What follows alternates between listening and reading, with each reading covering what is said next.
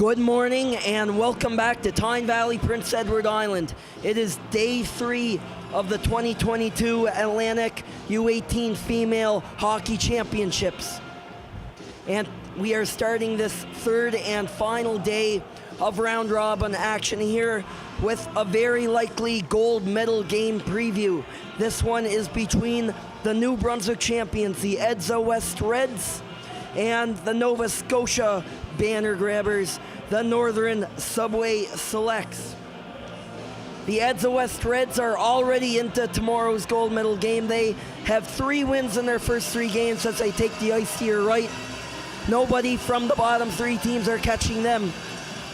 There's a slim chance the Subway Selects could be caught on the other hand, but all they need here to seal a spot against these very same Reds tomorrow at noon is a win or a tie, and they play twice today, so they have a couple of opportunities to do that.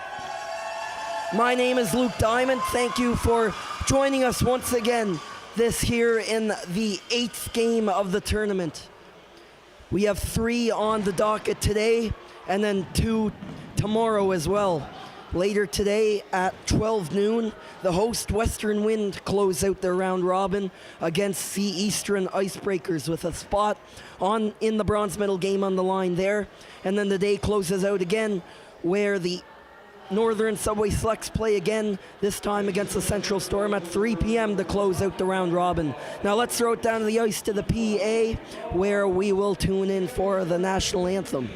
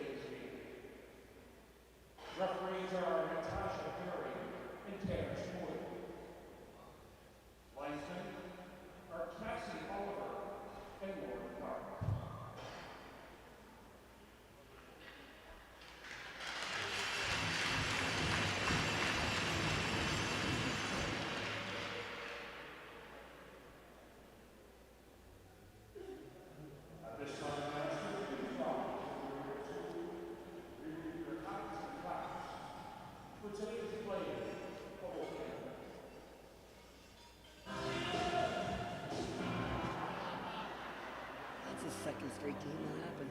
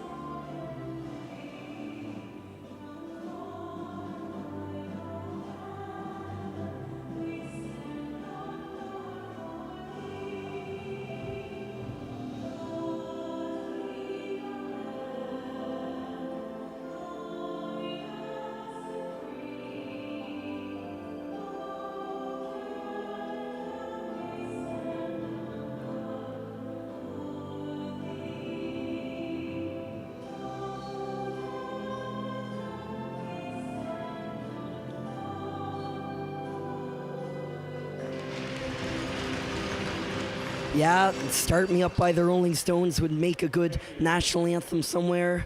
Maybe not here in Canada. One of the officials there really took enjoyment in that, with a few dance moves there before the song was corrected to the actual national anthem, O Canada. But it's a fitting song anyway, as these teams are started up and ready to go, as they might see each other twice in 2 days here in Tyne Valley in this potential finals preview. Now to meet our starting goalies. Over on your left for the Subway Selects, it's Georgia Burrows. Burrows wasn't very busy yesterday in her first game of the tournament against Western Wind. Only made 14 saves in the Subway Selects 9-1 win over the host team. But she's picked up more of the slack here for the Subway Selects team in the playoffs. Of course, in net for those final 2 games of the Nova Scotia final. Had a shutout streak going for over 3 games until it was snapped yesterday by Annie Pierre-Morency of the Wind. And then the other net, Riley Partington is back in net for the Eds of West Ridge. She got all of yesterday off after picking up the win against the Western Wind on Thursday night here in Tyne Valley. Made 19 saves on 22 shots. 21 saves on 23 shots, only giving up 2 goals in that game. And she too was in net for that clinching game of the New Brunswick final as we're underway here at the Cavendish Farms Community Sports Centre. Game 1 of 3 here to close out the round robin portion of this tournament. Coming up with the puck there on the attempt was the Subway Selects Brooke Thompson. Thompson leading all goal scorers in this Atlantics tournament with 5. She had 2 yesterday in that game against the Western Wind. She kicked off this tournament against the Eastern Icebreakers with a hat trick. As you might note in all the stat sheets and everything online, her 3rd goal in that game, which came with about 5 seconds left in the 3rd period, isn't up there, but I believe a correction is in order before this tournament is done. That puck is passed back to Caitlin Bird of the Eds of West Reds, as the Reds have the puck to start with anyway this game, down toward Georgia Burrows and the Subway Selects defense. Captain Waters with the shot there, but that is blocked. Over on the cross ice pass, picking that up is Erin McNeil. Here's the shot into the glove of Riley Partington. She makes her first save of the morning. Going for the clear here was the Reds, but that is kept in there. Heads up defensive play by Megan Smith. This whole line here, Smith and Erin McNeil, both fine in the back of the net yesterday against the Wind, as is dumped down the ice by a tired Caitlin Bird. And the Eds of West Reds will take the icing call and have the face-off come back to their own end. 18-10 here in the first period between this clash of the Titans. These teams played a couple times as they were both part of the Maritime Major Female Hockey League before the Omicron break forced the provinces their separate ways. The Eds of West Reds and the Moncton Rockets are the only 2 major female under-18 New Brunswick teams. So they had to play each other 9 times since the holiday break.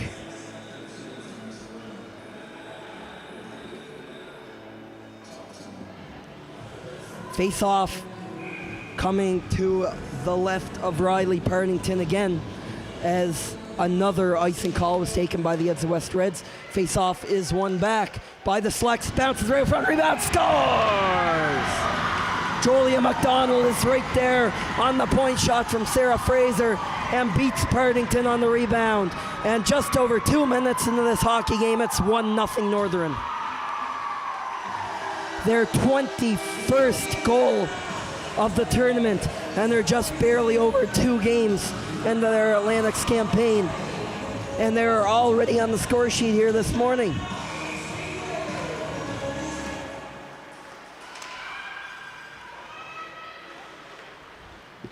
And this is a great start for the Subway Selects again. They've had some hot starts to periods all tournament. They were a little late on the scoreboard there in the win game, not scoring until later in the first period. But they are on the board with plenty of time to spare to start this one, as it's 1-0 for the Subway Selects. That big line is on again for Northern there. Sarah Stewart, of course, centering Brooke Thompson and Olivia Marks on that other wing, as it's knocked down by Bree McPherson. McPherson playing on that line with Mairead McPherson. They are sisters and have been playing together on that D pairing all tournament long. Puck bounced out in front to Hillary Stiles, that defender for the Edsa West Reds. Challenged in front there by Thompson, but Stiles got the upper hand there in that battle, able to chip it off to the boards. And the Reds will finish the job and get that out to about center ice. Now carried back in by Ava Gano of the Subway Selects. Gano is pinned up there along the boards by Stiles again of the opponent.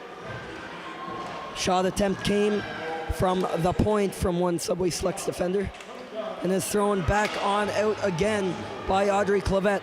Chasing that puck is Maddie Budrow.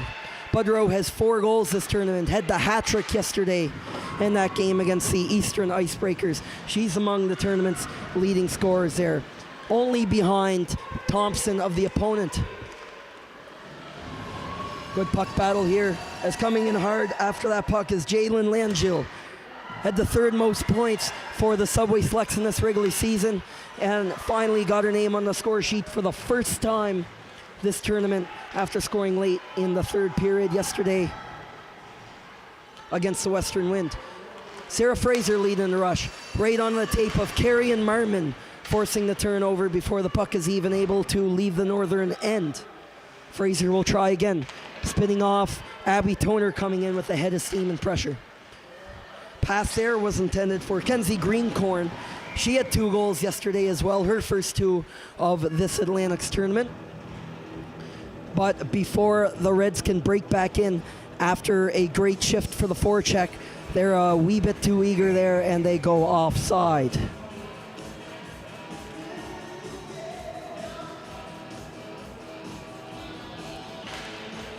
Just outside, Marmon and the goal scorer, Julia McDonald, contend for it. And McDonald and the Subway Selects come out victorious on that draw, but only for a second. Miriam Terrio back out there on that defensive pairing with Nicole Ferguson. Come down there on the rush was Marmon now. She was accompanied to her left by Brianna Scott, but that rush was stifled before anything happened from that, as Greencorn got back on a good forecheck, on a good back check rather, for that Subway Selects team, and Greencorn deflected it down the other way, but on the wrong side of the center ice line. And the Northern Subway Selects now take an icing call. This live stream is brought to you by Township Chevrolet, PEI's #1 dealership.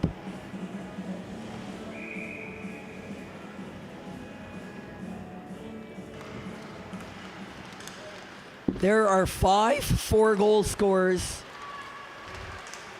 and 1 5-goal scorer. That 1 5-goal scorer being Brooke Thompson in this tournament. Those 4 4-goal scorers are playing in this game. The only one not doing that is the Central Storm's Emily Gardner, who had a hat trick in their game against Eastern Icebreakers yesterday morning. Among those players with 4 goals in this tournament, Sarah Stewart of the Selects. And for the Reds, Hannah Harvey, Isabel Michaud, Maddie Boudreau have all found the back of the net 4 times this tournament, tied for second in goal scoring. Sarah Stewart is the overall points leader in this tournament with 8. Hannah Harvey, Ella Lawrence, who leads a tournament with 6 assists, also with 7 points, and Thompson with 5 goals and 2 helpers is up there as well for second in overall points. As the Selects take it in there, it is that big line for Northern with Thompson, Stewart, and Olivia Marks, who has played an understated role, has 5 points of her own in this Atlantics championship. The puck is passed on back there, Selects. Here's Lily LeBlanc, big shot toward the net on the rebound. Right in front there was Olivia Marks. Played off. Now Erin McNeil headed in the corner. Only for a second though. Here comes Audrey Clavette. She's going to have a breakaway. Has seen Clavette. The shot. And she misses off to the right of Georgia Burrows, who didn't have to make the save there, as it was a good back check by Budrow. And now cutting in Sarah Stewart, and she goes down. And the back referee is going to give Stewart the benefit of the doubt there as she falls down a bit late. But nonetheless, it is a penalty, and the first power play of this game is going to the Northern Subway Selects. 13:31 to go in this first period, and those Selects lead thanks to a goal from Julia McDonald off a rebound shot following a point blast. That's the only one so far. These teams are used to scoring a lot. As mentioned, the Subway Selects have 21 goals and counting in less than 2 games this tournament. The Edsa West Reds have scored 18 times in 3 games. Stort there on the face-off, going up against Ella Lawrence, as mentioned, tied for second in tournament scoring. Stort playing it back there for Marks. Marks working that right wall, drops it back for Bree McPherson. McPherson walking in and hit her teammate Marks in the back. And right there for the clear was Miriam Terrio. Terrio's gotten, along with Julia Ferguson, her D partner, have gotten a lot of penalty kill time. Down back the other way, Brooke Thompson up to 5 goals tournament shot for Stort, and that was up high on Riley Partington, but she got the blocker up to make the save. DDD pass to McPherson, dropped off. Here's a shot from Thompson, and that is padded aside, and it is immediately cleared back out by Stiles, and she shoots it the length of the ice with just over a minute to play here on this power play. The Northern Subway Selects trail only the Reds in power play efficiency. They have 3 goals and 8 opportunities. All 3 of those goals coming yesterday in that game against the Wind. They were 3 for 6 in that game. Coming in from the tight angle there, what a chance for Megan Smith. She is tripped up in front of the net, it looked like, by the goaltender Partington. Now back at the point is McNeil. McNeil for Fraser. Fraser back on that D-line. Here's a hard shot in at the glove from Josie Dunn, but finding that is Riley Partington. 34 seconds remaining in this minor penalty to Louise McPhee of the Reds.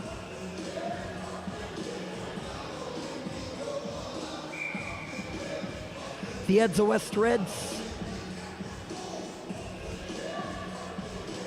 have taken 12 penalties this tournament.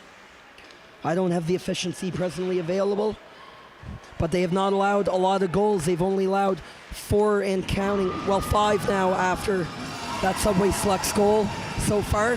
So they don't allow a lot behind them, as it is sent the length of the ice once more by the Reds. The pass was headman there for Ellie Clark. It bounced off her stick the wrong way. So Josie Dunn is going to go for a skate. She'll dump and chase it. Now in pursuit of that puck beyond the net is Clark. Accompanied there by line mate McDonald. And coming out of the box is Louise McPhee. So we're back to 5-on-5 action. A pretty solid looking kill for the Edsa West Reds. And that's always a promising sign against these offensive powerhouses from Northern. Now coming around the net with the puck. Looked like Kenzie Greencorn there initially. Greencorn looking to add to her 2 goals she scored yesterday. Julia McDonald was battling with the puck there along with Budrow in front of the scorer's bench. Budrow will get it down the length of the ice cleanly without icing as her team goes for a change. Sarah Stort is up, takes a pass from Thompson, accompanied by Mark Stort with a shot that goes up high, and she scores!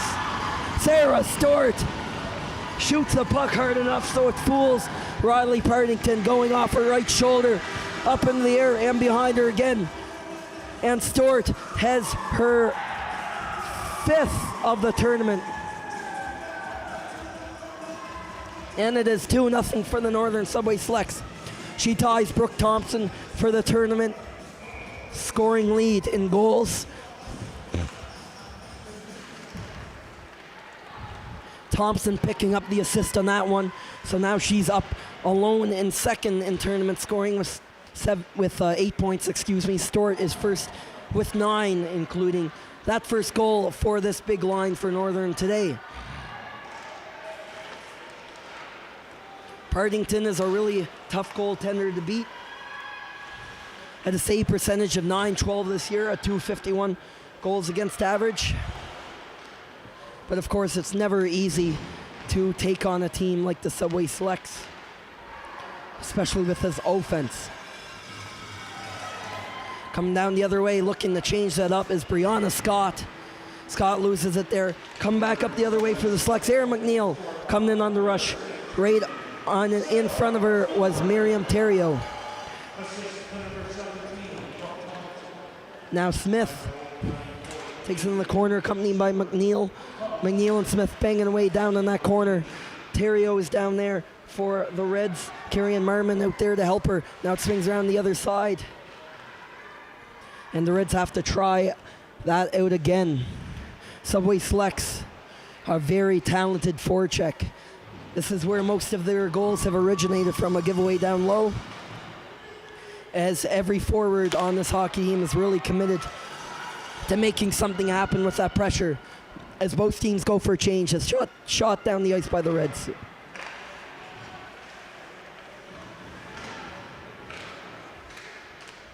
Both teams are fighting for it now. Over along the corner, right in front of that Subway Selects bench. It's played on out. The intended target of that pass was Ellie Clark, but she couldn't find it. Now Audrey Clevette goes in one-on-one against Fraser of the Selects, but Clevette's shot goes wide. Caitlin Bird is down there to help out Clevette. I mean, not that point for the pass to Stiles, but she has to retreat as the puck is given away to Sarah Fraser of Northern, and she's going to walk in. She'll go for a rush, trying to beat on the outside of the Reds, Louise McPhee. They go in one-on-one. The puck stays in there. There's the big shot from the point off the stick of Josie Dunn, but Riley Partington fights through traffic there to find that puck and bring it down.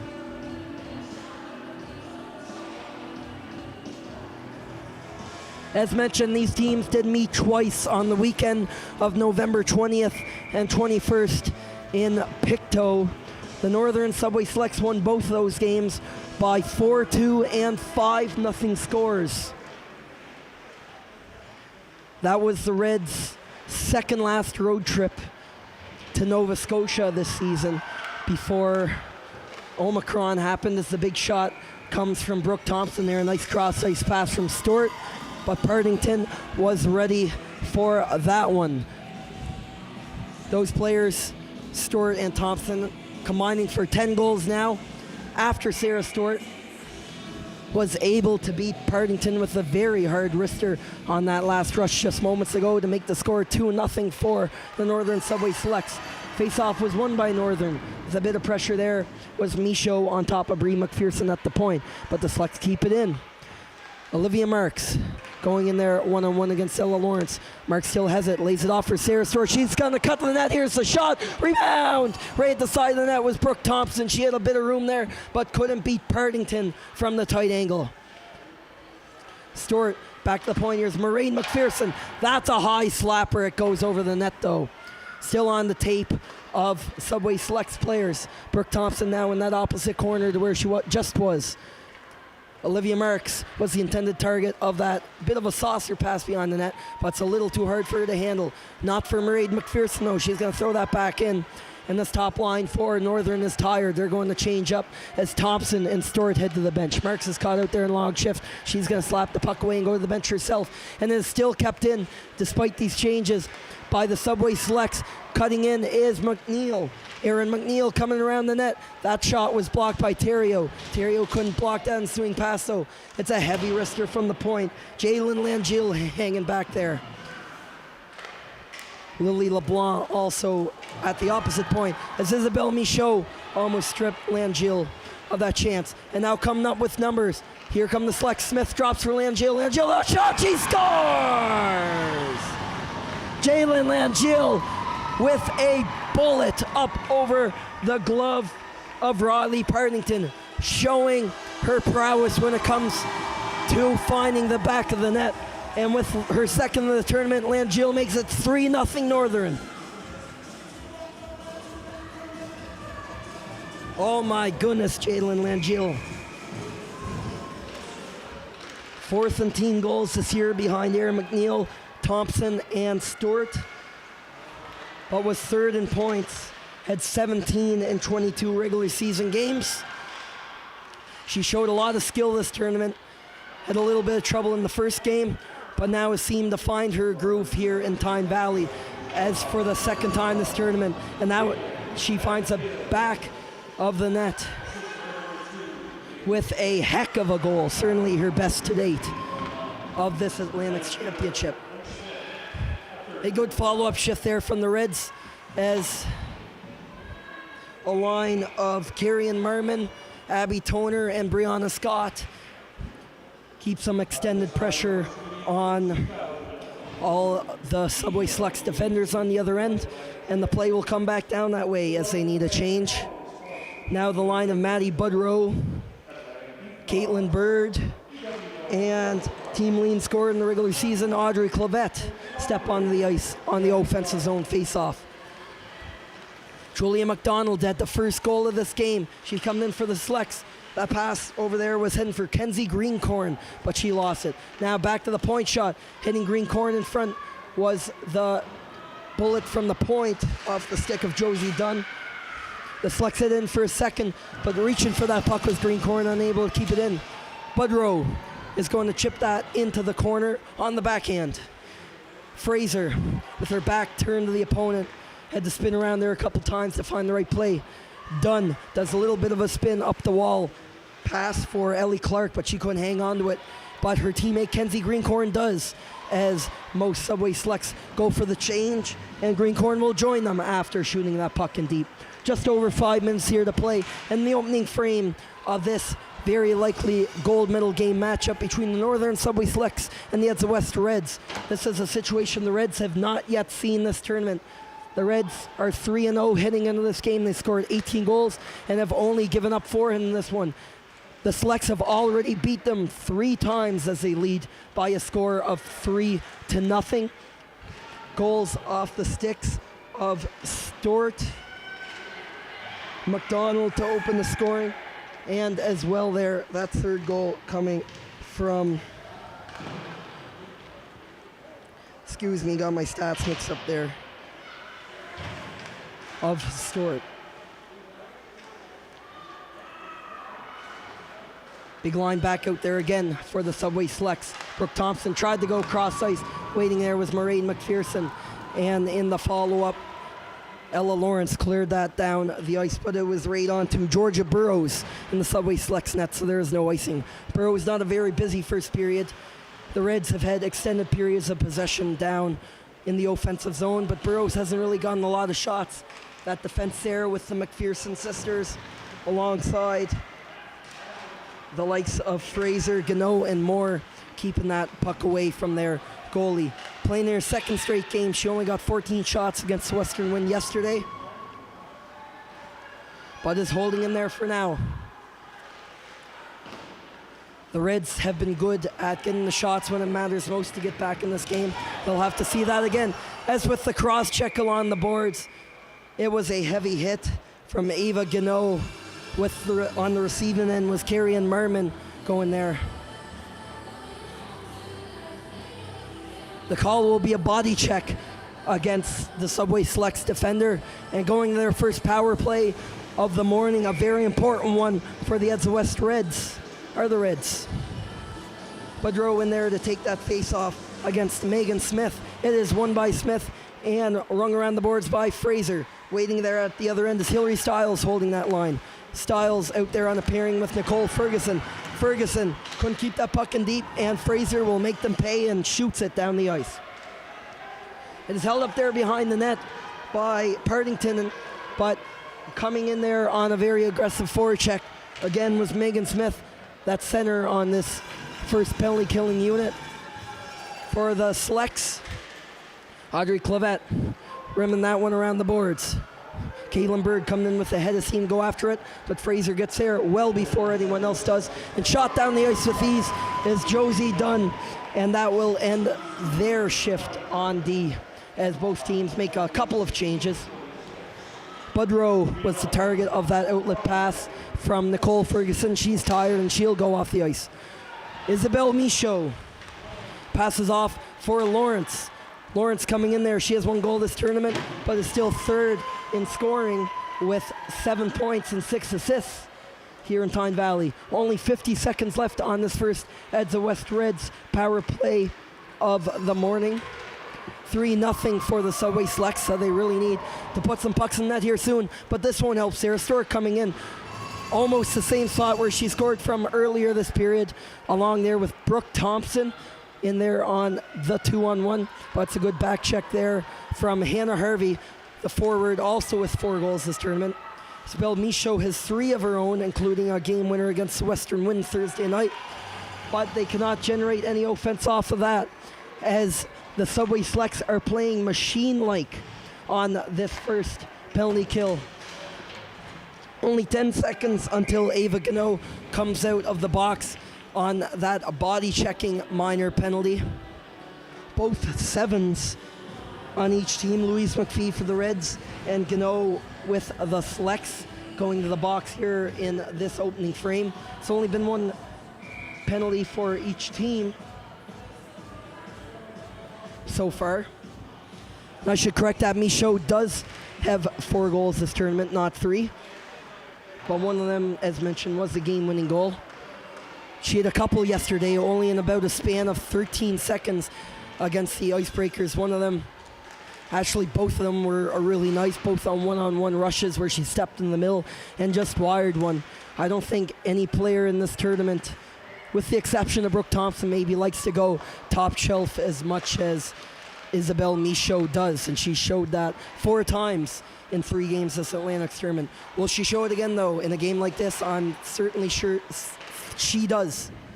As Abby Toner there, the teammate on the line there with Audrey Clavette. It's going to be played back to the Reds captain here in the final minute of play, Lauren Waters. Waters will be challenged immediately after with the weak shot from the point on the outside by Lily LeBlanc, and that is covered up by Riley Partington with 51.4 seconds left to tick down in this first 20 minutes here of round robin play this morning here in Tyne Valley.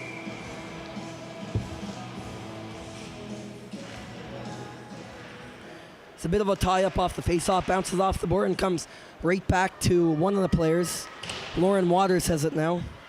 DDD pass paired up with Louise McPhee the shift. Immediately picking that off.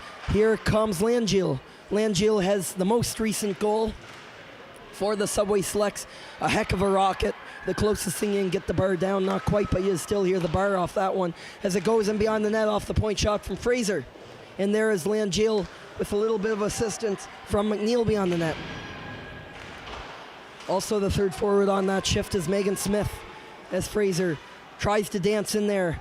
McNeil waits to touch up on that offside, but it's a great stick there by the Reds' Louise McPhee to stifle the opportunity as it is thrown back on net where Riley Partington covers, and with 5 seconds left in this period, this will almost certainly be the final face-off of this period. Maybe I shouldn't be saying that because this top line for Northern of Stewart, Thompson, and Marks have done some pretty crazy things. So why not add another thing to their list? With the late goal of this period, it's a shot from Mairead McPherson. Is patted away in the final seconds by Partington. One of the few upsides for Partington in this opening period. It's been one to forget mostly, as Julia McDonald, Sarah Stewart, and Jalen Langiel are all able to find the back of the net against the Reds in the opening 20 minutes of this gold medal game preview. The Northern Subway Selects get a bit of an ovation heading off the ice to their dressing room as they lead 3-0 after one here in Tyne Valley as the Zambonis vote to take the ice. We'll be right back after that, so stick around.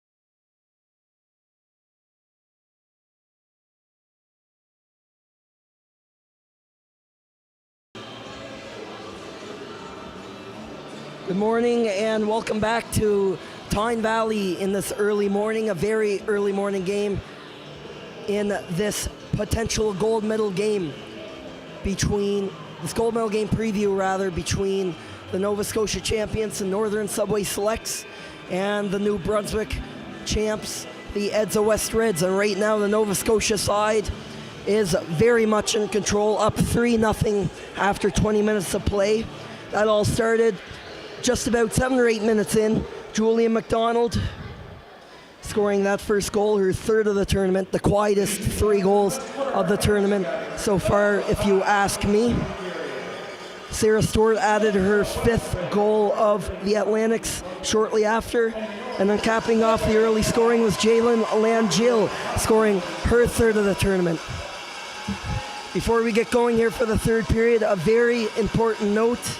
On January 31st, 2022, Gail Stewart was diagnosed with AML, an uncommon type of cancer that requires a stem cell infusion.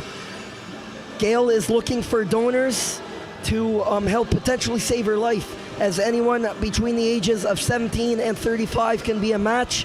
It's easy to be a potential donor. All you have to do is register at blood.ca/join Gail's fight. If you are 17 and 35 years old, if you're in that age bracket, we encourage you to check out the website. Gail, very involved in this team. She has a niece playing on this Northern Subway Selects team. So as our Nova Scotia viewers know, Gail is very much a part of this team. Is very active in the community as well. And no doubt, by the way, that the Subway Selects have played this tournament, that Gail is very much in their minds and hearts this weekend. So check out blood.ca/join Gail's fight. And please, if you are in that age bracket of 17 and 35 years of age, consider getting a swab kit to be a potential match. The Subway Selects are out down in the West Red Zone to begin this period. It is that line there of Smith and McNeil. And it is McNeil taking that one-time pass from the corner from Smith to make the score 4-0 for the Northern Subway Selects. Only 25 seconds into this middle period.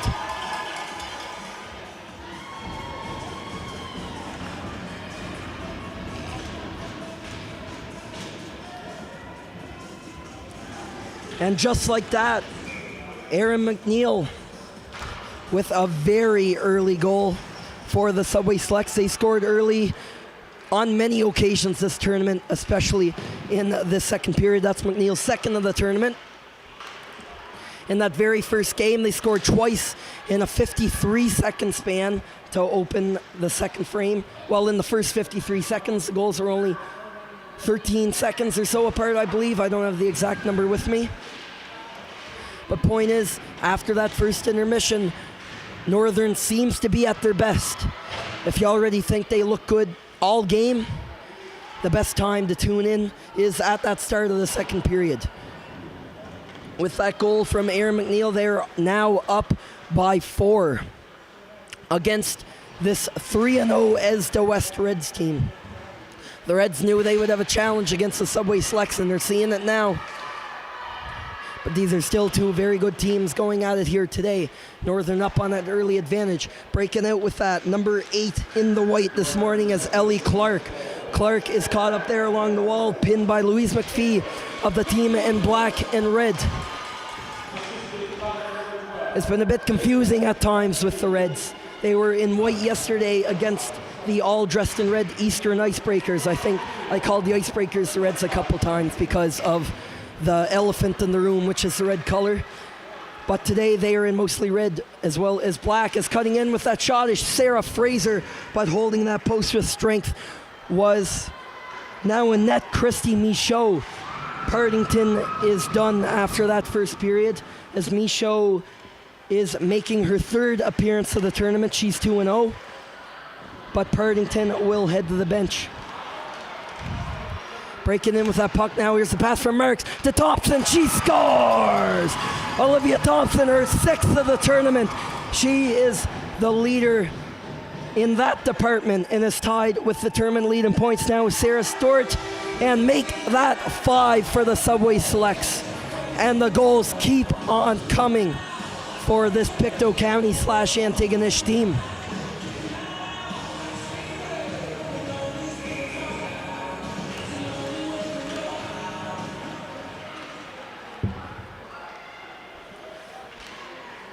And it's not like the Reds have been playing below standard today.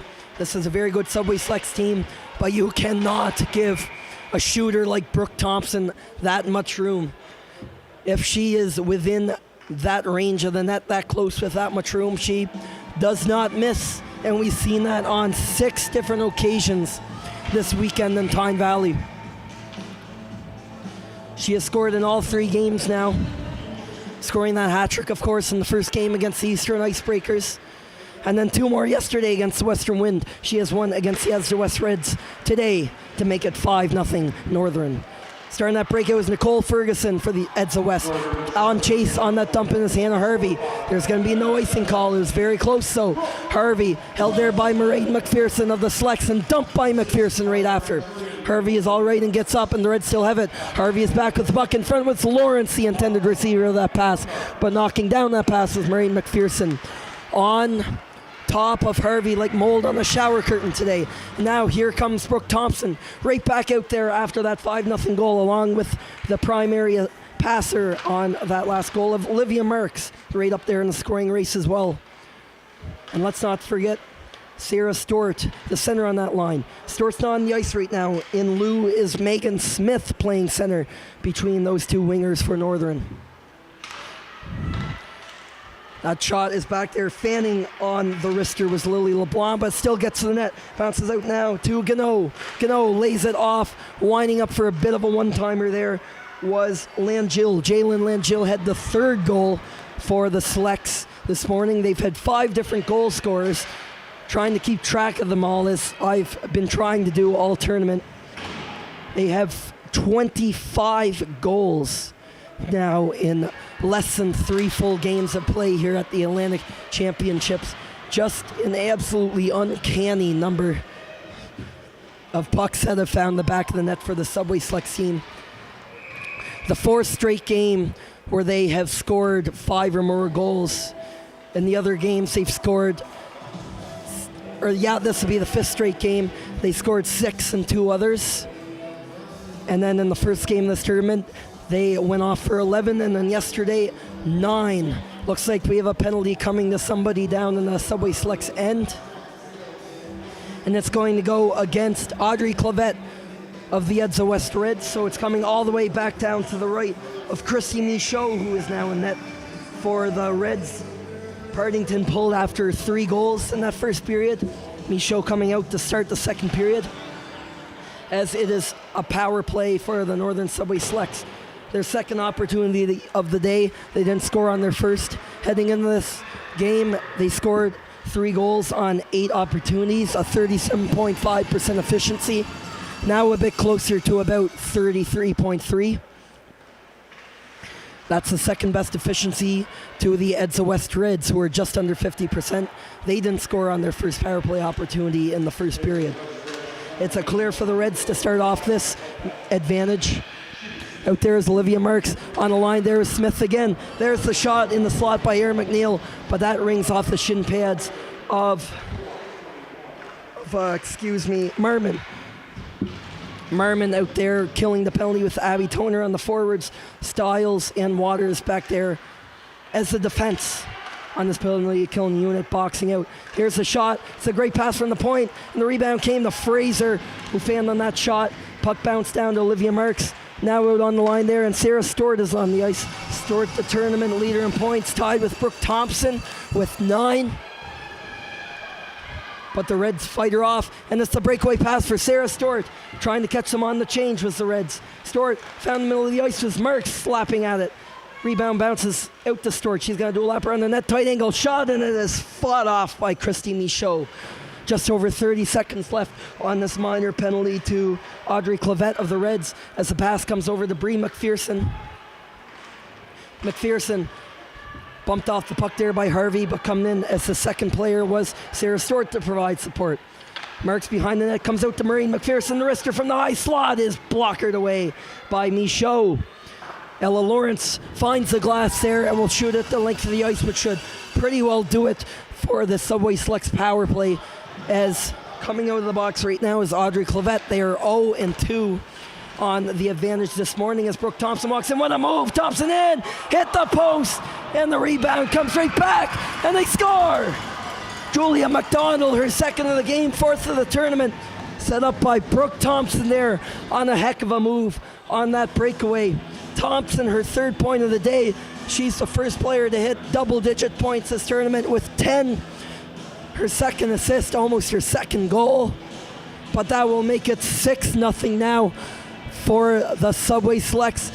And surprise, surprise, they score again.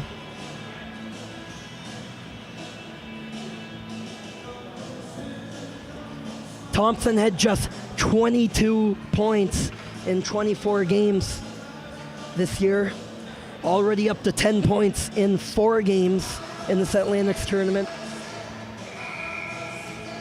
Julia McDonald up to 4 goals in this tournament.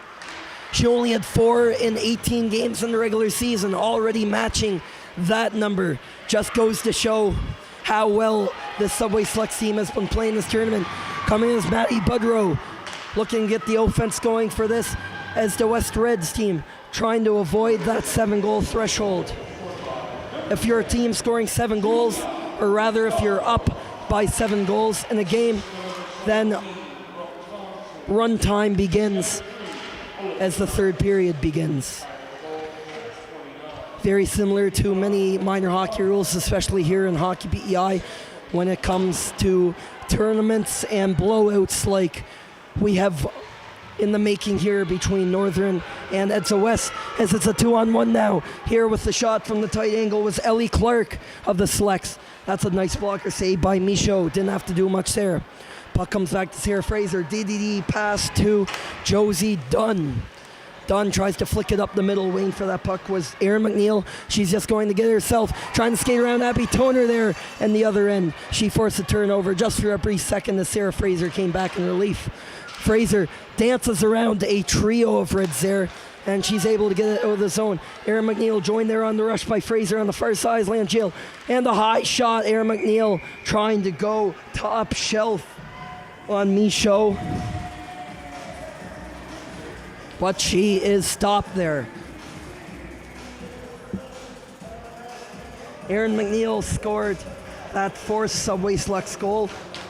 Her second of the tournament, only 25 seconds in to this middle frame. And the Subway Selects followed up with 2 more in only an 8-minute span, where we have another 12 minutes to play in the second period. Northern up now 6-0 over the Edsa West Reds of New Brunswick. Skating out at center ice for the Reds is Isabel Michaud. The Reds might be resorting to a few guerrilla tactics here to get the scoring going. We haven't really seen this tournament. They have the player swinging around there at center ice to go for that breakaway opportunity. Georgia Burrows in the other net for the Subway Selects. Hasn't been busy really at all this tournament, especially not today. Reds looking to change that how they can. Michaud centering around center ice as well, as that puck is high up off the glass. And although Michaud is the first to the puck down at the other end, it's an icing call as it does not touch up on the puck or even a hybrid style icing as leagues like the NHL have done in the past. It is still straight down the ice as soon as that puck crosses the goal line at the other end of the center ice line, the red line. It is immediately blown down for icing as the face-off is won to Brooke Thompson of the Selects. Out there again with Sarah Stewart and Olivia Merckx. Thompson with 3 points on the day, Stewart with 2 of her own. Thompson swung down for Stewart. Pinned up there in the corner by Ella Lawrence and Nicole Ferguson. Stewart gets a little bit of help from Thompson. Top 2 scorers in this tournament. Mark Swain out there, back at the point. Bree McPherson now takes the puck. throws in a weak backhander that is directed away to the other side by Christy Michaud. And right after that, on the breakout attempt by the Edsa West Reds, the puck takes a bounce up and out of play.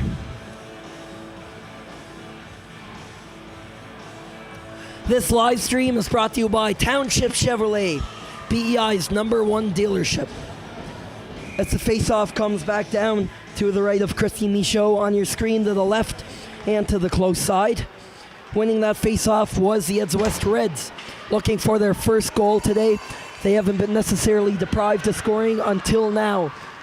Now down by a margin of 6 goals. The Northern Subway Selects as Caitlin Bird lost it on that odd person rush coming back up the ice on the other end.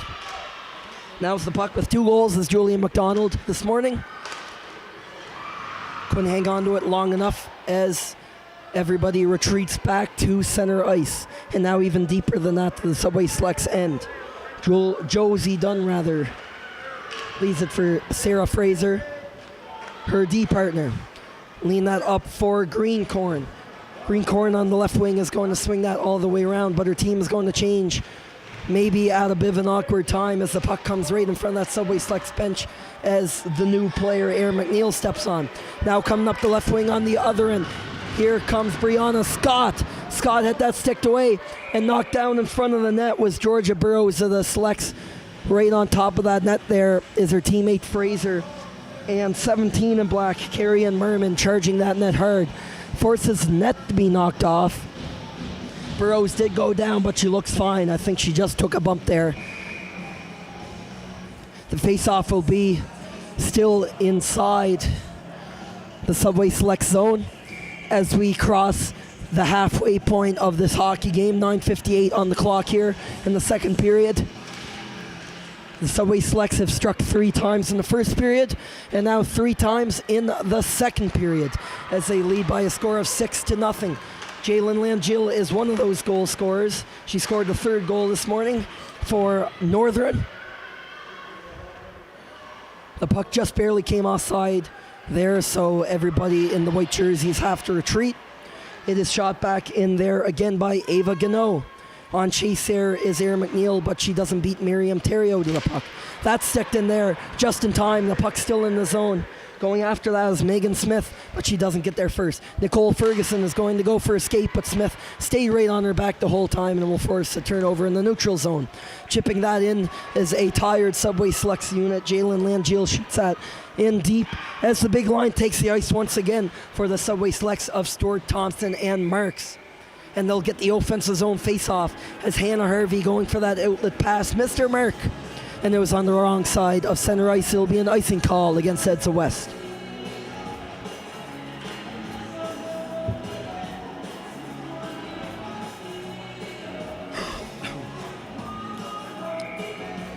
The McPherson sisters back here on the blue line for Northern.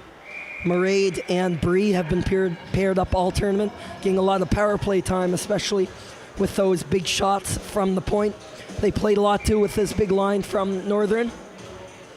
Sarah Stewart taking the draw on one end, accompanied by Budrow for the Edsa West Reds. It's won back by Northern, and Sarah Stewart has the puck on her stick.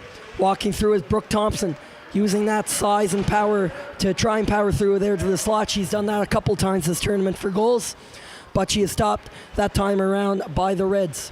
Audrey Clavette there, the first forward up on the forecheck. Also up there is Caitlin Bird and the high player up there, Maddie Boudreau, forming the second line for the Edsa West Reds.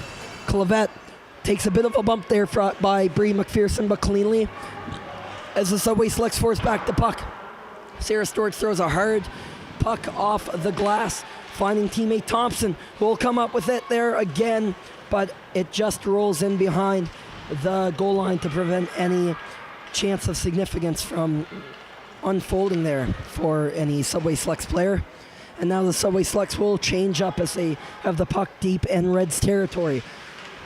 8 minutes left now on the clock in the top corner of your screen. On the home side, the Subway Selects with 6 goals, the Edsa West Reds with 0. Christy Michaud covering the puck up there. came in to start the second period. Riley Partington gave up 3 in that first frame. Michaud coming out to start the middle frame for this Reds team. The Subway Selects, they've done what they've been doing mostly through a couple things.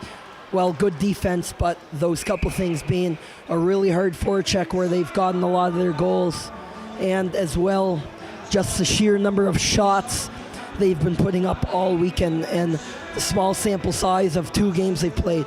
They had 54 shots in that first game against the Eastern Icebreakers compared to just 5 that the Newfoundland Reps directed on net toward Gabby Arsenault, who was in net for that game. Arsenault will play for the Selects in their late game against the Central Storm later today as the puck comes out to Sarah Fraser there, but nobody could find it as Christy Michaud kicked it away. McDonald wearing number 10 in white. She has a pair today. 4 goals on the tournament. I'd say the quietest 4 goals of anybody, as I mentioned earlier. But speaking of those shots, Northern will probably push 40 or 50 again as well today. In their second game against the Western Wind, they had 42, including 18 in that third period against the Western Wind. The Wind only had 15 shots in that game. 2 of those coming in the third period, so that was an 18-2 margin. Goes to show just how much better the Subway Selects play late in the game. So, dare I say, although they have 6 goals already in this early morning round robin matchup, you may not have seen anything yet from this offense, and that's a scary thought if you're the Edsa West Reds or anybody else playing in this tournament. Puck is dropped back down there to Megan Smith. Smith with the hard shot from the point. Smith has been very involved, hasn't had the numbers yet this tournament, as the Subway Selects have a penalty coming to them. The Edsa West Reds will go their second power play of the day, as someone took a hit to the head there, according to the official. It is Megan Smith heading off there for the penalty. 2 minutes right now. Often a hit to the head can be a more severe call depending on the nature of the collision, but it looks like it'll just be incidental contact, which warrants only a minor penalty. Smith is 4th in team scoring this year with 15 points in 22 games in the regular season. She has found the back of the net 4 times. And is cut off there. Coming up here on the breakaway is Jalen Langio looking for his second of the day. The shot, and that is a nice glove save there by Christy Michaud at an important juncture of this hockey game for the Edsa West Reds. The last thing you want to do on a power play like this is lose momentum, and a good way to get it back is from a great save from your goalie. That kills off, though, 25 seconds of that Reds power play. Stepping in there with the shot in close as Styles, but is blocked there by Langille, and with the assistance of her teammate Lily LeBlanc on defense. It is business as usual on the Subway Selects penalty kill as they go for the change. Edsa West has the most efficient power play in this tournament. They were 50%, scoring 6 goals on 12 opportunities sent into this game. They did not score on their first, so that falls to 6 and 13. Whether that will be 6 and 14 or 7 for 14 to move back to 50%, we'll find out. But right now they only have about 50 seconds to work with Megan Smith of the Selects in the box, as it is again shot down by Northern. Miriam Theriault has had a stellar tournament on the blue line for the Reds, is going to quarterback this power play out. Hannah Harvey plays it up for Ella Lawrence. Lawrence tried to get that through, but couldn't beat the stick of Sarah Fraser, who didn't really need to move her feet there, as she just had her stick in the right place at the right time and chipped it down the other end. And it's back to the drawing board for the Reds. 20 seconds now on this second power play opportunity of the morning. Cutting in now is Sarah Fraser. She'll drift on out to the outside, won't get the shot off at first. Now she'll hold in behind the net. She'll just hold it along the boards there with Ella Lawrence and Hannah Harvey jamming away at her. And the whistle will be blown as the puck freezes up there. The face-off will go outside as this power play is about to end for the Reds. Megan Smith is only 3 seconds away or less, if at all possible less, but 3 seconds from leaving the penalty box.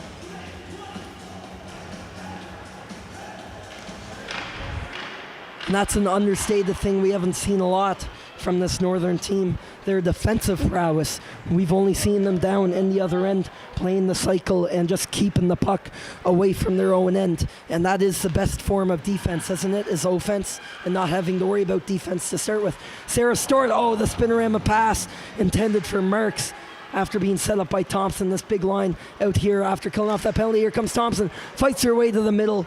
Had to get around the nasty stick of Carey and Merman there, but Merman was able to poke that way on a very tough assignment of working with Brooke Thompson.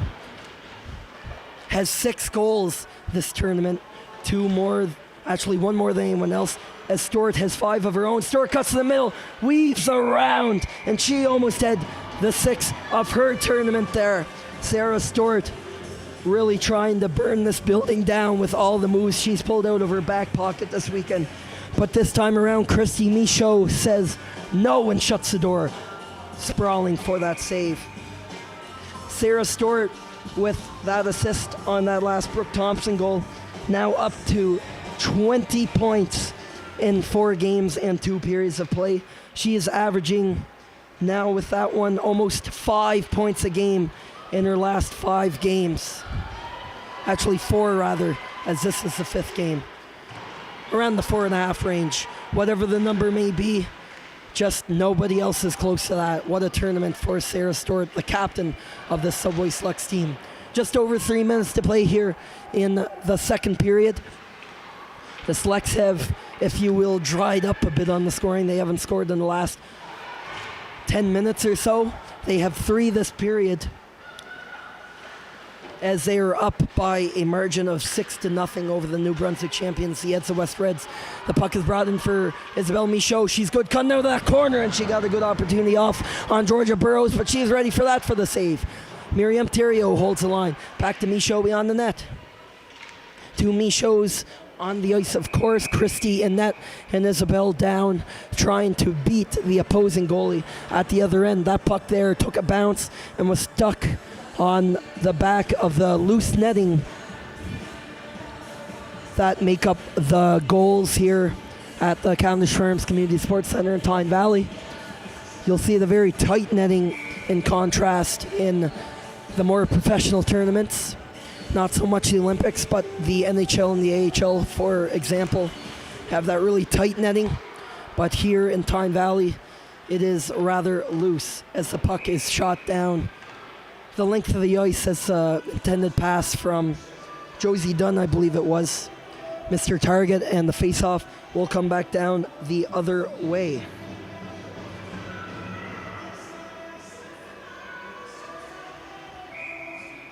Make sure to tune in with us again here at 12 p.m. local time as the hosts Western Wind close out their tournament against the Newfoundland and Labrador representatives, the Eastern Icebreakers. The Icebreakers are 0-3 with the Western Wind 1-2 after that win last night over the Central Storm. The winner of that game will head to the bronze medal game tomorrow against the Central Storm. Of course, the Storm aren't guaranteed to be in that bronze medal game yet. They still have a shot at gold as long as this game is not over. If the Subway Slugs come away with a point here, which it looks like they will, up by 6, they will clinch a spot in this gold medal game tomorrow afternoon against the Edsa West Reds, the team they're beating by 6 right now. The Reds will go to the power play, their 3rd opportunity of the game. They're 0-2, as you can tell by the 6-0 score. Down there under a pair of Reds battling for the puck was Bree McPherson. She took a couple of shots up high and the defeat taken out from under her. That'll do it well enough, though, to kill off 12 seconds of this Edsa West Reds power play.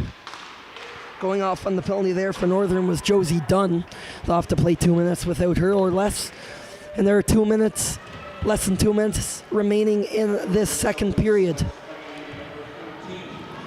In this first of 3 round-robin games here in Tyne Valley this morning at the 2022 Atlantic U18 Women's Hockey Championships. Puck bounces out to Harvey. Here's the high clapper, and it's a gutsy block by Bree McPherson, who is able to chip it down the ice the other way, and on the long shift for this Northern Subway Selects team, you really got to get the puck down deep here when you're killing these penalties, as everybody from the Subway Selects gets a change in. 1 minute remaining on this Subway Selects penalty. Cutting in here is Hannah Harvey. She's been on the whole power play so far for the Reds. Now out there by Audrey Clavette. Clavette helping her out, was anticipating the drop pass, I think, from Harvey as she took a lap, but is shot down the ice by Northern, and they buy a little more time as we're in the final 40 seconds of this second frame. Still a 6-0 game for Northern. Audrey Clavette coming in the middle of the ice, but couldn't hang on to it as it was a good stick from the defender, Lily LeBlanc. LeBlanc now going for a rush, but Hillary Stiles will poke that away, sending the puck down deep into the Northern zone again. Northern will clear that back out again. Ferguson examining her options at center ice. Leaves it for Budrow. Maddie Budrow with 4 goals this tournament. Had a hat trick in yesterday's game against the Eastern Icebreakers. That's a bit of the advantage the Edsa West Reds have had this tournament. They played their first 2 games of the tournament on the first day. So they're only guaranteed, well, they're guaranteed no more than 1 game for the remainder of the tournament, including today. This is their only matchup. This closes out their round robin portion. They played yesterday, of course, just 1 game. Playing 1 game today, and they will play tomorrow again in the gold medal game, likely against this Northern Subway Selects team that leads by a score of 6-0 after 2. They add another 3 goals in the middle frame, and they have 20 minutes before they clinch a spot in the gold medal game if they're able to hang on to this commanding lead, which frankly I think they will. But we will be back with you within the next 15 minutes after the Zamboni hits the ice here for the final 20 minutes of this round robin game. We'll be right back.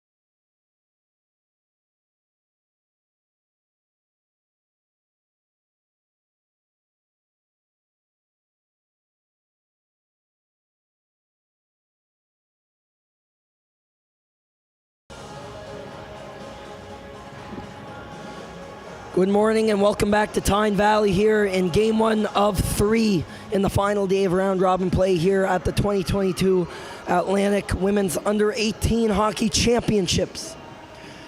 Right now, this one heading into the final 20 minutes of play is not close. The Northern Subway Selects up 6-0 over the New Brunswick representatives and champions, the EDSA West Reds. That third period saw another 3 goals from the Subway Selects team taking the ice to your left, the Reds to your right.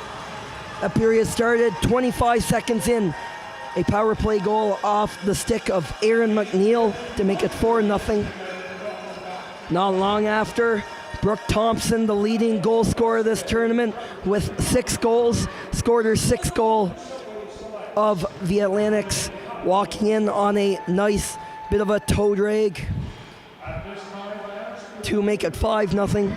And she did a similar move not long after that time hitting the post with the rebound, bouncing on out to Julia McDonald, who scored her 2nd of the game and 4th of this Atlantic Championships to make it 6-0, where the score stands right now. As both teams head to the center ice dot.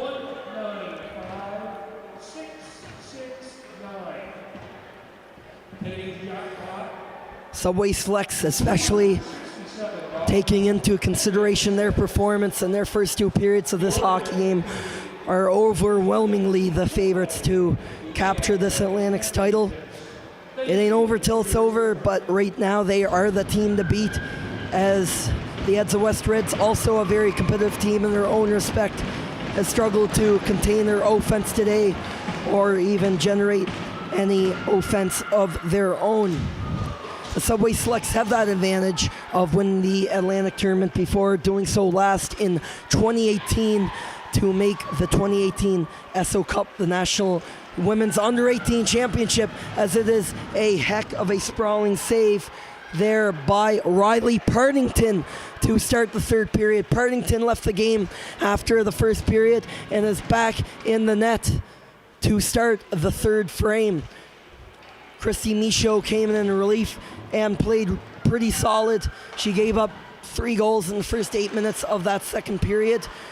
But I think the Reds are just moving to rest their goalies as much as possible before tomorrow's gold medal game.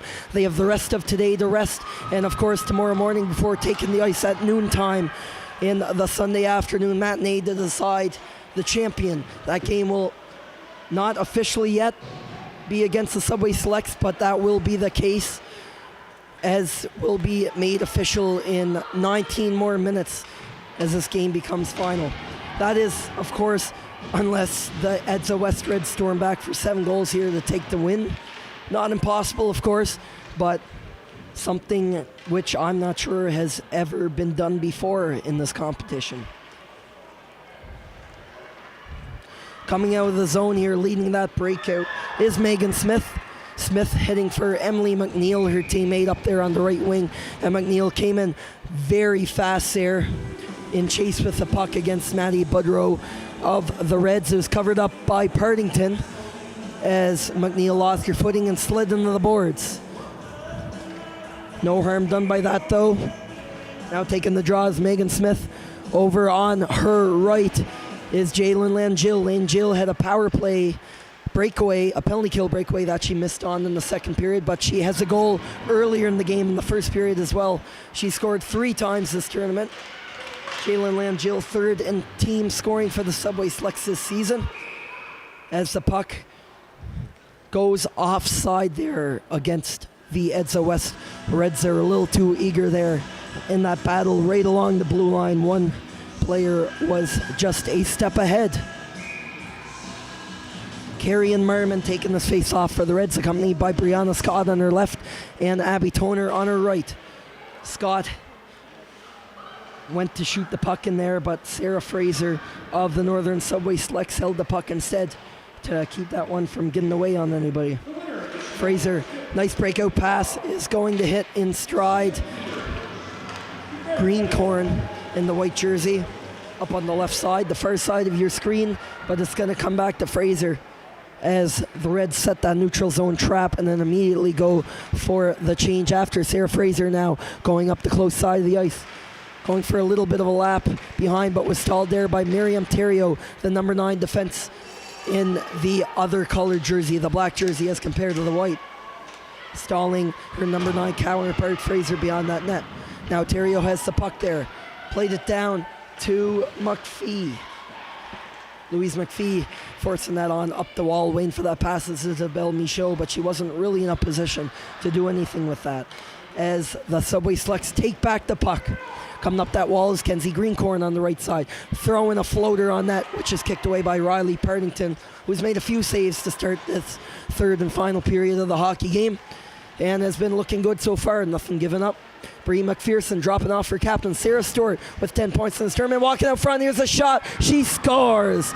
Sarah Stewart again. It's her second of the hockey game, and that will make it 7-0 for the Northern Subway Selects. And it's Sarah Stewart doing what she does best, pulling a few dipsy doodle dangles out of her sleeve, and she scores once more. With that, she ties Brooke Thompson for the lead in goal scoring this tournament.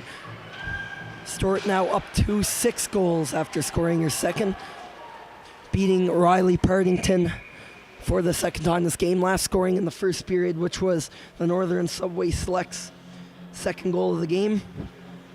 Beating Stewart up high, that time she goes under her right pad. And with that being the 7th Northern Subway Selects goal, we now transition to straight time or run time, and where the clock will not stop during stoppages of play, as the clock keeps running here with just over 16 minutes left in this hockey game. Now 7-0 for the Northern Subway Selects. The clock could stop again here if the Edsa West Reds are able to force their way back in within 6 goals of the Subway Selects lead, as the backhand comes in by Jalen Langill, which is swallowed up by Riley Partington. As mentioned, that clock is still running, but if the Edsa West Reds, for example, were to go down to score here their first goal of the game and make it 7-1, that would be a 6-goal difference, and the clock would go back to stop time. But we'll have to see whether that happens or not, as the Subway Selects just have to worry about killing off the clock, getting that extra bit of time killed off and that extra bit of rest for their late afternoon game today against the Central Storm of PEI later on would be a little bit of a help anyway, as they will need that rest for their appearance in tomorrow's gold medal game against this very same Edsa West Reds team. That gold medal game, as mentioned, will go at 12 p.m. local time here in Tyne Valley. There will also be a bronze medal game tomorrow. That one will come between 2 of 3 teams, the Central Storm, the Western Wind, or the Eastern Icebreakers. Right now, the Storm and the Wind are in those bursts. The Icebreakers have to win today to have a chance. Here on the 2-on-1, passed over, coming in on that one-timer opportunity was Josie Dunn, but she failed the shot. Come back the other way is Isabelle Michaud. She has 4 goals in the tournament and has scored twice in every game, but she is yet, or rather she scored twice last game and at least once in every game, but she has yet to find the back of the net today, as are any of the rest of her teammates against this very powerful Northern Subway Selects team. As mentioned, they played twice earlier this season back in November as part of regular season play in the Maritime Major Female Hockey League. The Selects won both of those games by scores of 4-2 and 5-0, but they really look like a different machine here today, now up by a score of 7-0, not even halfway through the third period of this hockey game. Mairead McPherson back on that blue line, rims it around the boards, intended target being Marks and Sarah Stewart beyond that net. The teammates was picked off by the Reds. Ella Lawrence and Hannah Harvey work it down the ice, and they go for a change, but coming right behind them is Audrey Clavette.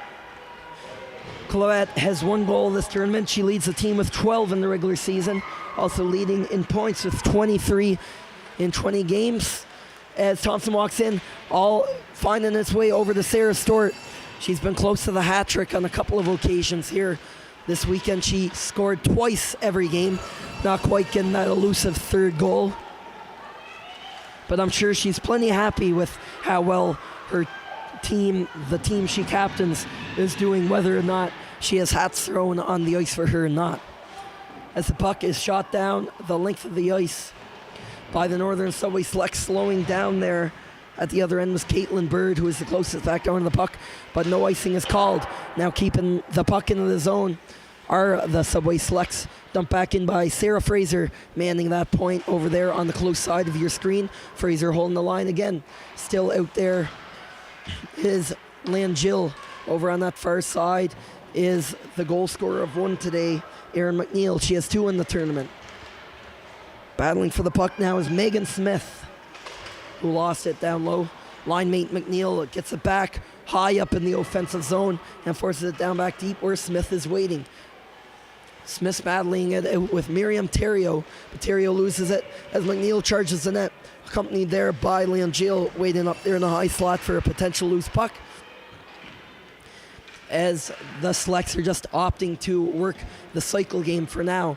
Back on up to the defenders. It's a cross-ice pass from Dunn, intended for Fraser, but it's a little bit off target as it goes between Fraser's legs and back on out to center ice. Fraser tried to work it back into the zone there, but now the Selects are a bit caught up there at around the center ice dot as the Edsa West Reds complete a change.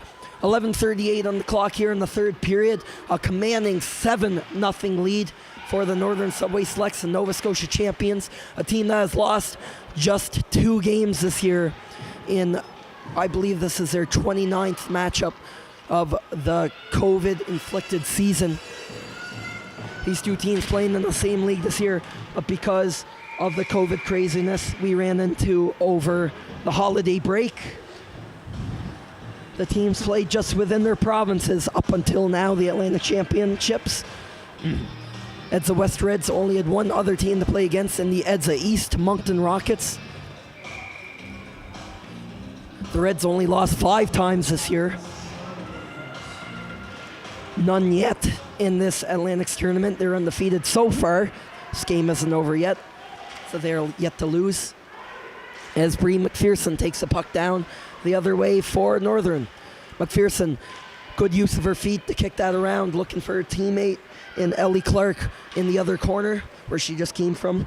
Green corner was down there to give them a hand, and does well enough to keep the puck in the zone, but only for a second, as with the help of Hillary Stiles from Edsa West, they keep it in. It's shot in from long and from the outside by Northern in on Riley Partington.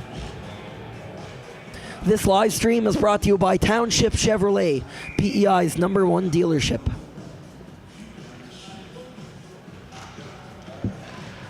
It's a tie-up off the draw. Going down there off the face-off was Julia McDonald, and the referee is going to catch someone for that as the 2-goal scorer falls to the ice. 2-goal scorer today, that is. She has 4 on the tournament. And the guilty party is Carrie-Ann Merman, my apologies, Carrie-Ann Merman, going off for the penalty there. As a reminder, we are still in straight time as the Northern Subway Selects lead by a score of 7-0 as that point shot is kicked away by Partington. And on the clearing attempt by Ella Lawrence, she shoots it right off her own player on the New Brunswick representatives bench. As 20 seconds have passed by in this penalty.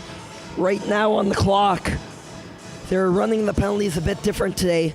A couple games went to straight times as penalties yesterday, and on that instance, the power play was 3 minutes long instead of 2 minutes long. They're correcting it now, actually, where minor penalties are 3 minutes instead of 2 as the clock runs with straight time.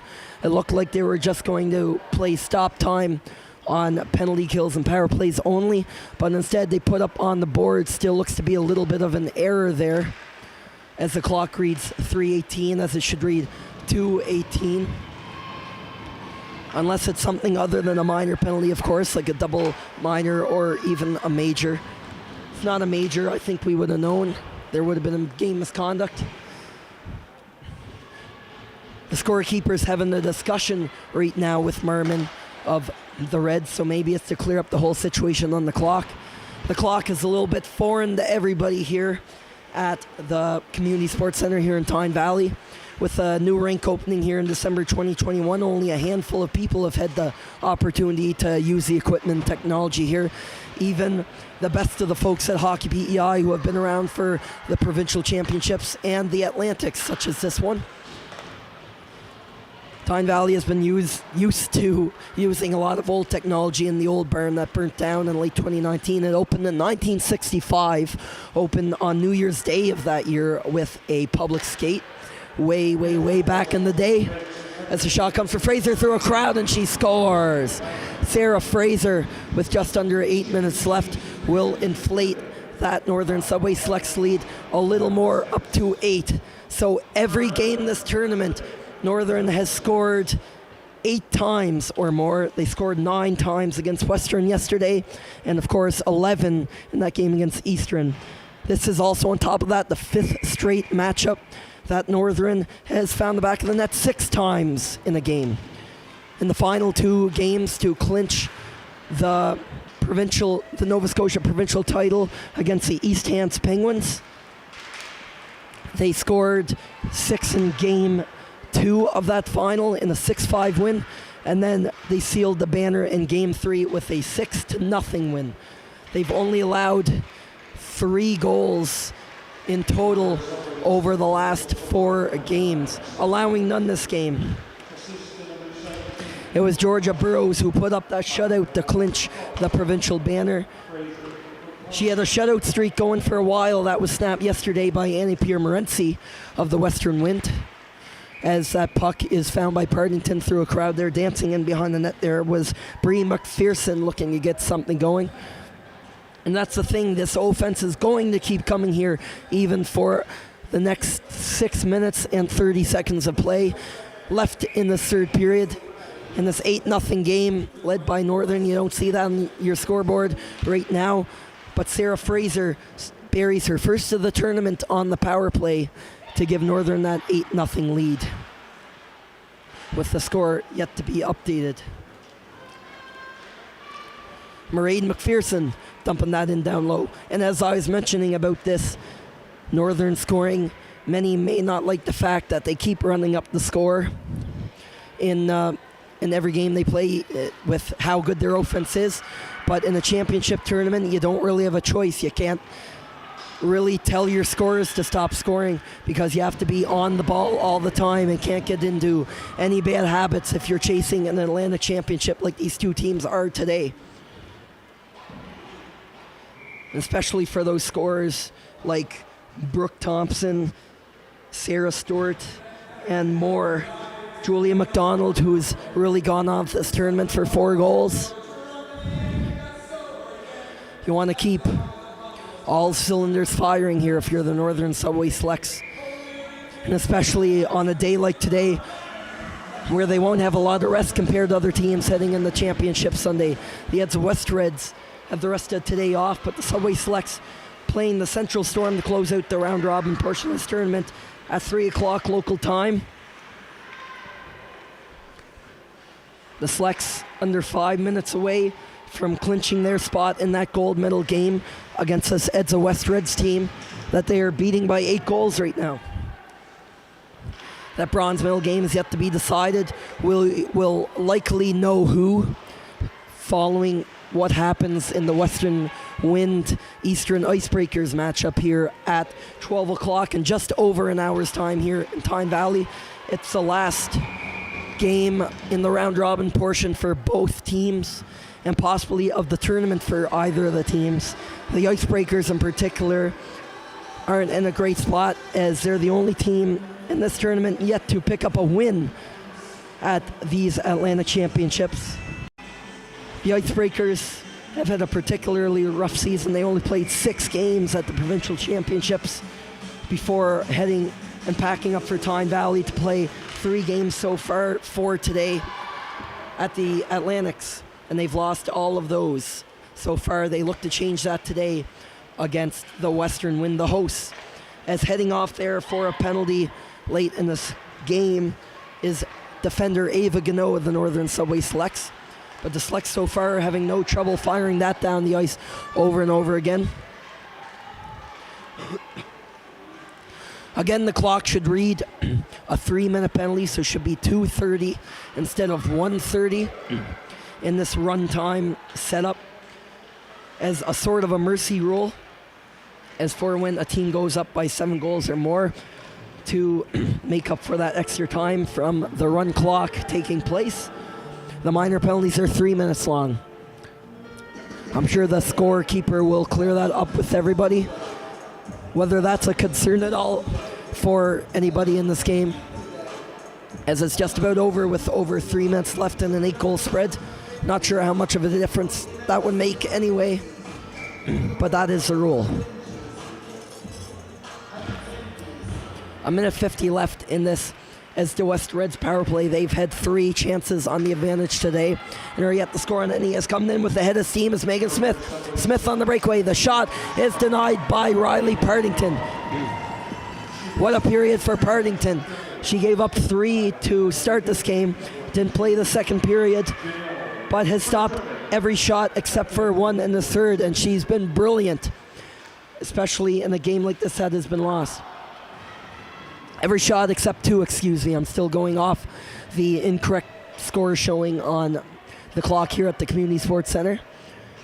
It is an 8-0 score for the Northern Subway Selects, as the Ulster West Reds tried to break that out. Although the penalty time runs out on the score clock here in Tyne Valley, Ava Gano remains in the box for another minute. As Sarah Stewart coming in for the hat trick, she scores! Sarah Stewart, you could feel that coming. She has her 3rd hat trick in the last 5 games. And she is up to 7 goals this tournament, leading everybody in both points and goals scored. And that will make it 9-0 for the Subway Selects. Sarah Stewart, we've seen a lot of dangles and everything from her, but she has that dangerous wrist shot, just like her line mate Brooke Thompson, who can also score it. Stewart getting there, tied up there with Abby Toner of the Reds. The bench didn't like that very much.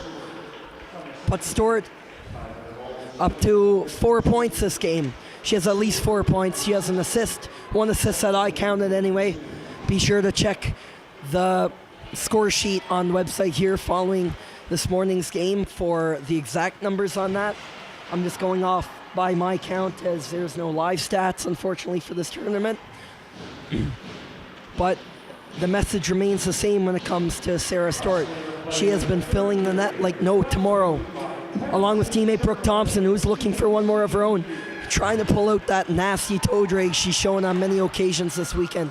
On Miriam Terrio, and now it's the 2-on-1. Here comes Carrie Ann Merman, accompanied on the side by Isabel Michaud, but it was a great back-checking display by the Subway Selects, including Ava Gano, who finally comes out of the box. Stewart's goal was short-handed, by the way, as Gano's penalty was just coming to an end.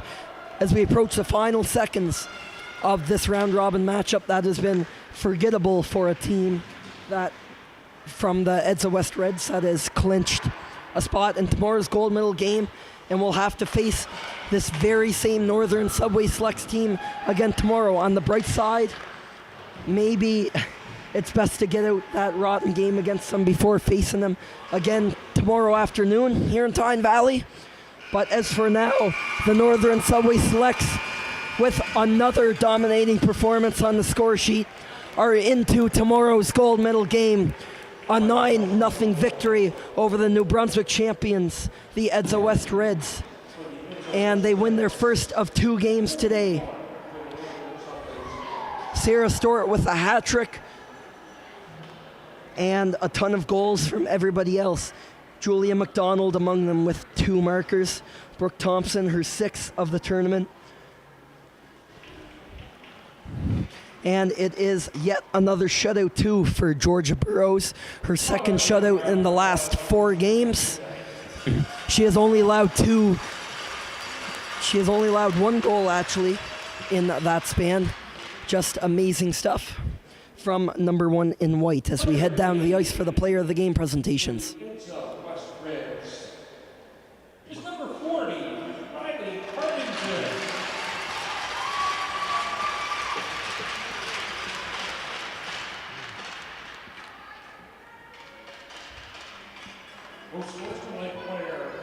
the Edge of West Reds is number 8, Nicole Ferguson.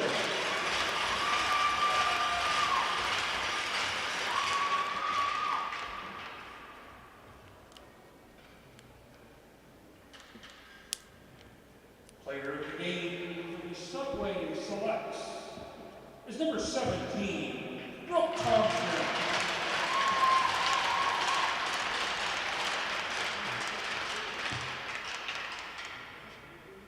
And the most sportsmanlike player goes to number 4, Aaron McNeil.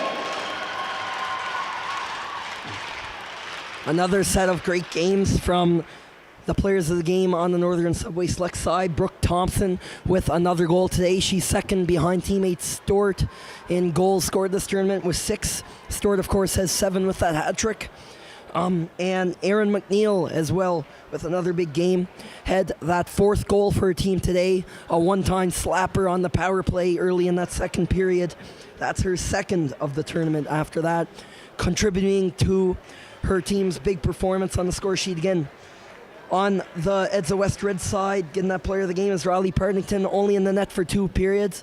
I think it was more of a balancing act from Abby Clark and the Reds coaching staff to preserve the goalies for tomorrow. But Partington, despite giving up those 6 goals, including that late one to Stewart, made some key saves as well. A couple sprawlers coming across with those pads. A couple nice blocker saves as well. Good blocker hand on Partington. And kept her team in as much as she could. And then Nicole Ferguson getting the most sportsmanlike honor for the Edza West Reds as well. A rock on that top defensive pairing with Miriam Terrio.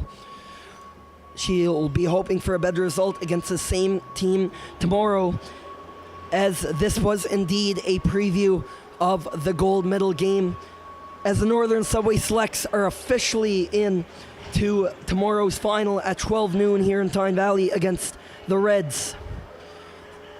The Reds are done until then. They finish their round robin 3-1, 3 wins and 1 loss. Their only loss coming to the Subway Selects, as Northern is back on the ice again today at 3 p.m. where they play the Central Storm and close out their round robin.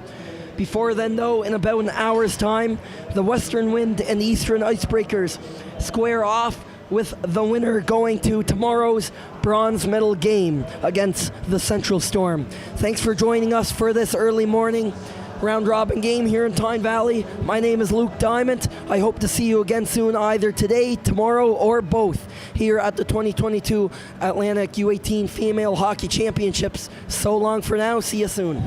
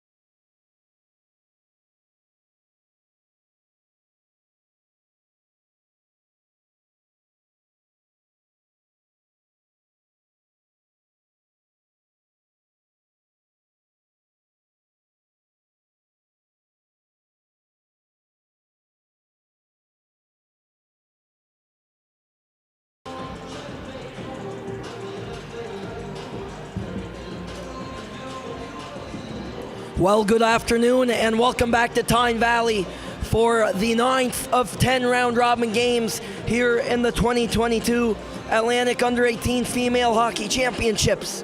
This is the second of 3 games today and the final of this portion of the tournament for the Western Wind and the Eastern Icebreakers. And there is the off chance that I will get into a second that for either of these teams, this could be their last of the season. But we'll see what happens here at this noon puck drop game here at the Cavendish Farms Community Sports Center here in Tyne Valley. My name is Luke Diamond. Thank you again for joining the webcast here presented by Township Chevrolet, PEI's #1 dealership. Right now, looking at today's standings, one thing is for sure. The EDSA West Reds and the Northern Subway Selects will meet in tomorrow's gold medal game. There are no crossover rounds as some other tournaments are used to, as the top 2 teams in the round robin portion advance straight to the gold medal game. What is up for grabs though is a spot in the bronze medal game, and which 2 teams will make it are not yet certain. But the Wind can be one of those teams if they complete one simple task: win. Even with a tie, they can guarantee a spot in tomorrow's bronze medal game early at 9 a.m. on Championship Sunday. For Eastern, it's a little bit more complicated. If they win and the Central Storm win their game later today against the Northern Subway Selects, it will be Eastern and Central in the bronze medal game. Otherwise, they would have, if Central doesn't win this afternoon, Eastern would have to beat the host team by 7 or more to even have an outside shot at playing in tomorrow morning's bronze medal game for a medal. As the Western Wind, the host team, take the ice for the 4th time this weekend, their final round robin game, playing for a spot in the bronze medal game tomorrow morning. Let's throw it down to the PA for the game introductions and the national anthem. Community Event Center and game number 9 of the 2022 U18 AAA Atlantic Hockey Championships. Today's game features the visiting Western Wind representing Hockey PEI.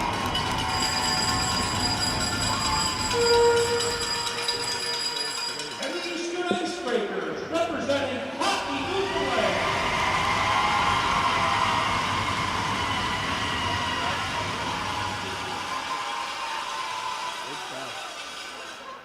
As a partner in fair play, Hockey Canada is attempting to remove all verbal and physical abuse from sporting activities.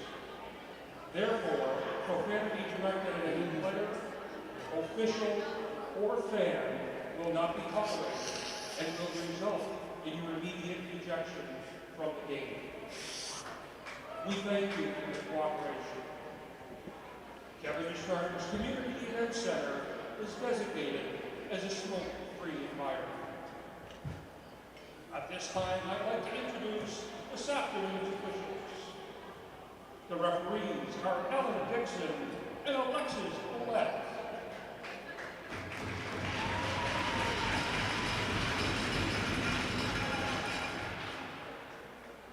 The linesmen are Hayden Woodside and Bailey Carr.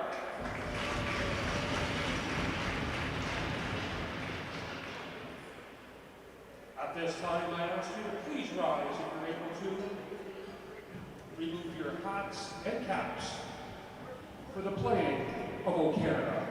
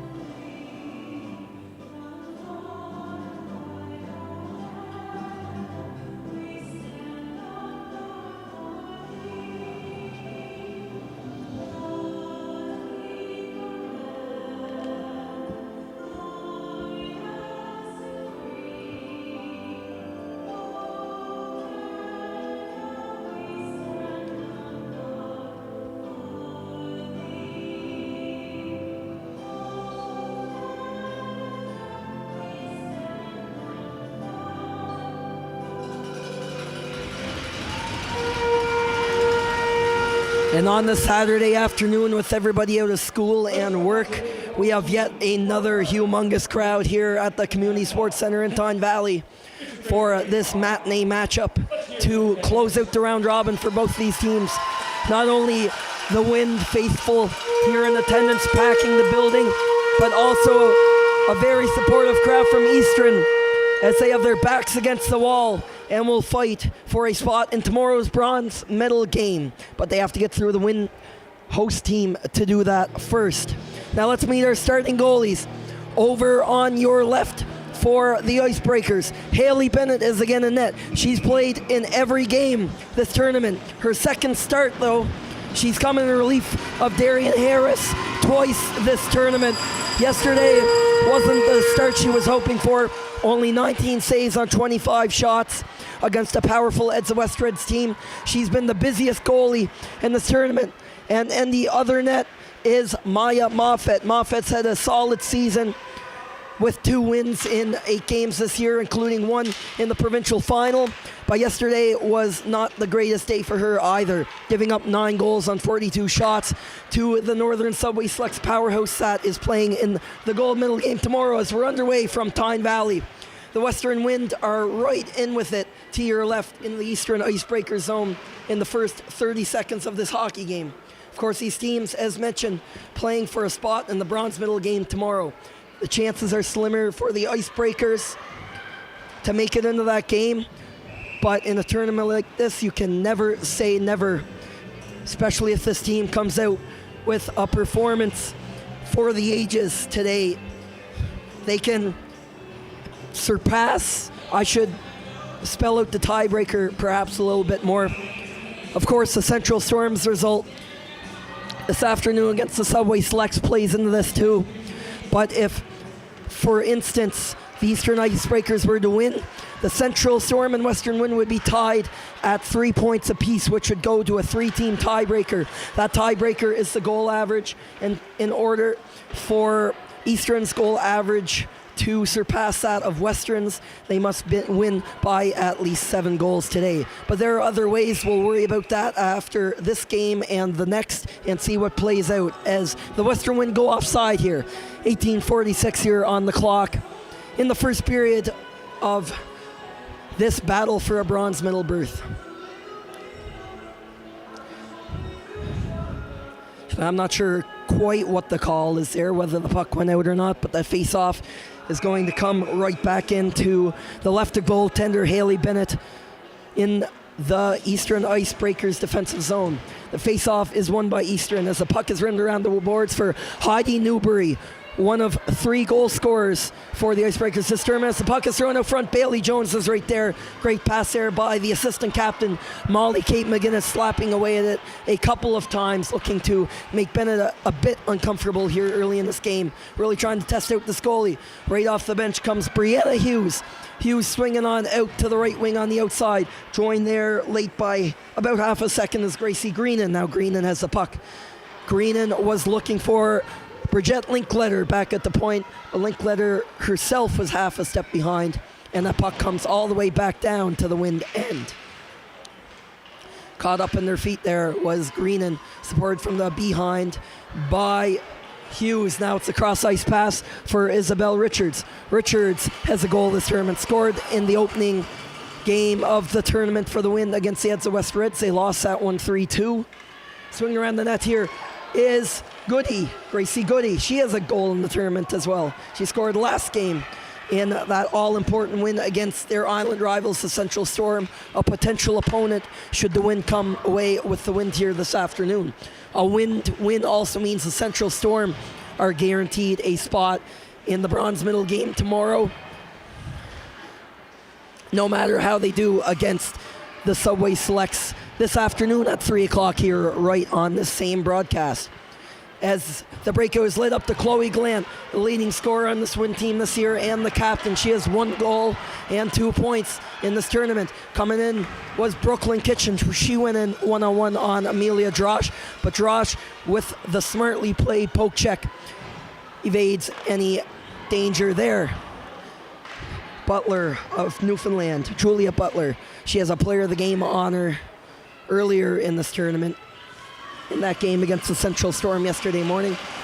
Chloe Glant takes the shove there from a very gritty Butler. Butler, of course, plays with that physicality for this Eastern team, which could really be an X factor for the Icebreakers this afternoon as they need a win to stay alive. Swung around the boards there. Brooklyn Kitchen plays it off the boards there. Kitchen has split time at forward and defense for this Icebreakers team that's only played 8 games this year, 3 here in Tyne Valley, and then 5 at the provincial tournament in Newfoundland. The team from the eastern peninsula of Newfoundland and Labrador, of the island of Newfoundland, won the provincial final 4-2 against the Tri-Pen Ice, but have been unable to get in the win column since then. This will be their final chance to do that today. Anna Parsons on the blue line for the Icebreakers, looking for Kitchen along that board. She struggled to get that out of the zone. Now hard on that puck is McGinnis, and will continue to chase that down on the boards. McGinnis shifts off for Richards, battling on that boards, and she's rubbed off the puck heavily there by Avery Parsons of the Icebreakers. Now down on her stomach there, making quite a pass is Greenan. Greenan will get right back up, and now she has the puck in behind Bennett in the Newfoundland cage. The puck is kept in by McGuigan. She's the only defender for the win to score this tournament. She tried to get the shot off there, but all over her in front was Katie Parsons, and she makes a block and gets the puck out as both teams get a change in. 15 minutes in, we're 5 minutes into this one between the Western Wind and the Eastern Icebreakers, respectively, of PEI and Newfoundland, both winning their provinces this year. Coming in on Avery Noy was Haley Ryan, the top line center for the Icebreakers. Hasn't been able to find the score column yet, as Newfoundland appears to have changed around the line some. Haley Ryan has mostly been playing on a line with Kitchen and a goal scorer from yesterday, Abby Fleet. But today she is on a line with Katie Parsons on one wing, and over on the other side, Emily Stride on the lower side of your screen and onto the right wing. Coming up on the 2-on-2 now is Stride, but with the puck is Katie Parsons. Drop for Stride. Stride, wide open shot, hit a body, scores! Katie Parsons got a fortunate bounce off the shin pad after Maya Moffat kicked it out. And it is the Icebreakers on the board first here against Western.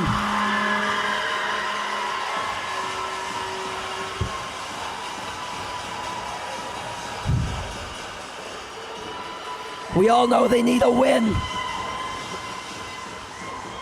We all know they need a win. But what they need just as much as goals to give themselves a better shot and making it into that final, especially if there's a 3-way tie in the standings. Here comes Ella Collins down the left wing. Passed in front, Molly Kate McGinnis was the intended target. She got tied up there on a good tie-up by Newfoundland defender Amber Cole. And she will fly into the net, knocking it off and stopping play. 14 minutes on the clock here, only 6 minutes in. It is Katie Parsons with her first of the tournament, assisted by Emily Stride, her first point of the tournament. And the Eastern Icebreakers traveling party is loving that here in Tyne Valley.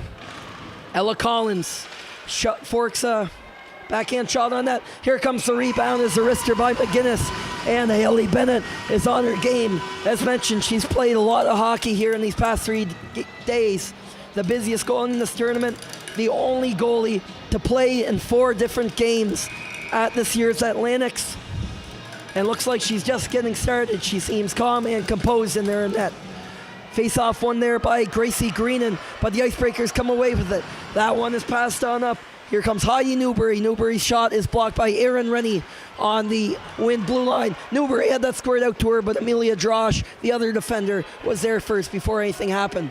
Newbury, her backhand got lost. As the wind come back the other way, they get as far as center ice, and knocking down Richards there was Butler, Julia Butler, out with a lot of physicality to get this game going for the Icebreakers. The underdogs, if you will, this game, but right now they are in the driver's seat with that 1-0 lead from Katie Parsons. That puck is fired down the ice. Isabel Richards was waiting for the pass there from Erin Rennie, but the pass misses, and we have an icing call against the Western Wind. This live stream is brought to you by Township Chevrolet, PEI's #1 dealership.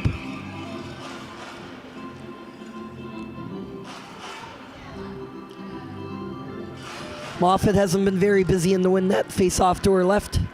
A very unfortunate bounce lean to that goal there. As Goody comes in, Gracie Goody gets a scores!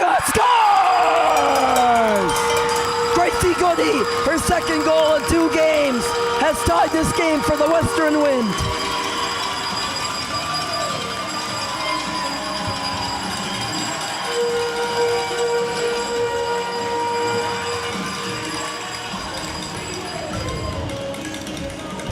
Just over 2 minutes from the go-ahead goal from Katie Parsons on the Newfoundland team. Gracie Goody races down the ice. It was a foot race between her and the Newfoundland defender. It appeared Chloe Glant there had the initial pass upwards up the ice, intended for Goody. I don't think they wanted it to play out that way as Goody picks up the puck again. Goody tried to make a move around there, but she now has 6 goals in just over 7 games of play in her tenure with the Western Wind this year. And she has really developed a chemistry with Chloe Glant and Annie Pierre-Morency on the top line for the PEI champions. The puck is headman for Chloe Glant. She's got to come in herself. Let's a rocket go! And ready for that was Haley Bennett with the save.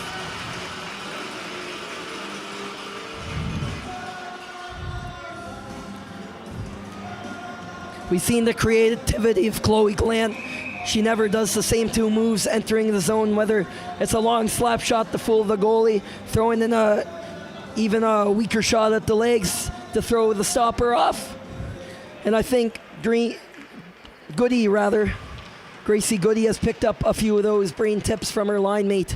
Just going for the simple poke there to fool Bennett off to her blocker side to poke it in rather than pulling off any fancy deke, and that will be enough to open the scoring for the host team. Abby Flea was coming up with the puck but was challenged hard by Bailey Jones. It looks like Jones is going to get called for something there. It is a hooking call, and after conceding that first goal of the game, their first goal of the game, the Eastern Icebreakers will have the first power play opportunity of the afternoon.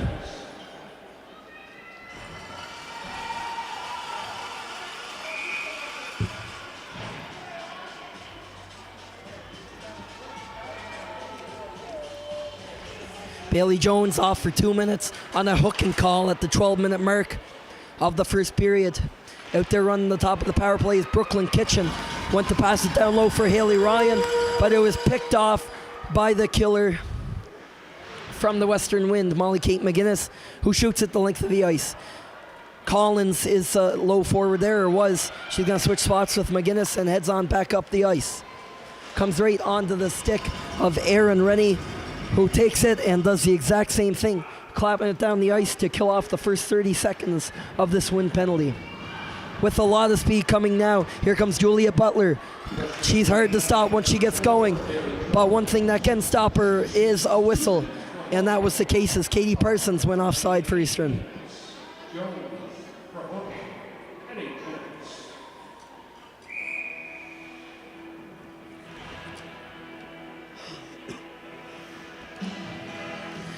Butler will take the draw here this time against Chloe Glant. Glant and Morency on the second unit penalty kill for the Wind.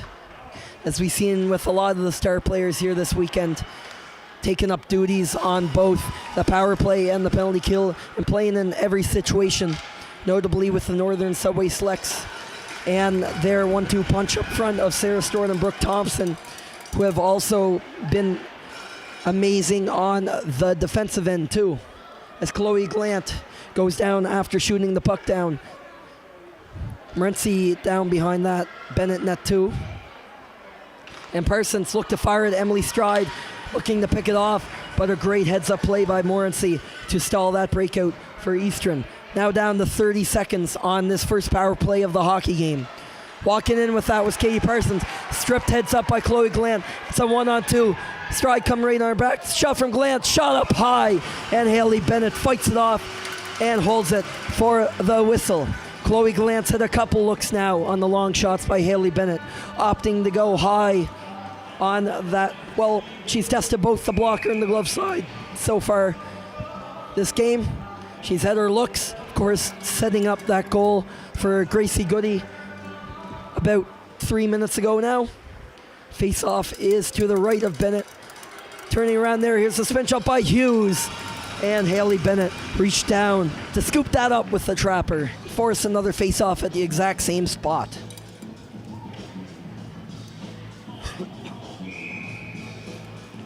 One hockey game. Goals from Katie Parsons and Gracie Goody has taken us here halfway through the first period, now at the 10-minute mark, as this penalty, this hooking call against Bailey Jones is about to expire as she leaves the box. Now back to 5-on-5 action. Coming up with the puck is Haley Ryan. She's joined on one side by Hopkins. And Abby Fee's trailing two. Oh, what a move by Ryan. Winning on the backhand. But Moffat read her all the way through. Now in the counterattack for the win. It's a 3-on-1. Brianna Hughes coming in. Hughes with the shot. Came on over and was intended for Greenan. But a good stick by the defender. Holly Thistle broke it up. Another counterattack this time. Now Fleet makes one nice move. Another nice move at the very last second there. A great stick by Bridget Linkletter prevented that from turning into a 2-1 goal for the Eastern Icebreakers.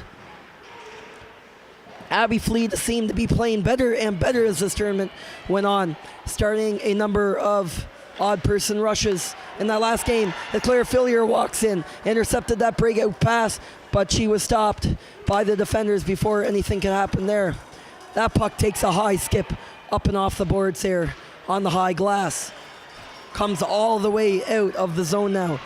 Bridget Linkletter is going to go for a skate, and she is knocked down harshly by Heidi Newbury of the Icebreakers. Flung to the other side of the ice toward the Eastern bench, and that's picked off by Chloe Glant. Here's the goal scorer, Gracie Goody. Lost that puck quickly there. Chloe Glant is right on the back of Heidi Newbury now. Newbury had that sticked away by Casey. In her relief is Hopkins. Rachel Hopkins pushed by Rennie. Off the side of the net there is Hopkins. A lot of creativity from this Eastern team. Most we've seen this tournament after 3 games here in the fourth.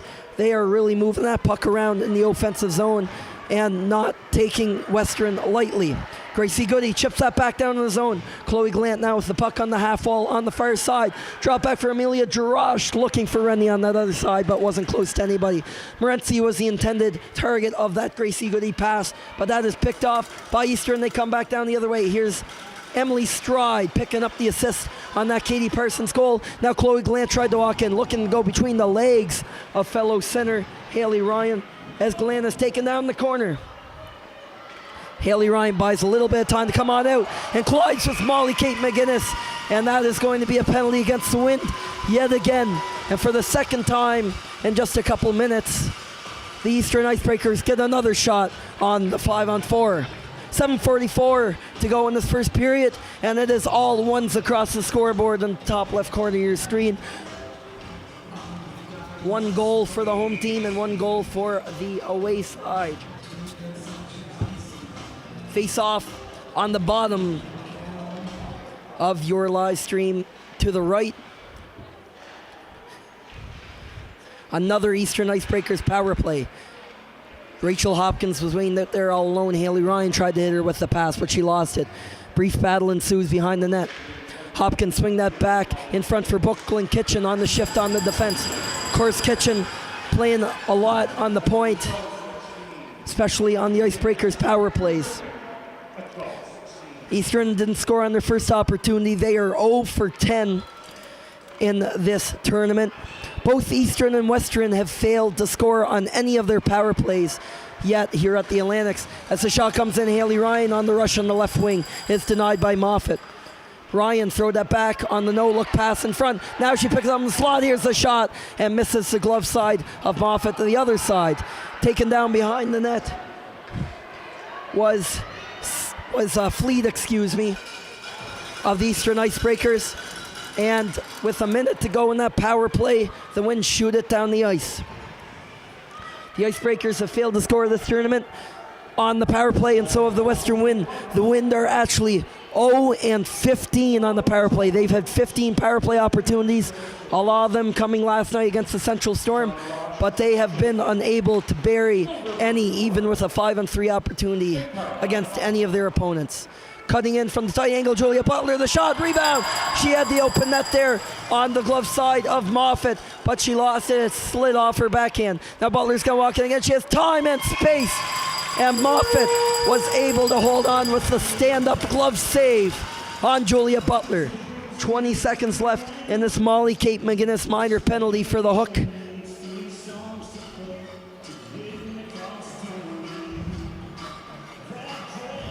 The power play units for Eastern changes up. Ryan Hopkins, fleet back out there on the forwards. And joining them on defense are Emily Walsh and Emily White. The Emily's pairing up on the defense.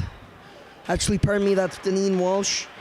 I confused her with Emily Stride. Nonetheless, there's an Emily back there and Emily White. But doesn't matter, they're not a power play unit anymore, as the Wind kill their second straight penalty. Here is Abby Fleet leaving that drop pass for Haley Ryan, but she's a little too excited as the pass is headman for Annie Pierre-Morency. And gearing up for a drive to the net was Chloe Gallant, but Morency hesitated at the blue line a little too long, and it's an offside call against the Wind. Two big kills there for Western after both giving up the first goal and then quickly tying it after.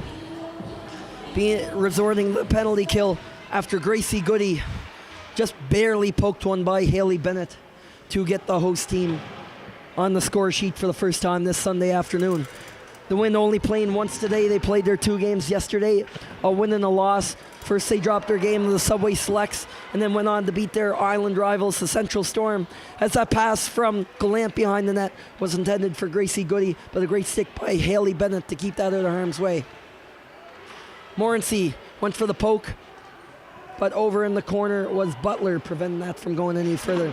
Avery Noyen on the pinch for the Wind. She holds the line for now anyway. She does it again, throwing off the pad of Bennett. Chloe Gallant was right there in the rebound, half a second late, but got the puck back for Western.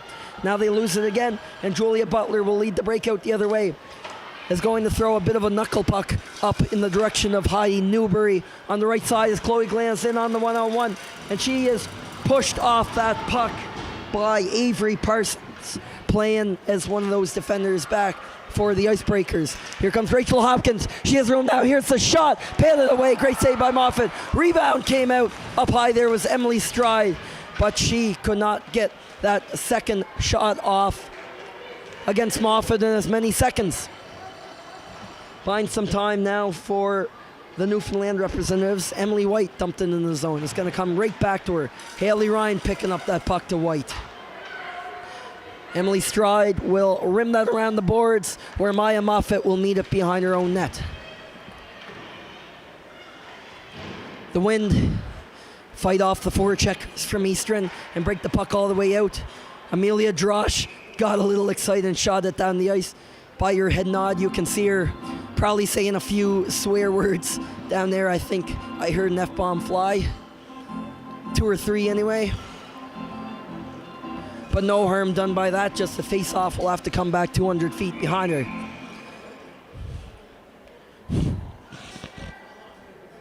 This is the first time you could use the expression 200 by 85 in Tyne Valley ever, really. The old rink was a very small one. I think it was in the vicinity of 180 and 190 feet long. Also a really narrow rink, probably in the 70, 75 feet range. The NHL regulation-sized ice that we typically see in North America is 200 feet by 85. It's a standard for many rinks here on PEI. Some other rinks are a little bigger. Tignish, for example, is between the 90, 100 feet width. As another rink, Montague, way down on the eastern end of the island, where some Central Storm players are from, is Olympic size, which is 200 feet long and 100. This top line is back out here for Western. Chloe Gallant looking for Aaron Rennie way on the east-west on the close side of your screen. Everybody's roaring from one side of the ice as here comes Rachel Hopkins. Hopkins lost the puck that was sticked away by Amelia Drosh at the end of a long shift for the Wind. Gracie Goody's going to go for a skate. Going coast to coast along the right wing. Lets a shot go. It's high, but it misses as it eluded Haley Bennett and net, who is down on her knees by that point. Here's a long shot by Linkletter. Rebound. Gracie Goody, guess who was right there again, along with Chloe Glant.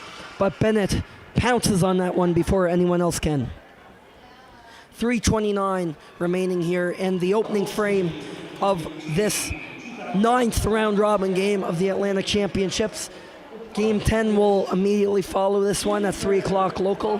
And then after that, it'll just be the bronze and the gold tomorrow. These teams playing for a chance at the bronze medal game. All Western needs is a win or a tie to pull that off. They'd be golden if nobody else scored the rest of this game. But there's still a good 43 minutes left before we can come to a conclusion on that. Chloe Glant centered the puck, and Gracie Goody keeping her heck of a game going. Haley Bennett's denied her the last few times. Goody has that laugh on her as the only win player to beat her on the Saturday afternoon. But what a game for this fixture now, safe to say, on the Western offense. Again, only having played 4 games before this provincials with the team, scoring 4 goals in those games combined, and now she's up to 2 here as we head into the 4th game for this Western Wind team, that in the Atlantic tournament that they are hosting here in Tyne Valley. Western initially won that draw, but now Newfoundland is on their way back out again. Bailey Jones takes it back at the blue line, lets the floater of a shot go, missed the net, but Molly came again, threw it back out to Jones waiting in front of that net. It was Jones driving hard, and so is Ella Collins, who was taken down by the defender Brooklyn Kitchen there. The puck bounced out as Emily McGuigan could not hold the line for Western. Coming back the other way is Katie Parsons, who's going to shovel that puck in on the backhand toward the same side corner on the right wing, and the entire unit is going to change up there for Eastern. Just over 2 minutes left in this period, still a 1-1 game, thanks to goals from Katie Parsons, who just had the puck, and Gracie Greenan, who we were talking about just a second ago. Long shot comes in here from Brianna Hughes, all the way in the high slot near the blue line, and that falls right in front of the goaltender, Haley Bennett, who covers up.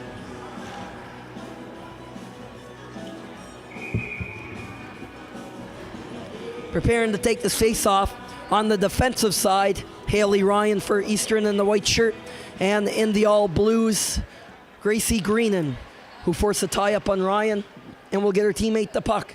Greenan parks up in behind the net as Isabel Richards toys with the puck, but loses it due to the immense pressure of Abby Fleet. She now has it, is going to chip into the corner, goes for the dump and chase. Heidi Newbury got caught up on the wrong side of the net there, and now Amelia Drosh has a runway to go for a skate. Drosh coming down that right side, lets the bit of a half clapper go, but that deflects off the stick of the defender, Emily White, and Haley Bennett again covers up for a face-off to her left over on that left side of the ice. As we are down to 100 seconds here in this opening frame. Chloe Glant won the draw there for a second to the win. Goes back to Amelia Drosh. Annie Pierre Morency picks up Drosh's wraparound. Chloe Glant gets it back up again behind that net. Morency got the shot off. She is leading this win team this tournament with 2 goals and 4 points in scoring, and she almost had a third there, but Ryan, and that rather Bennett, the other Haley, was ready for the save there. Pinned up along the boards appears to be Drosh, and she does the job just fine as Katie Parsons held her there, forcing the puck down low for her forwards. Chloe Glant is in there, but Annie Pierre Morency is tied up along the half wall there on the close side. Swung back up for the goal scorer, Katie Parsons. Look for the cross-ice pass to Rachel Hopkins down the other way. Chloe Glant on the outside, tried to cut back to the middle, but was knocked off the puck by White. One player is thrown down violently on the boards, as coming up the other side is Katie Parsons. Going for her second of the afternoon. She only has 30 seconds left in her shift to do that, as that's all the time remaining in this first period. Rachel Hopkins gives a high shot to the defender, Aaron Rennie of the Wind. It's a high slot shot again from Parsons. right into the glove of Maya Moffett, who covers up as the clock reads 19.9 at the end of this first period.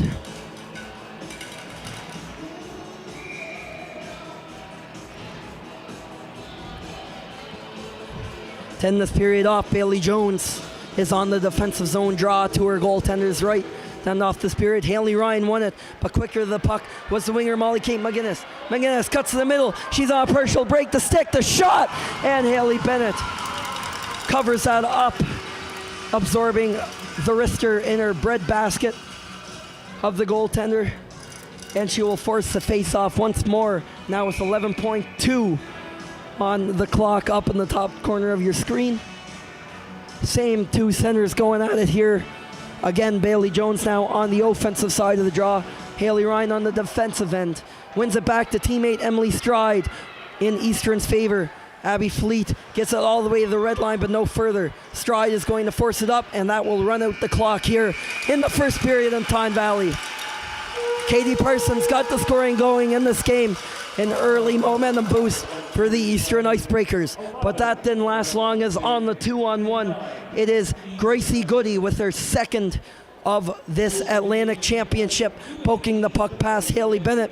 That's the last time anybody was able to beat either of the goalies. The battle of the ones in Maya Moffett for the win and Haley Bennett for the Eastern Icebreakers. The teams will head off the ice for a break as the Zamboni gets a flood in, and so will I. We'll be back here in less than 15 minutes to get you primed for the second period, so stick around.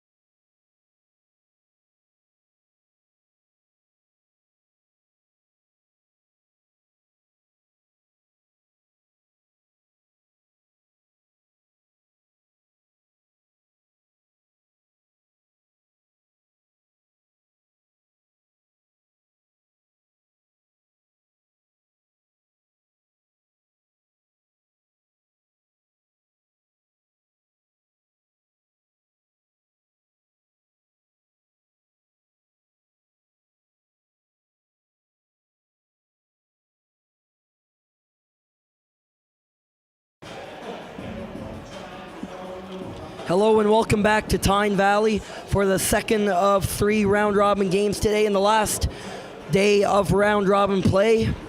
Game 9 of 10 in this first round of the 2022 Atlantic U18 Female Hockey Championships Tournament. It was Eastern getting on the scoreboard first in the first period, thanks to a lucky bounce off the shin pads of Katie Parsons, which gave the Icebreakers 1-0 lead. But just minutes later on the 2-on-1, Gracie Goody poked it in just the right spot past Haley Bennett in the last second to tie this game up, which is where the score sits right now, as these teams have 1 goal apiece heading into the middle frame here in Tyne Valley. Now I saw there were some questions about what Eastern would have to do to make it into tomorrow's bronze medal game.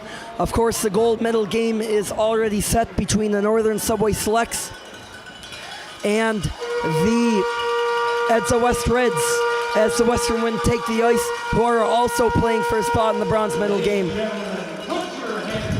A lot of how the teams making the bronze medal game tomorrow pan out depends on the tiebreakers and whether it'll be 2 teams tied or 3. If Eastern wins this game, they are automatically in only if the Central Storm beat the Northern Subway Selects this afternoon. But if the Storm lose to the Subway Selects or don't otherwise pick up a point, there will be a 3-way tie in the standings. When there is a 3 or more team tie in the standings, and every provincial association, every tournament may do this slightly different. I'm going off the Hockey PEI rules right now, but it might vary slightly for the Atlantic tournament.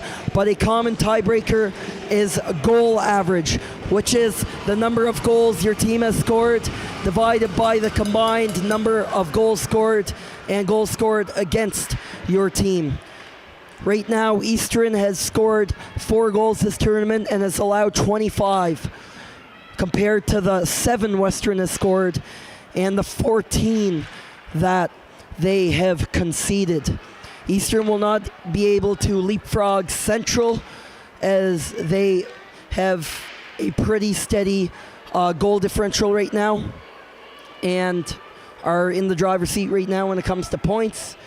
But in order for Eastern to make it to the bronze medal in the event of a Central loss right after this afternoon, simply Eastern will have to start scoring goals. And we're going to be talking a 6 or 7 goal spread over the Western Wind this afternoon, these final 2 periods. They already don't have much time to do it, so they really need Central to pull out a win or a tie against that powerful Northern Subway Selects team later this afternoon. But Eastern first has to take care of business here against the Western Wind as we're underway for the second period. The goal scorer, Katie Parsons, leads off for Emily Stride. Quickly stripped there by Chloe Glant. Glant went back the other way. Had to restart again right around the center ice line, and we'll have to dump it in.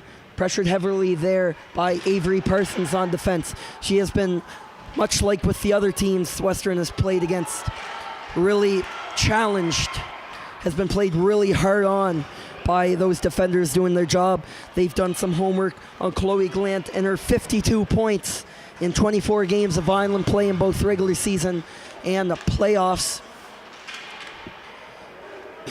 Haley Ryan's going to lead the rush the other way. It's a 1-on-1 against Noy, and it's a great snapshot, followed by a better save by Maya Moffat, as we're just about 2 minutes into this second period here in Tyne Valley. Still tied at 1 between Eastern and Western. It's not too late. Tickets will be on sale for the remainder of this period. Face-off is won on back by the Wind. Emily Greenan over there on that side looking for the clear out. Brooklyn Kitchen walks in, she scores!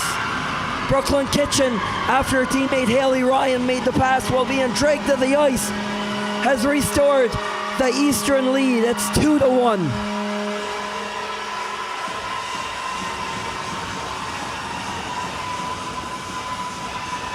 Hasn't been the tournament this Icebreaker squad has won it so far.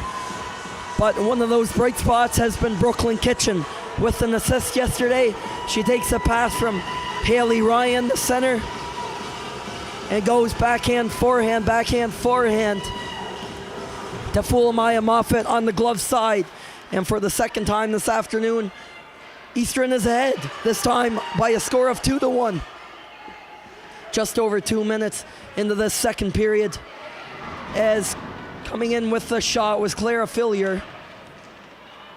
Had that one knocked away and blocked, and then subsequently cleared by the wind. That one's chipped back in by Isabel Richards.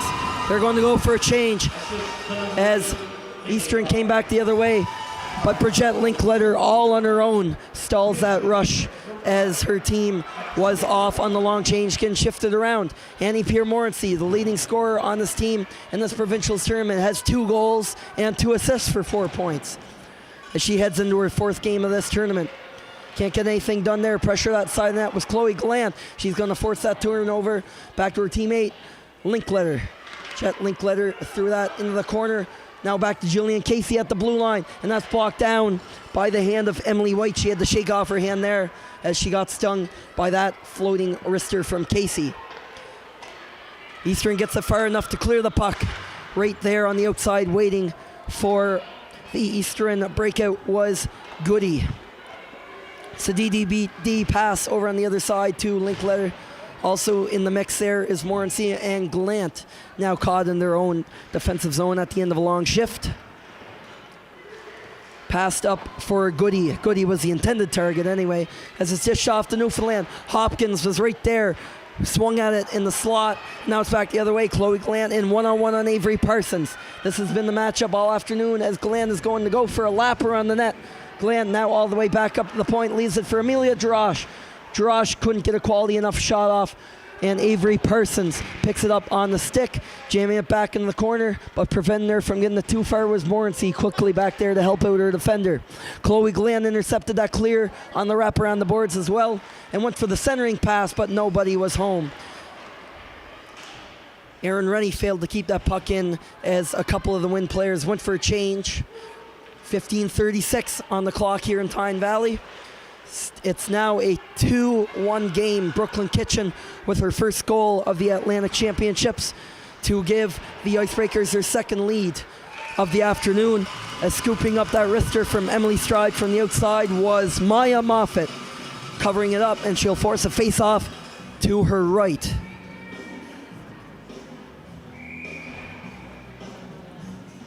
Bailey Jones taking the defensive zone draw against Haley Ryan.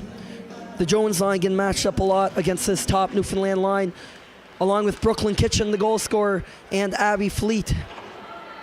Kitchen, as mentioned, splitting some time between the forwards and the defense for this Eastern team.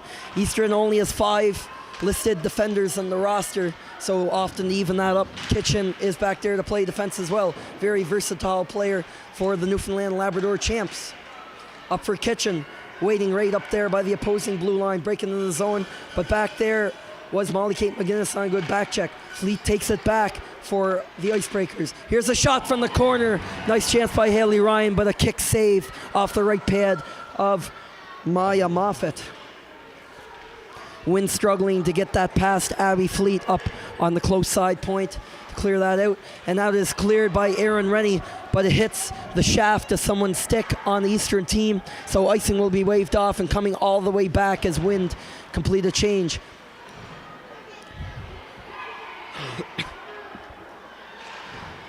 Looking for the breakout there, Julia Butler all the way back to help out her defenders, but picking off that puck for Western is Gracie Greenan right off the bench.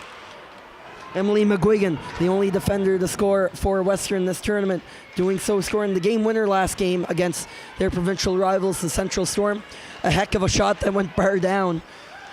It was, well, one of my personal favorite goals of the tournament. This place erupted when that went in.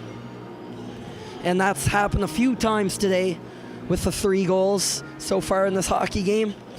Not only a good crowd from the host team here in Western PEI, but also the Eastern Icebreakers, their cheering party here, loud and proud this game. This is the most I've heard them so far through 4 games of this hockey tournament. The first 3 games not really going their way, losing those games by scores of 11-1, 5-2, and 9-0. They look to change that today as they hold a 2-1 lead over the host team here with 13:32 on the clock in the second period. Emily Stride is in there low against Emily McGuigan. Helping her out is Gracie Greenan, the center on the third line for the Western Wind. Swung around the other side as coming on to that wing was another Wind forward. Gracie Greenan chased by Isabel Richards there. Claire Fillier wrapping that in around the boards, right onto the stick of Emily Stride. Now swung around to the other side where Rachel Hopkins will just shoot it in as the Icebreakers shift up all 5 players on the ice. Oh, and almost losing it in front there.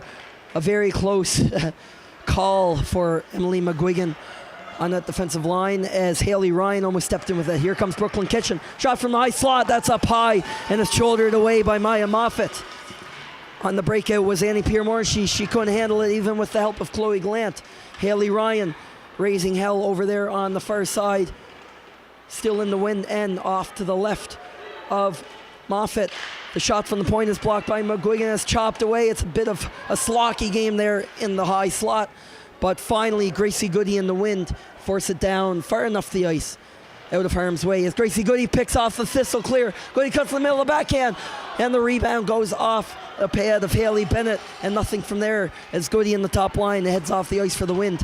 That's chipped in by Bridget Linkletter, but she is on the wrong side of center. And it is an icing call against the Western Wind with 11:55 on the clock here in this final round robin game for these teams. This live stream is brought to you by Township Chevrolet, PEI's #1 dealership.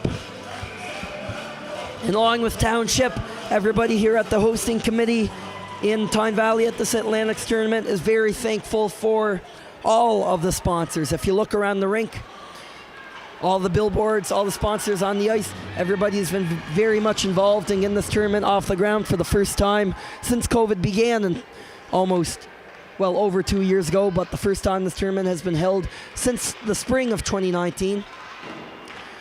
I know on the very first day I was handed a list, a 2-page long list in small text of all the sponsors. Unfortunately, we can't name everybody, but everybody here is thankful as Holly Thistle cut to the net in the backhand, but a smart stick of Julian Casey prevented any damage from that on the Wind end of things. Claire Fillier gets that in deep, waiting down there with the puck is Maggie Bussey. Also on that Bussey line is Newbury and also Julia Butler. Butler using that size to fight off a couple of Wind forwards there back check. A slow roller in on the net by Maya Moffat was slapped away by Newbury, but Moffat held on to cover the puck. And the Eastern crowd right to my right really loving the momentum that shift brought for the Icebreakers. They're not used to spending this much time in control in the offensive zone, but they've been doing quite well at it today as they look to keep their season alive and to hopefully play on their end for a bronze medal tomorrow morning at 9 o'clock here, right here on the YouTube live stream here with Tyne Valley Live Events. Chopping at that puck was that forward for Western, Brianna Hughes, which takes a hop and a skip into her own bench, and the face-off will come back.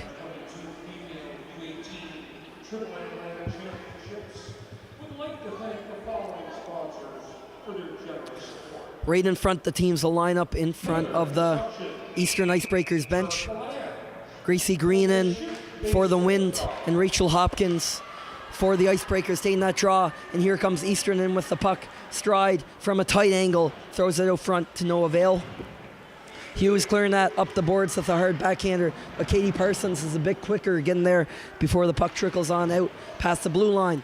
Amelia Drosh went for the clear on the opposite side of the ice.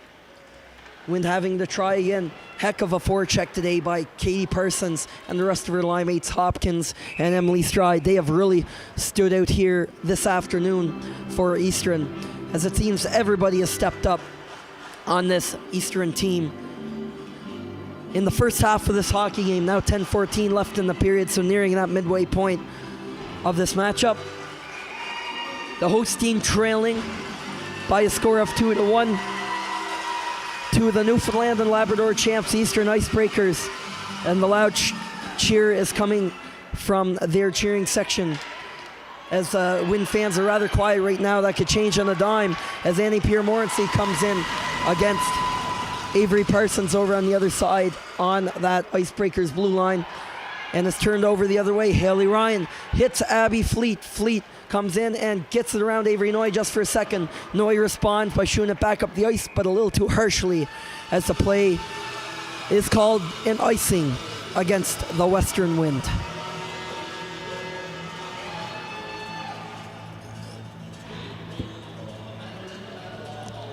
Be sure to tune in with us again here at 3 o'clock in 2 hours' time as the round robin comes to an end, as the the Northern Subway Selects of Nova Scotia take on the Prince Edward Island representatives, the Central Storm. Neither team really competing for a spot there. Central, depending on the outcome of this game, may need a good result to keep their season alive, as it's not impossible. They drop out with the bronze medal, although they look good right now. Glance steps in front of the net, poked away by Goody. It's still a loose puck as a scramble in front. The shot by Goody, and Morency is in there too. And laying down there on her knees, almost on her back, was Haley Bennett, doing everything possible to keep the Wind from striking again to tie this game.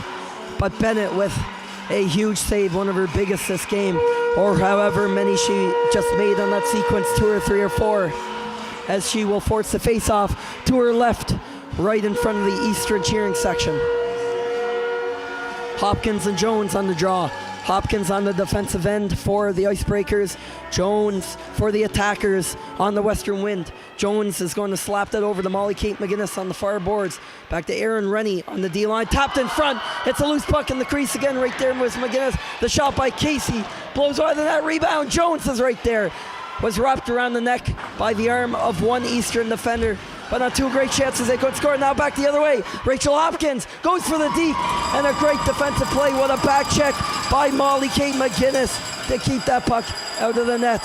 Oh my goodness. Now the Wind have a 3-on-2 the other way. What a crazy 30 seconds it's been. Ella Collins now pinned there up along the boards by White. Bailey Jones throws it to the net. I don't think Haley Bennett in net was expecting that, as the puck comes all the way back down on Maya Moffat and the other end. As the chance pick up here in Tyne Valley, Amelia Drosh leads it back the other way. Her shot was sticked away by Bennett and off to the same side corner. Down on the ice there, Drosh gets back up. Ella Collins also helping her out over in that corner, and skips by Drosh. Back to help her out there is D partner Erin Rennie. Abby Fleet on her heavily in the forecheck, and so is Brooklyn Kitchen for the Icebreakers. Now stepping around here, Gracie Greenan with a little bit of help from Isabel Richards. Also on that line is Brianna Hughes for the Western Wind, as Brooklyn Kitchen's going to step in. She still has the puck. She's being shoved by Rennie up high, and it's enough to force the shot wide. As coming right in there was Fleet, who almost got a good quality chance. Puck comes back to Walsh at the point for Eastern. The puck skips up high into the air and falls in behind the Moffat net.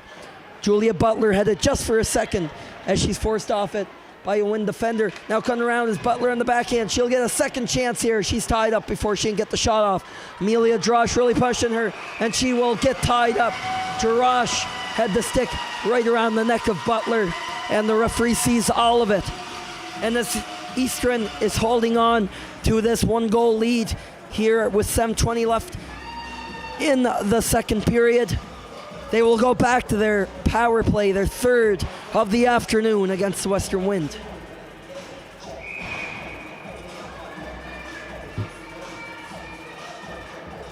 Haley Ryan is out there to take the draw against Chloe Glant, playing for the penalty killers. Draw one to Rachel Harden. She cuts straight in, and the shot from the tight angle is stoned by Maya Moffat. Great positioning there. Also starting out in that power play unit is that top line today for Newfoundland. Abby Fleet on the close side toward Moffat and net. Brooklyn Kitchen back on that point again. And Captain Holly Thistle back there wearing number 10 in white for the Icebreakers. Here's the shot to Ryan. That is right off the shin pads of the killer, Emily McGuigan, the Wind defense.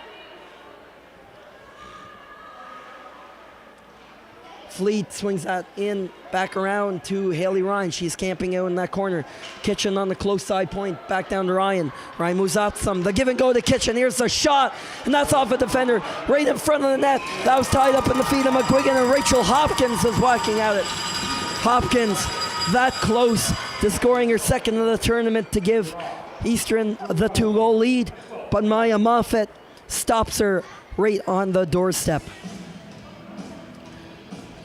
34 seconds now gone on this minor penalty to Amelia Drosh. Still another minute 26 to go or less, depending on whether the Icebreakers can convert on the power play for the first time this tournament. But it's taken away by Gracie Goody. Goody and Thistle engage in a foot race, and Thistle gets that off the stick of the Wind player. Also involved in there on the forecheck was McGinnis. Here comes Haley Ryan. Ryan held up by Rennie there, so not quite a quality chance from the tight angle. As Thistle throws it back toward the net. Knocked down in front was Abby Fleet. Fleet was given a heavy shove, and Chloe Glenn sprung in the breakaway. All alone, Glenn just wide. What a back check by Holly Thistle to potentially save a goal against Western's most dangerous offensive threat. All the way back there now in the kill is Molly Kane McGinnis. That hits her and swung around by Parsons. What a toe save on the little alert by Moffat. And now back down the other way is Gracie Goody. Lets a long shot go. Not on net, but enough to buy her enough time to get off the ice and get the change in. Now up to Bailey Jones and Ella Collins to kill off the remaining 20 seconds of this Amelia Drosh penalty. Jones throws that in behind the net where Emily White blocked her off and gets the breakout going again for the Icebreakers. And who says a penalty kill can't be entertaining? A huge stretch pass from Gracie Goody up to Chloe Glant, who was so close to tying this one for Western. And as Bailey Jones clears that out at the end, Amelia Drosh comes out of the penalty box. And now Eastern falls to 0-3 on the power play today. They are 0 for 12 in this tournament overall in 4 games played. Brianna Hughes throwing it up ice for Collins. Gracie Greenan joining Collins up the ice there. But Eastern quickly takes it back the other way. Ryan has a squeak out the stride. She lets a slap shot go. And shaken up on the block there was Avery Noy sticking the leg up. Looked a little bit shaken up by that. And will stay out there on the ice, although she's not moving probably as fluidly as she'd like. Haley Ryan steals the puck again for Eastern, and she's tied up in a hook by Emily McGuigan, I believe. And man, have the Newfoundland representatives been drawing penalty after penalty, as thanks to McGuigan, the Wind will be forced to kill off yet another penalty as they try to find their way back in this game on the scoreboard. Less than 5 minutes to play in the second period. 4:35 reading on the clock as Eastern is holding on to that 1-goal lead. On the bright side for Western, they do have a pair of shorthanded goals this tournament. Annie Pierre-Morency scoring one of them on a 5-on-3 last night against the Central Storm, killing off a 5-on-3 as the lone forward on the ice. And Chloe Gland is the other one, assisted by Morency in the very first game against the Edsa West Reds. Speaking of Gland and Morency, that's who's on the ice for this Western penalty kill right now. Gland tried to get something going, but staying away by Fleet. Fleet gets the shot through the legs of Amelia Drosh now on that penalty kill after taking that last penalty. She forces the Icebreakers off to the side. Centered out front, and Morency will go for a rush. It's a 1-on-1 with Brooklyn Kitchen. Here comes Morency, burns her to the outside. Morency, it went off her skate. And thankfully for Haley Bennett, it went off her toe as she was almost caught off guard there by the bouncing puck. Now with the shot is Fleet from the outside. She'll let that one rip. It's blocked away by Moffat as Fleet heads off the ice. Drosh pokes it away just at the right time to evade Katie Parsons. Glant is just going to slap that in the direction of Morency. She picks it up. Here's the clapper. And her own behind and the puck goes in. But the whistle was blown before that rolled in behind Haley Bennett. The Wind thought they scored for a second. Head coach Eric Morency is roaring at the officials. A very early whistle there, as it appeared on first glance that Haley Bennett swallowed that up. But 2 seconds later, that puck rolled in behind. But thanks to that, Morency will be denied her third of the tournament, as the Wind were that close to tying this game up once again.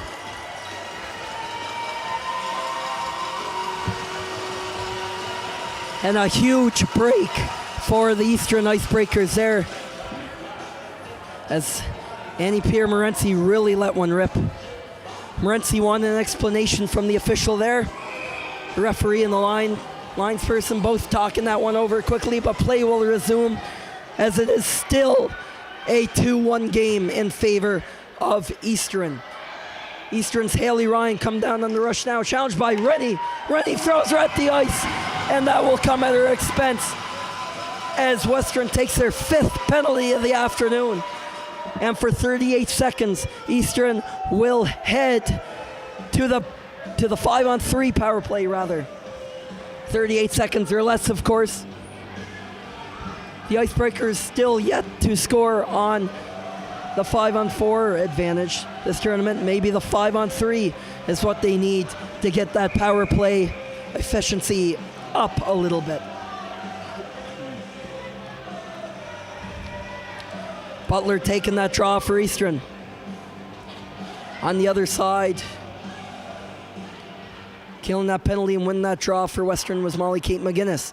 And it is cleared out by the defender Linkletter to kill off a good 10 seconds of this 5-on-3 for Eastern. Julia Butler heading down the ice, accompanied by Emily Stride and Katie Parsons. Back on defense is Holly Thistle. Is picked up by Molly Kate McGinnis. She's going to go for a skate. Great stick by Katie Parsons, breaks that up.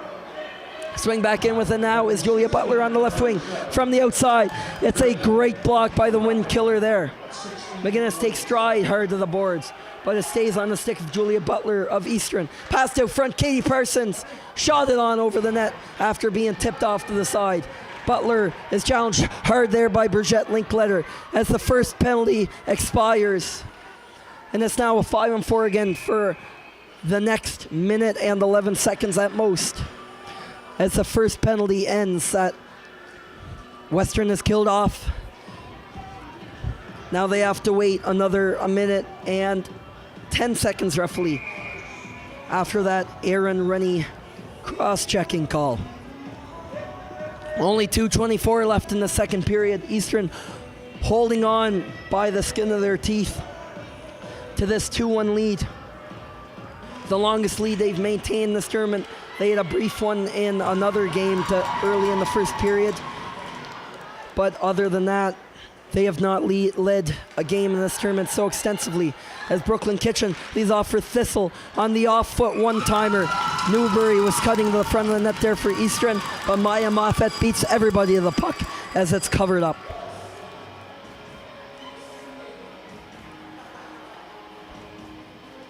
The first minute of this most recent penalty to Western has been killed off. They have another 55 seconds to go before they're back to even strength.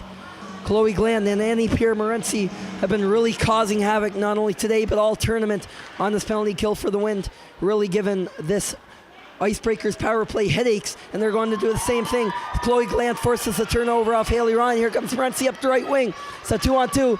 Psychs out Kitchen. Morency lost the footing on her stick, though, as she tried to force that back into the blue paint in front of Haley Bennett and net, but was forced off the puck by Fleet. Kitchen left it back for Holly Thistle, but Morency gets the positioning to kill off another few seconds at the very least for the Western Wind. Chloe Glant hanging around her up high near Abby Fleet, who now has the puck. Off the inside blade of Chloe Glant's left skate as it bounces over to Kitchen, and Eastern has to try again on the zone entry. Fleet and Hopkins pull that off fine as the shot from Ryan comes, but that one was knocked down by Emily McGuigan. McGuigan then redirects that over the corner. Abby Fleet is right in there, getting first to the puck and taking a shot from McGuigan and low, and it's over. Rachel Hopkins at a wide open net, but she could not pick up the pass coming over on the side from Katie Parsons, as that is the end of the Aaron Rennie penalty.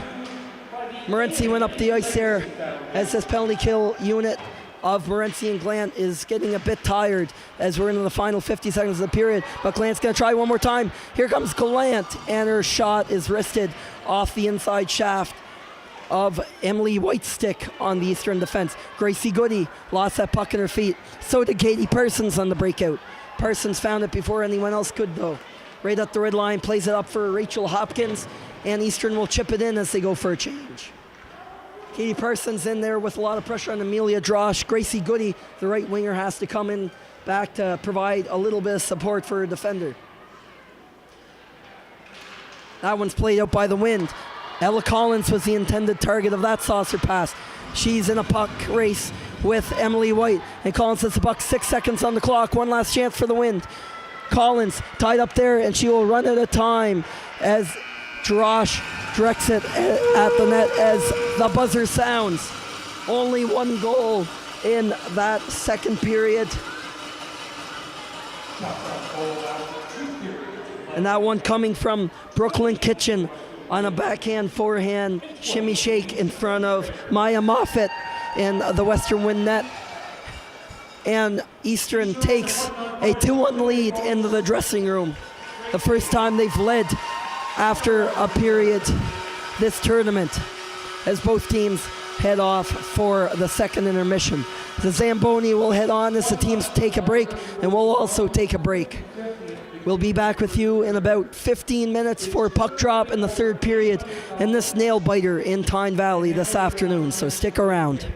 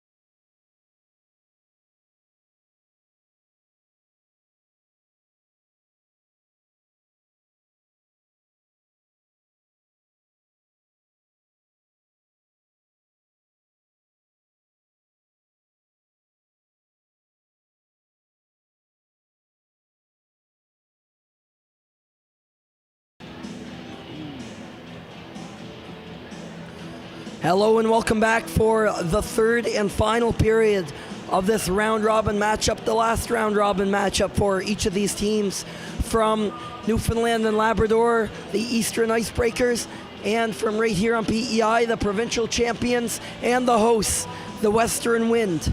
Only one goal in that middle frame coming off the stick of Brooklyn Kitchen, her first goal of the tournament for the split forward defense player. A nice dangle to beat Maya Moffat on the glove side and net, and right now that's the difference. The teams take the ice to a raucous cheer, especially from the Newfoundland side. Also finding the net today, Katie Parsons for the leading Icebreakers on your screen. The home team this game is Eastern. They have 2 on the home side. And the host team, the Western Wind, are the guests with 1 goal. And the only goal scorer for them has been Gracie Goody way back in the first period.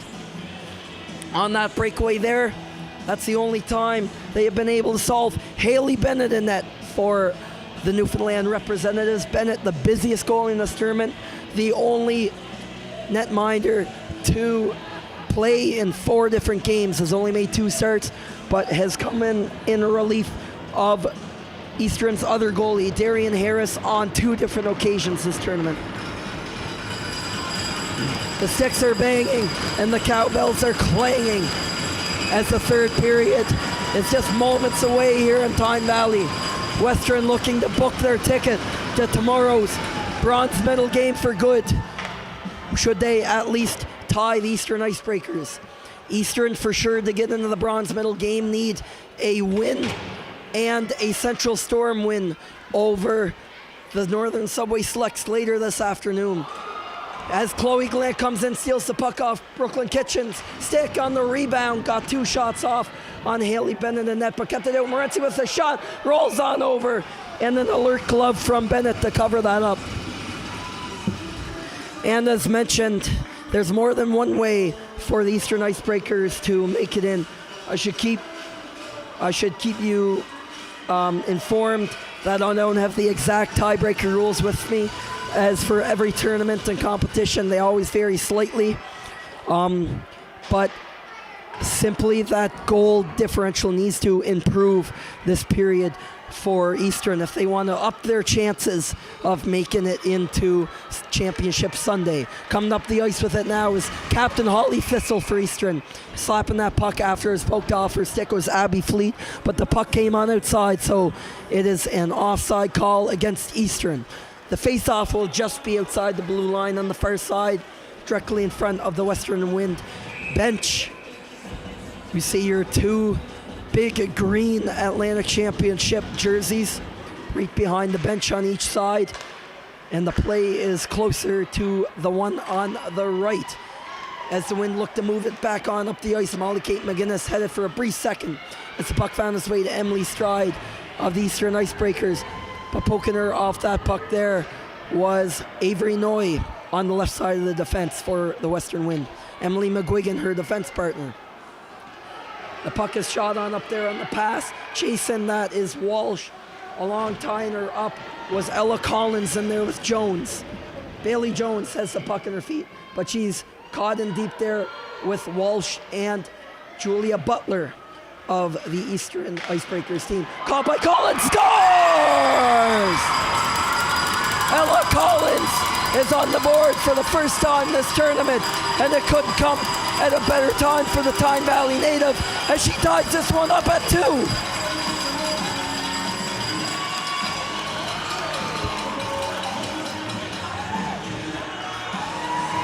We knew it would just be a matter of time for number 97 to find the back of the net. 3rd in team goals this year with 6 in 23 games and 15 points, and the same number of games in Island play, regular season and playoffs. And she gets a fortunate bounce her way as it bounces out to her in the slot, and she shoves it under an unsuspecting Haley Ryan right back on the net, and it went through Haley Bennett.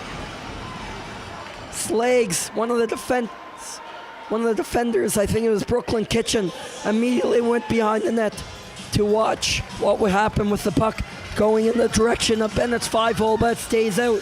And less than 2 minutes into the third period, we have a brand new game here in Tyne Valley. Ella Collins with the equalizer as it's tied at 2 in this all-important round-robin game for medal hopes for each of these hockey teams. Isabel Richards came away with the puck there for a brief second off that face-off that was won by the Western Wind. It's immediately taken away by Eastern and dumped down the length of the ice. The face-off will come back to the exact same spot to Haley Bennett's right, and the teams will try again.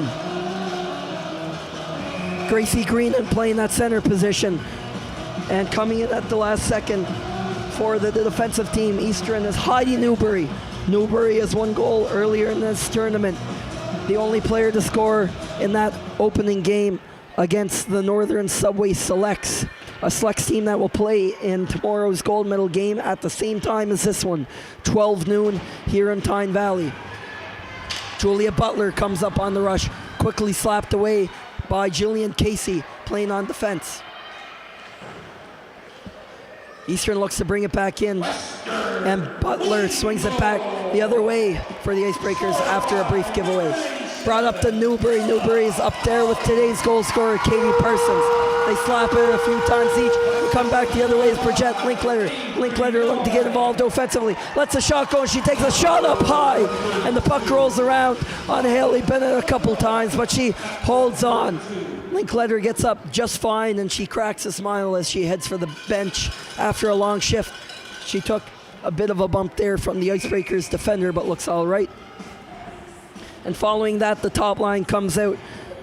Annie Pierre-Morency lines right up behind Chloe Glant, taking the face-off. Drops back to defender Erin Rennie, tipped by Glant, but still misses the net. Amelia Drosh right after. Gracie Goody is waiting on that other side. Bounced at the Morency, and it was right on her tape for a split second, but bounced away on her off to her left.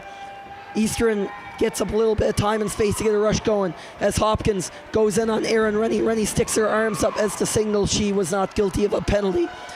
Maybe that'll be a bit of an important factor now, as Western has taken all 5 penalties this afternoon, 4 of those coming in this past second period.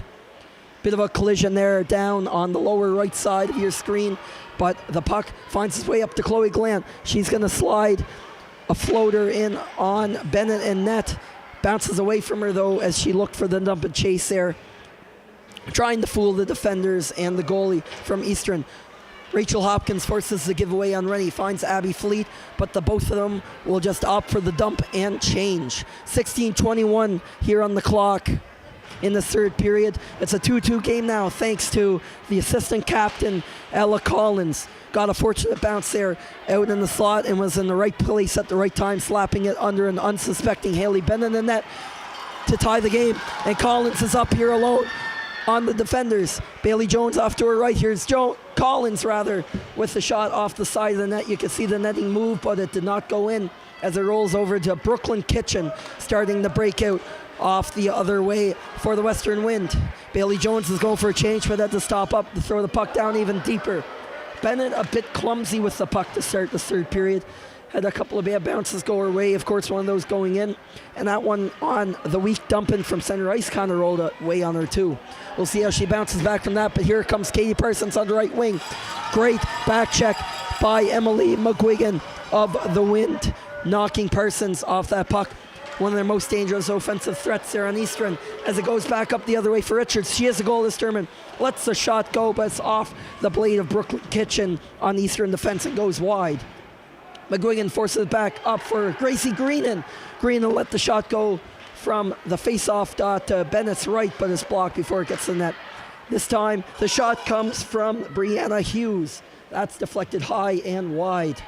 Greenan tries to force the backhand out in front. Hughes goes from the goal line with that shot. Bounce out to McGuigan. The shot up high, and Haley Bennett sees that through the crowd and makes the save off the chest.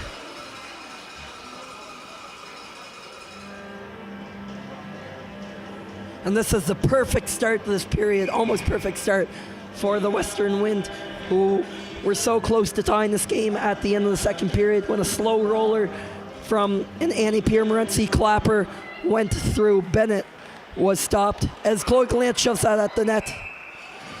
Goody was there too, Bennett made the stop. But in the final couple minutes of the second, that Morency shot rolled through Bennett, but a few seconds late after the official lost sight of the puck and blowed the play dead. But this time, there is no doubt this game is tied, thanks to Ella Collins. Speaking of Morency, she's back out there with the top line of Chloe Gallant and Gracie Goody, looking to give Western their first lead of this hockey game. Here's Gallant down low, looks for Morency out front, and it got caught up in her skates as the pass wasn't right where she wanted it. Bridget Linkletter forces it back down low to Chloe Gallant, trying to play that setup role in behind Gretzky's office, behind the net. And back down the other way is Abby Fleet. She has a goal this tournament for Eastern. Walk in now, Haley Ryan tried to get the shot off, but she's tied up well there. And Ryan almost got another chance, but she missed it. And there is a player hurt behind the net as Western goes down the other way. Gracie Goody and Annie Pierre Morency, and they're against 3 or 4 Eastern players. Going slowly off the ice is Chloe Gallant, and this is not a sight you want to see if you are the Western Wind. Their best player, their number 1 center, their top scorer, and their captain got off under her own power. She was thrown down there violently against the boards behind Maya Moffat's net, and she is being attended to on the bench. Looked like a high hit. I don't want to speculate on injuries, so I will respect that privacy, but Chloe Gallant is pretty shaken up heading back to the Western bench. Western won the face-off, though, as it comes back to Erin Rennie. Rennie shoots it over into the corner. Right in front. Pass to McGinnis. Scores! Molly Kate McGinnis joins the party. Her first goal of the tournament. And the first lead for Western in this all-important game against the Eastern Icebreakers. A 3-2 win.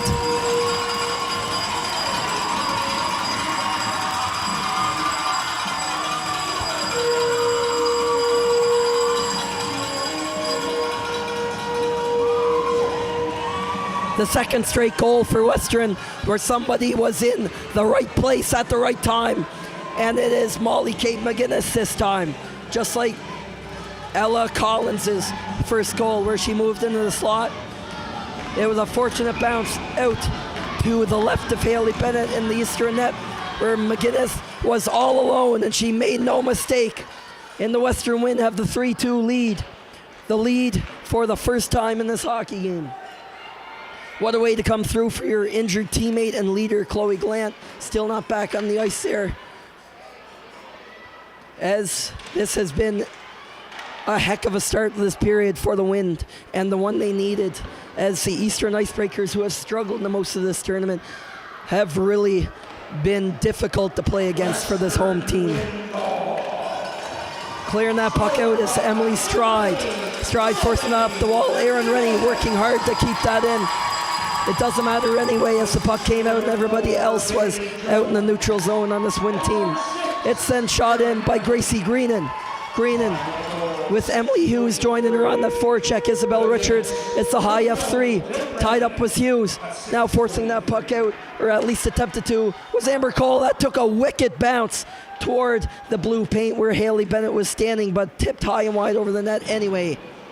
Isabel Richards takes the puck as Erin Rennie and Emily Stride collide higher up behind the play. No calls after that. The Newfoundland representative side, the cheering section over to my right, didn't like that too much, as the Wind holding in the zone. And there in the battle is Gracie Green and the Hughes out front. Hughes and Green are both slapping away at it, but they couldn't get the puck close enough to Bennett for a good scoring chance. Erin Rennie lets the clapper go after that, but Bennett tracks it all the way through for the save and the cover with 12 minutes left in this period. And this is a promising sight for the Western Wind, as what looked like a bad ending play for Chloe Gallant.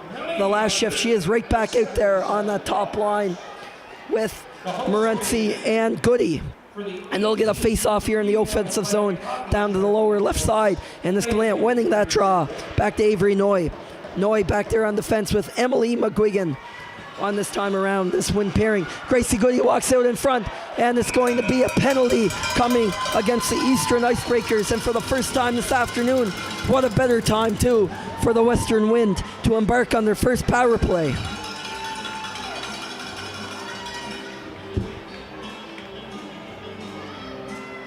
This live stream is brought to you by Township Chevrolet, PEI's #1 dealership.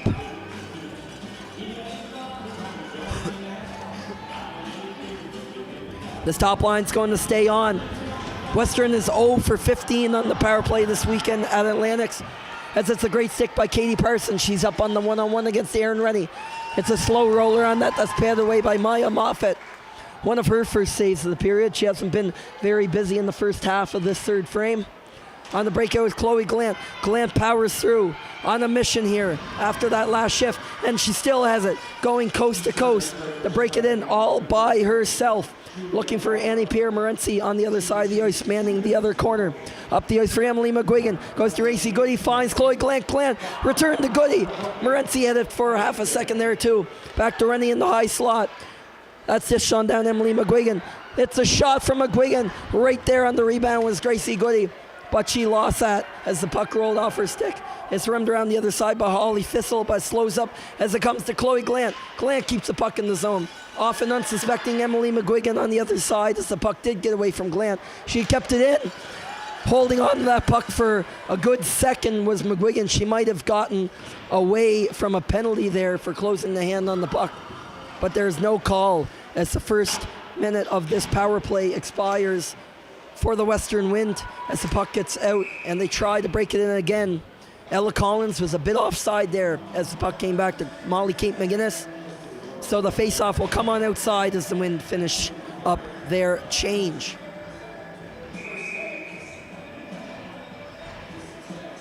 Now nearing the midway point of this third and final period. Molly Kate McGuinness has the go-ahead goal for Western. They've scored twice this period. First, Ella Collins less than 2 minutes in, and then McGuinness was in the right place at the right time to slam that puck home past Haley Bennett to give Western their first lead of the game. And here comes Bailey Jones. Jones, bouncing puck, almost came right to Ella Collins, almost getting through Bennett at the same time. But they were that close to making that 4-2 and scoring on the power play. 20 seconds left in this advantage. Passed out to McGuinness. Oh, right from the exact same spot she scored from minutes ago. Almost did it again, but Haley Bennett came up with a nice save there. And it was a no-look pass by McGuinness intended for her defender. It's a shot through a crowd. Collins had it caught up her feet to Jones. The shot, very close, popped out again. The power play ends. Noy on the backhand, and that hit a body and skipped on over to the right side of the ice from the Eastern perspective. And here comes Abby Fleet, but she'll be beat out in the foot race by McGuinness. What a period for number 8 in blue, the alternate captain, the leader on this team. Not a huge scorer. Has only 5 points in 23 regular season and playoff games on the island this year, but has contributed in the process. 2 goals. So Wind come in. Richards, the park right in front of the net on the backhand, and Haley Bennett saw it all the way through. Erin Rennie holds the blue line. Down behind the net now is Hughes. Hughes, no look to Green, and Green in the shot. Everybody comes on to the net, the Eastern net, and Haley Bennett pounces on that before anything else happens. I'd like to thank the following sponsors for their generous support. Dennis Motors, Artie Channel, and Ryan Noy. Eastern's going to take the face-off here. That's rimmed around the boards by White, but that gets nowhere. Holding the line is Western, Amelia Drosh from the tight angle on the pinch. Brought on back to Drosh from Greenan. Drosh and Greenan are going to go back and forth a few times, but they finally lose it to Eastern. Isabel Richards trying to hold that line, and she does. It's back in deep as Greenan will go after that. So will the captain of Eastern, Holly Thistle. Thistle working her way back out with it, but that hit an errant skate up by the blue line. It still gets out though for Eastern. Katie Parsons goes in on the left wing, challenged by a trio of Wind players. Trying to get that puck down the other way was Gracie Green, now on the defense. And that puck is cleanly passed from Drosh to Annie-Pierre Morency, who's tied up at the center ice, and she's going to draw a penalty for the Wind. As for the second time this afternoon, Western will go on the 5-on-4 advantage. 8:12 left in this third period now. Time is ticking down in the Eastern Icebreakers season. If they want to have any shot at making the tomorrow's bronze medal game, they have to win. So they have to score at least 2 goals here in the next 8 minutes of play. The most goals they scored this tournament was 2 on 2 occasions. Today against the Wind and yesterday against the other PEI team, the Central Storm, as Eastern won the draw and cleared it the length of the ice there. Aaron Rennie has to get back quick to get the breakout going. Leading the rush is Emily McGuigan. Going down that right wing as the defender. McGuigan lets a shot go, and that's blocked by Brooklyn Kitchen off to the side. McGuigan gets the puck right back after that. Aaron Rennie waiting up at the top point. Down low is Annie Pierre-Morency. Chloe Glant on the far side in the wind-up position. And playing at the net, in the net front, is Gracie Goody. Goody had to come over to help out Morency in the corner. And the puck takes a bounce up from the Eastern shot and deflects out of play.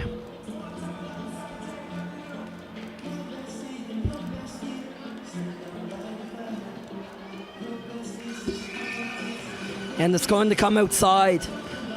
The officials had a quick discussion there to see where the face-off would be. It did appear like it rode up the stick of either Goody or Morency in that corner. So they're forced to try and break this puck into the zone again. 1:20 left on this penalty charged against Eastern's Heidi Newbury on the trip on Annie Pierre-Morency just seconds ago.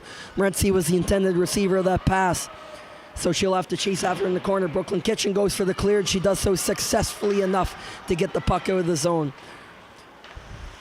Haley Ryan changes off for the Icebreakers on the kill for Rachel Hopkins. Chloe Glant lets a shot go. She was eyeing up that high right corner over the glove hand of Bennett and net. The puck stays in though, although that shot missed. Chloe Glant makes a quick move around Brooklyn Kitchen and will try to see her options on the other side of the ice. Cuts into the middle, looking at Morency, who was wide open on that opposite post. Shot through a crowd by McGuigan and not quite as Kitchen had the block and fired it right into the Eastern Icebreakers bench. So the face-off will be back inside to the left of Haley Bennett. Only 31 seconds left on this power play. Now all the Wind are trying to do is maintain a lead of some sort. An insurance marker, of course, would go a long way.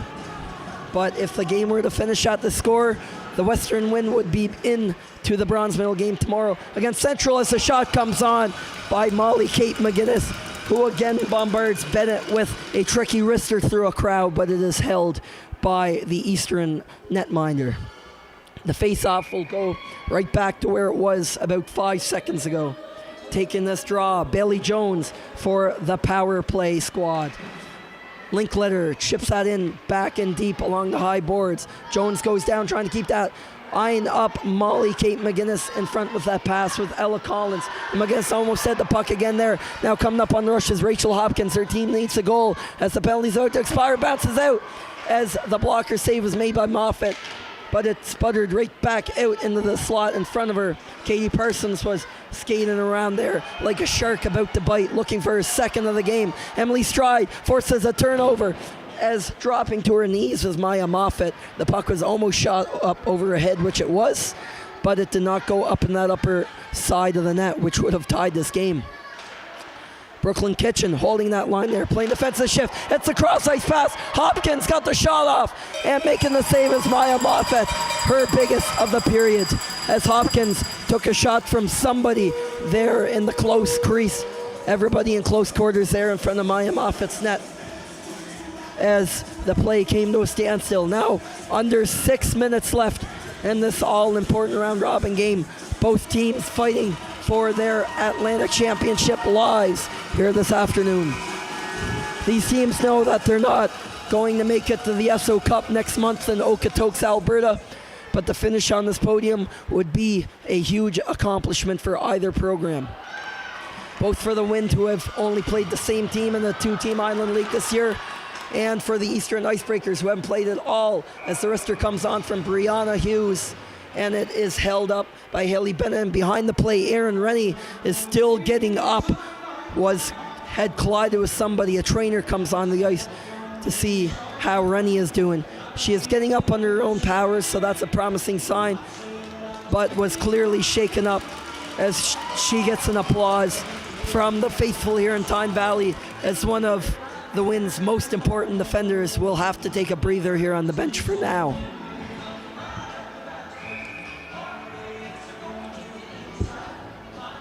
Gracie Greenan will be tasked with the face-off for the leading Western Wind, beating Haley Ryan in that draw. Bridget Linkletter directs that puck at the net. Also caught up in there was Greenan going toward the net along with Isabel Richards and Brianna Hughes. On this Wind third line, they'll get to try that again as Eastern ices the puck. Make sure to tune in with us in just about an hour's time here in Tyne Valley as the round robin portion of the 2022 Atlantic U18 Women's Hockey Championships wraps up with the Nova Scotia champs and the tournament favorites, the Northern Subway Selects, take on the Prince Edward Island representatives and runner-ups, the Central Storm.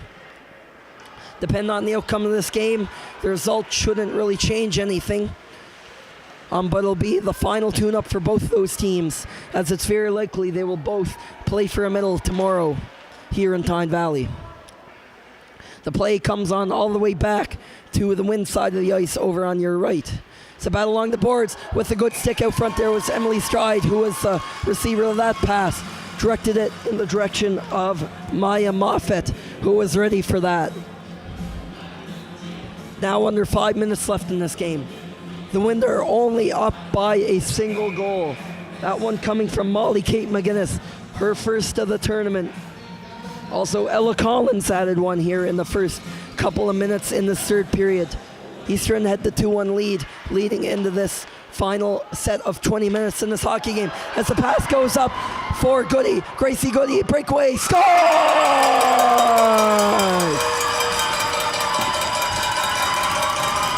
Gracie Goody strikes again. Her fourth goal in 4 games. Third goal in 4 games for this Western Wind team. And it couldn't come at a better time. Fighting for their playoff lives. It is the affiliate player Goody taking that on the breakaway, scoring all alone in on Haley Bennett for the second time this afternoon. And the Wind double their lead as the clock ticks under 5 minutes. What a tournament for Gracie Goody. Oh my, playing on that top line. She scores yet again for this team. She's been on a scoring spree, of course, finding the back of the net 4 times in her only 4 games, with the Wind being called up for them this year as the goal horn rings a little late as the puck is shot in on Haley Bennett in the eastern end. And although she's been standing on her head, the Wind have hit another level this period as Julia Butler cuts in. Butler comes in. She is hooked down, and there is no call on the play, much to the pleasure of one side and the pain of the other. Julia Butler had a breakaway of her own and was taken down, never even got the shot off, but there is no call. And I thought the Eastern bench would let the referees hear it after that, but looks like everybody is going to move on after that. Less than 4 minutes left now, a 4-2 lead for the Wind. 2 of those goals coming off the stick of Gracie Goody. Also in this period, Ella Collins scoring 1.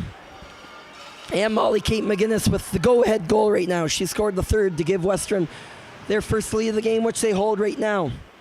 The workload a lot tougher now for Eastern. Remember, a tie is not good enough. They have to get those 3 points in the standings, which would mean a win. So they would be tasked with scoring 5 goals now.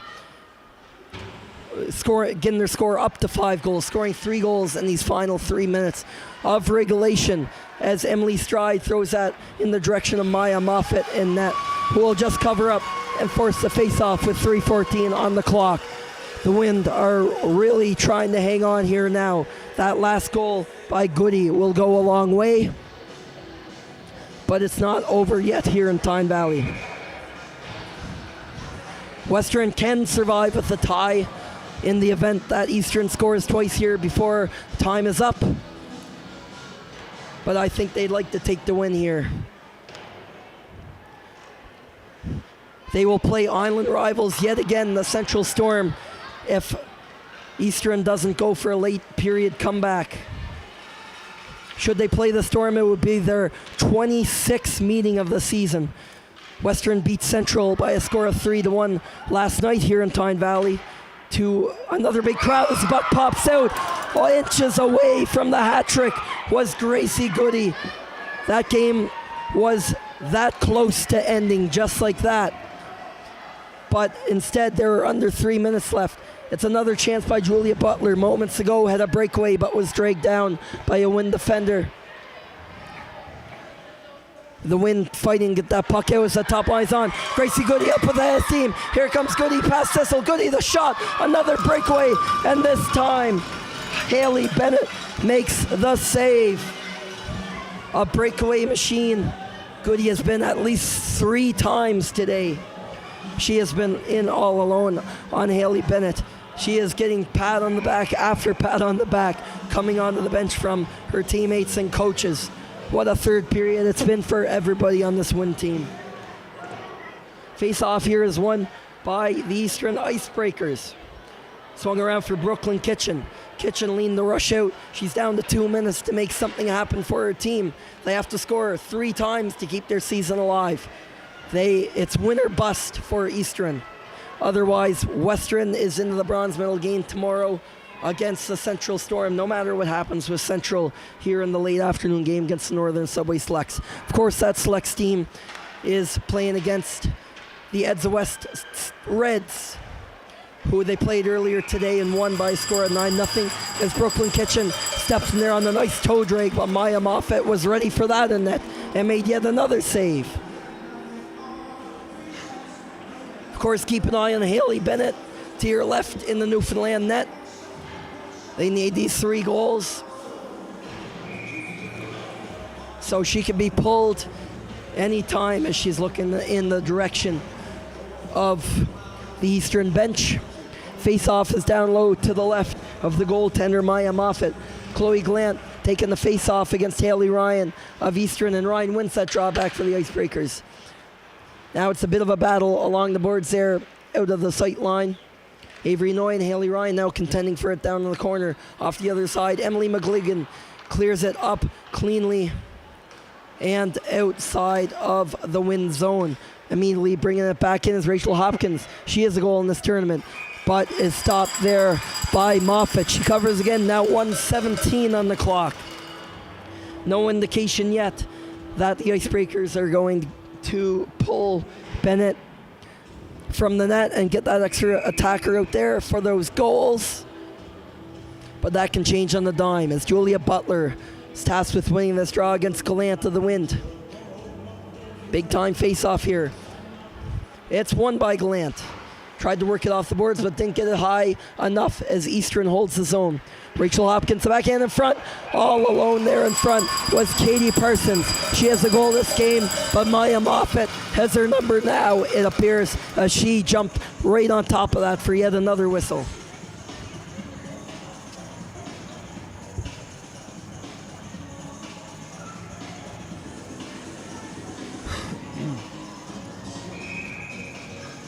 Newfoundland making the long trek here. They only played 5 games on the season before packing up and heading it for Tyne Valley.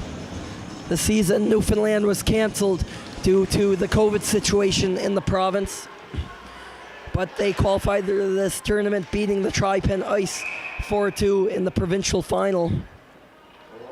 Came here to Tyne Valley and have more or less had a pretty difficult time playing the powerhouses from Nova Scotia in Northern and Edsa West, the New Brunswick champions. Central narrowly beat them yesterday by a score of 5-2, and now the Wind lead Eastern 4-2. Here in the last minute of play in the third period, Ella Collins, Molly Kate McGuinness, and Gracie Goody all flying in the back of the net in this third period. It was a 2-1 score for Eastern heading into the final 20 minutes. But Western has exploded for 3 to give themselves the lead as the clock ticks down, and they will very likely keep their season alive now as Maya Moffett gloves another one off the bouncing puck. That bronze medal game, of course, going here on the YouTube channel at 9 a.m. tomorrow morning. The Central Storm, no matter what happens to them in this afternoon's game, they will be there as they have that one win against the Eastern Icebreakers. Western about to grab their second win of the tournament against the Icebreakers as well, and that Storm team. It'll be enough to give them the home team designation in that medal game, as both of those teams look to hit the podium here in Tyne Valley this weekend. No matter what, it'll be their last games, no crossover games, just bronze and gold. As the final 10 seconds tick down, and the Tyne Valley faithful will happily accept this effort in the third period by the Western Wind, and will celebrate the victory here on Saturday afternoon.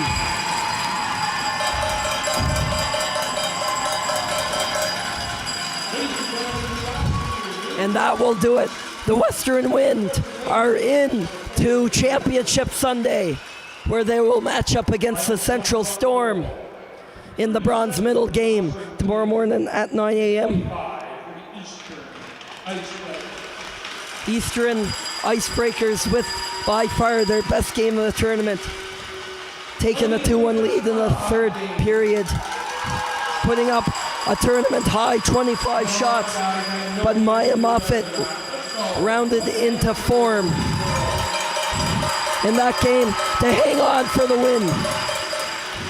Only her her third win of the season had to lean into this game as we throw it down to the ice for the player of the game and the most sportsmanlike player of the game presentations for each team. For the Western Wind is number 3, Tracy Goody.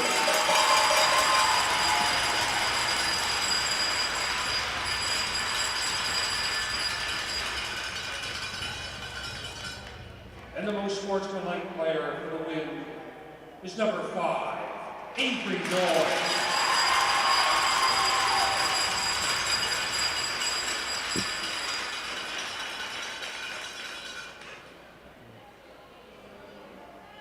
Player of the game for the Eastern Icebreakers is number 18, Emily White.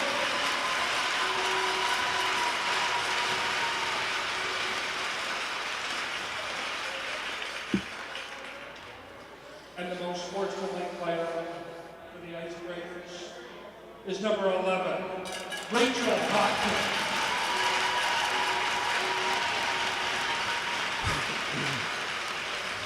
No surprise there from the Western Wind side for the player of the game winner, Gracie Goody, scoring 2 goals for the Wind, including the second one that sealed this game for the Wind in the final 5 minutes of this game.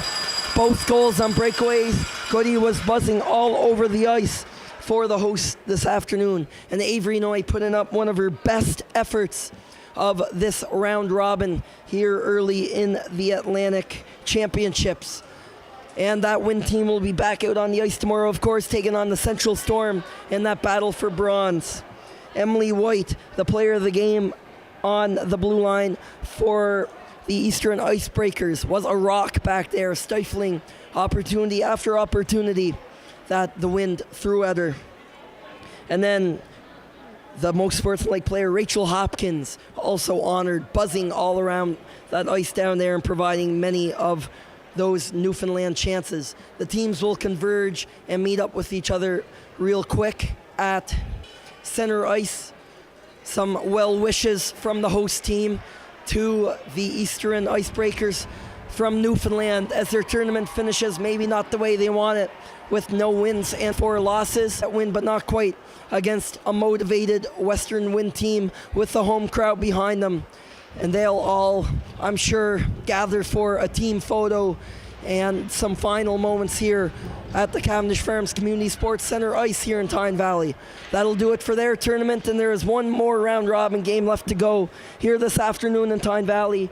In just 15 minutes time, the Northern Subway Selects and the Central Storm wrap up the round robins as they prepare. They are both into Sunday. The Subway selects into the gold medal game at noontime tomorrow.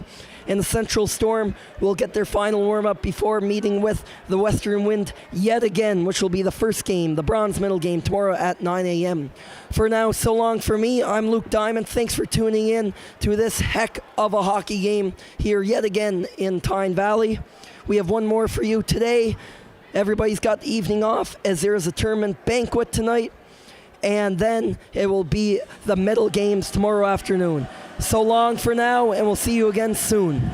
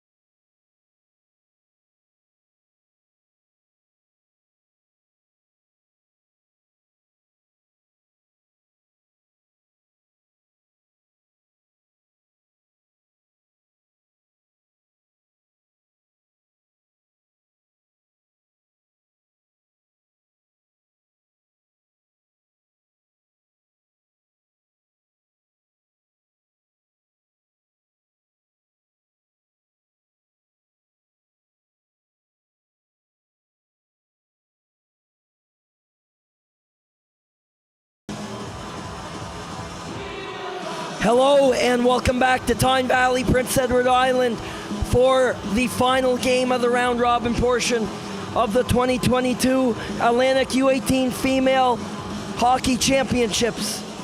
My name is Luke Diamond. Thank you for joining us this afternoon.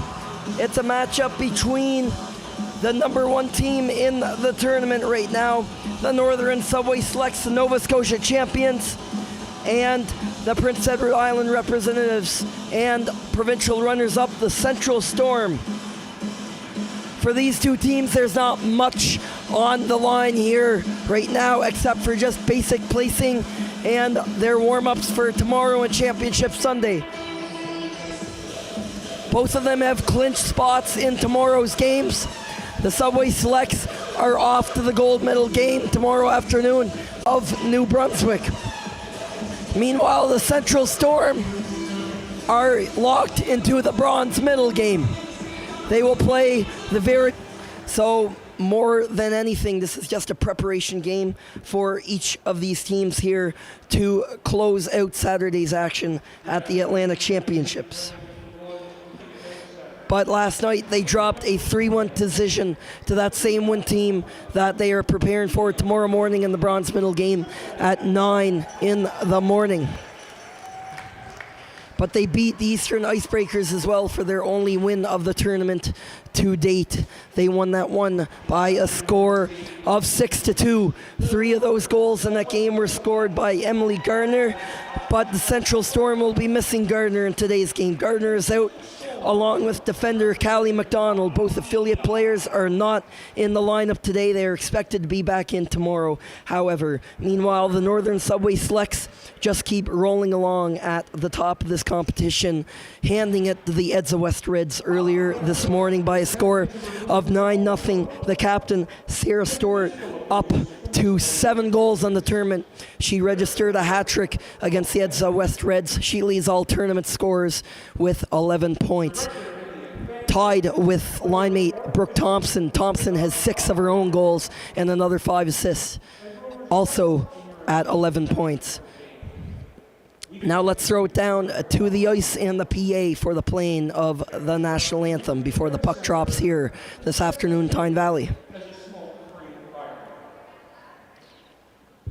At this time, I'd like to introduce today's officials. First, the referees. The referees are Jennifer Stewart and Natasha Berry. The linesmen are Carly Snow and Brittany Peters.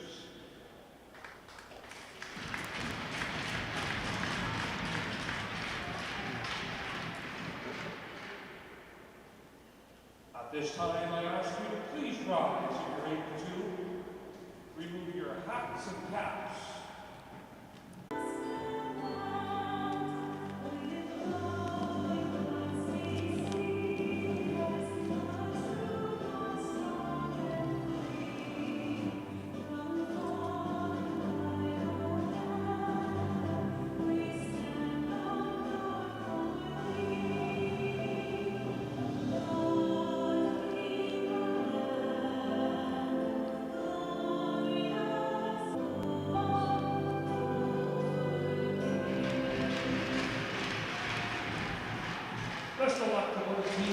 It's game 4 of 4 for each of these squads. Over on your left, the Central Storm in the white jerseys, and then the dark jerseys on your right. The Northern Subway Selects look to go 4-0 here in the round robin at the Atlantic Championships. Now to meet our starting goaltenders this afternoon. Katie Hughes is in net.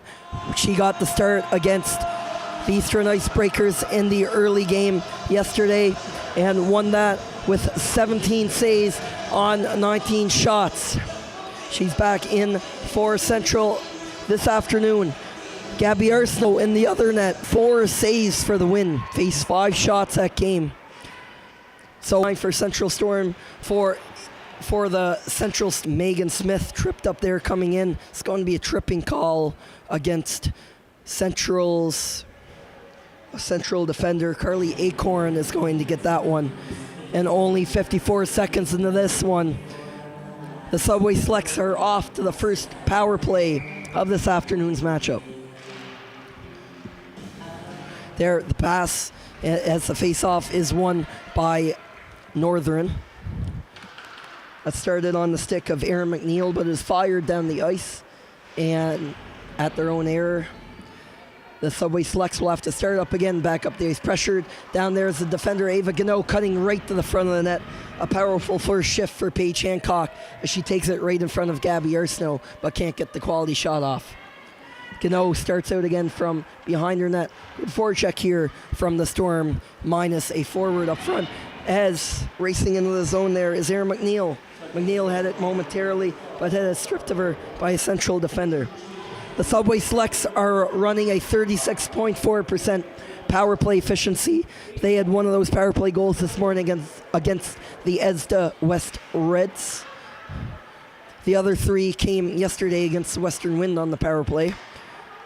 That's the second best efficiency to the Reds. The Reds running a 37.5% efficiency on the power play. They scored 6 times on the extra player advantage as the shot comes through there from the point. That's a big shot there from the back end by Josie Dunn, can really fire a puck. All these defenders on the Subway Selects team can really let it rip. One of them being Josie Dunn.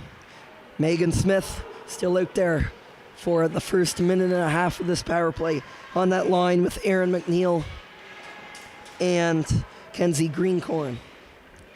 Sarah Fraser could not hold the line as Central shot it toward the blue line, the clearing attempt, and they were successful as they finally get their players off as only 15 seconds remain on this first power play of the hockey game. Out on the ice is Sarah Stork, coming off a hat trick last game.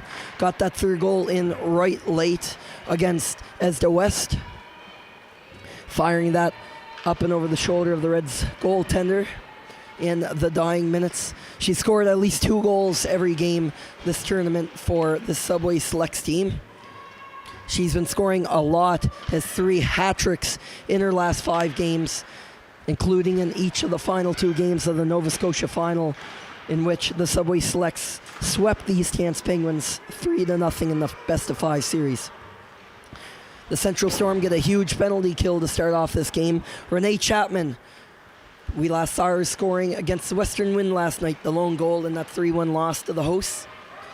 Lost the puck coming on down there. It's a 1-on-1. Sarah Stewart taking on the defender from Central. Batchelder is the challenge party as jamming at the puck in front of the net as Brooke Thompson has 6 goals in this tournament, had 1 this morning against the Reds. Comes around the side of the net. Sarah Stewart was waiting for it. Stewart had the puck for a second. I think there was still a wet spot on the ice after that Zamboni flood that was still drying up, and that's what cost the Subway Selects their possession of the puck. But the Central Storm are tired, and Chapman will slap that the length of the ice for an icing call. 15:58 here in this first period.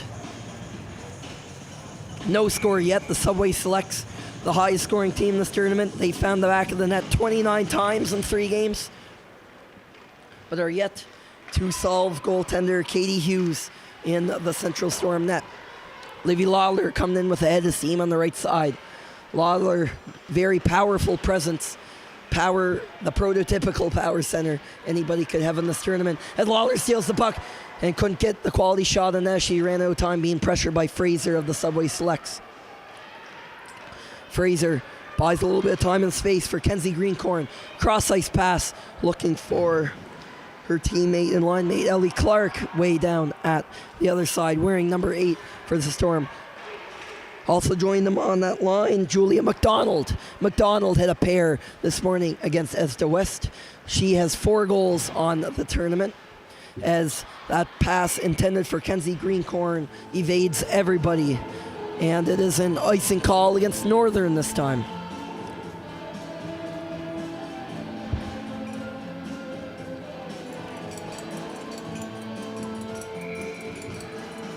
Central has only won 5 games this year. Won 4 times in the Prince Edward Island regular season schedule, or whatever you may call the 2-game competition, with the Western Wind beating them 4 times in 24 meetings. Didn't get the chance to defeat them at all in the 3-game playoff series that the Wind swept. And they picked up their 5th win just yesterday against the Eastern Icebreakers. Eastern finished with a record of 0-4, and they are heading home. They were having a bit of a photo shoot here just before puck drop over on the left side of your screen. There's a bit of a setup with balloons and a backdrop there with the Atlantic Hockey Championships logo on it. That's where they were all gathered, just adjacent to the Central Storm bench, as they soak in their last day of competition here in Tyne Valley. That puck is shot down the ice. The Storm just barely get across the red line to get the change in without sacrificing an icing call.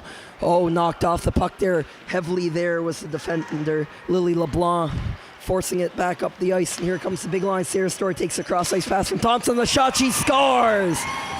Guess who? Sarah Stewart stays hot. And opening the scoring is Subway Selects captain. It's 1-0 Northern.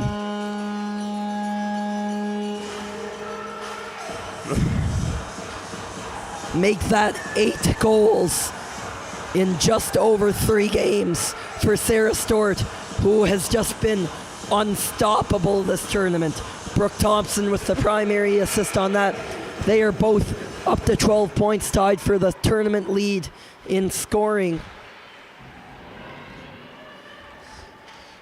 As Stewart scores in her 6th consecutive game with that one.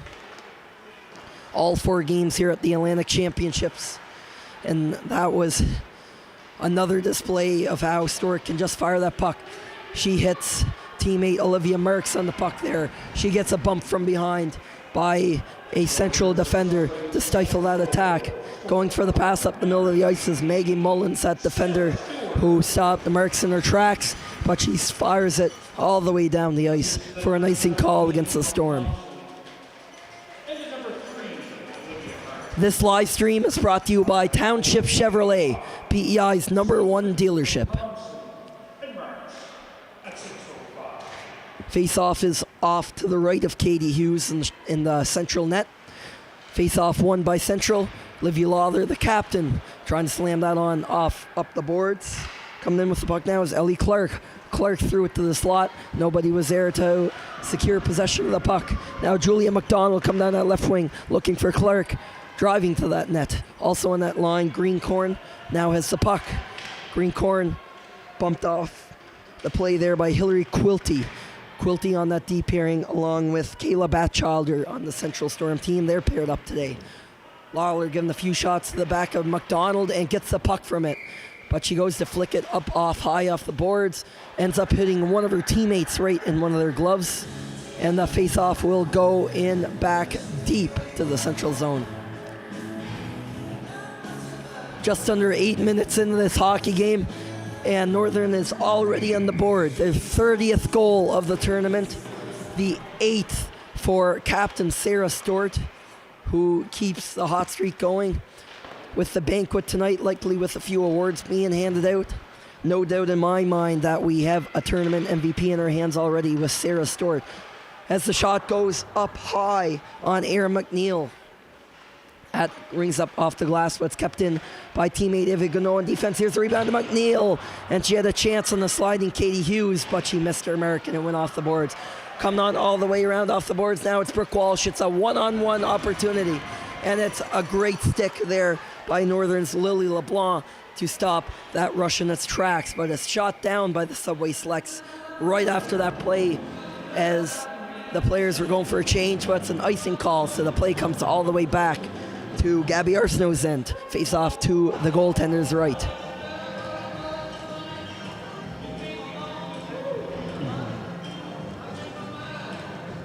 Renee Chapman lining up for the offensive team. Julia McDonald, rather Sarah Stewart right back there, out there on the ice, playing on the defensive side for the Subway Selects. Clearing attempt by Stewart actually there, but held in by Maggie Mullins. Grace London is contending there with Bree McPherson. Beyond that net as Mullins fires it through a crowd right in everybody's feet there. Grace London was right on top of Arsenault in net. But it got lost in her feet, so the play comes back the other way. Brooke Thompson has scored from the same spot as she scored from, and she finds heavy metal up top as she was aiming for the top blocker hand this time on Katie Hughes. and just comes within inches of scoring another 2 goals, which she has already done on 3 occasions this tournament. That puck skips all the way up off the black-colored netting, and the face-off will go outside. Sarah Stewart possessing that cannon of a wrist shot. Her and line mate Brooke Thompson have really been using that this tournament, as we've seen, as they have been filling the net like there's no tomorrow for the Nova Scotia champions. Brie McPherson has the puck bounce all the way back to her. Tries to clear it and has to make a last-minute panic move, but Sarah Stewart is there to provide the support. Marks now, cutting into the middle, surrounded by a pair of Central Storm players, and the Storm will steal the puck back. They're having a tough time getting it out after that, though, as Julia McDonald jumps onto the ice. The rest of the Storm forwards change now as Alyssa Perry fires it in and goes for a change herself. Coming out of the zone with that, Fraser, pressured heavily by Brooke Walsh, bounces out to Hambly. Hambly went for a shot on net where Arsenault was waiting, but the puck did not come to her as it was tipped just wide of the net. Fraser makes a play right through the slot, a bit of an ill-advised play, but with the help of Clark, the Selects are able to get that puck out of the zone as we're about to cross the 10-minute mark in this hockey game. Sarah Stewart has 1 goal. That beat Katie Hughes with a nice wrister high on the glove. Almost beat her moments ago on the high blocker, but rang it bar up on the crossbar. That close to a 2-0 game, and yet another 2-goal effort from Stewart. But Sarah Stewart, the captain, still with just 1 goal so far, just 1 goal. Kind of a first world problem when you are the top scorer in the tournament. But of course, as the offensive leader, you always have high expectations for yourself, especially on such a great team like the Northern Subway Selects have shown themselves to be this weekend. The Selects are caught in their zone. Josie Dunn on the second attempt forces that puck out to center ice where Erin McNeil, the forward, was waiting. McNeil comes in and smashes into Maggie Mullins, the opposing defender, pretty hard. That is off the stick of Gordon of Central. Renee Chapman is right on top of her, and crashing in with the puck was Jalen Langill. Langill has 3 goals in the tournament, scored once last game against the Esda West Reds. That pass was intended for Langill, but it missed her as Quilty played it out for the Storm. Both teams just finishing up some changes there. Grace London with the bang-bang pass to Livy Lawler. The captain, Lawler, went in for the shot, but as she tried to cut around, the stick went flying out of her hands, not by means of an illegal foul by the other team. Something else will be called here, though, as a penalty is coming for a body check. And it appears to be against the Northern Subway Selects. And it will be. Ava Gano is off to the box on a body-checking minor. And for the first time today, the Central Storm will go to the power play.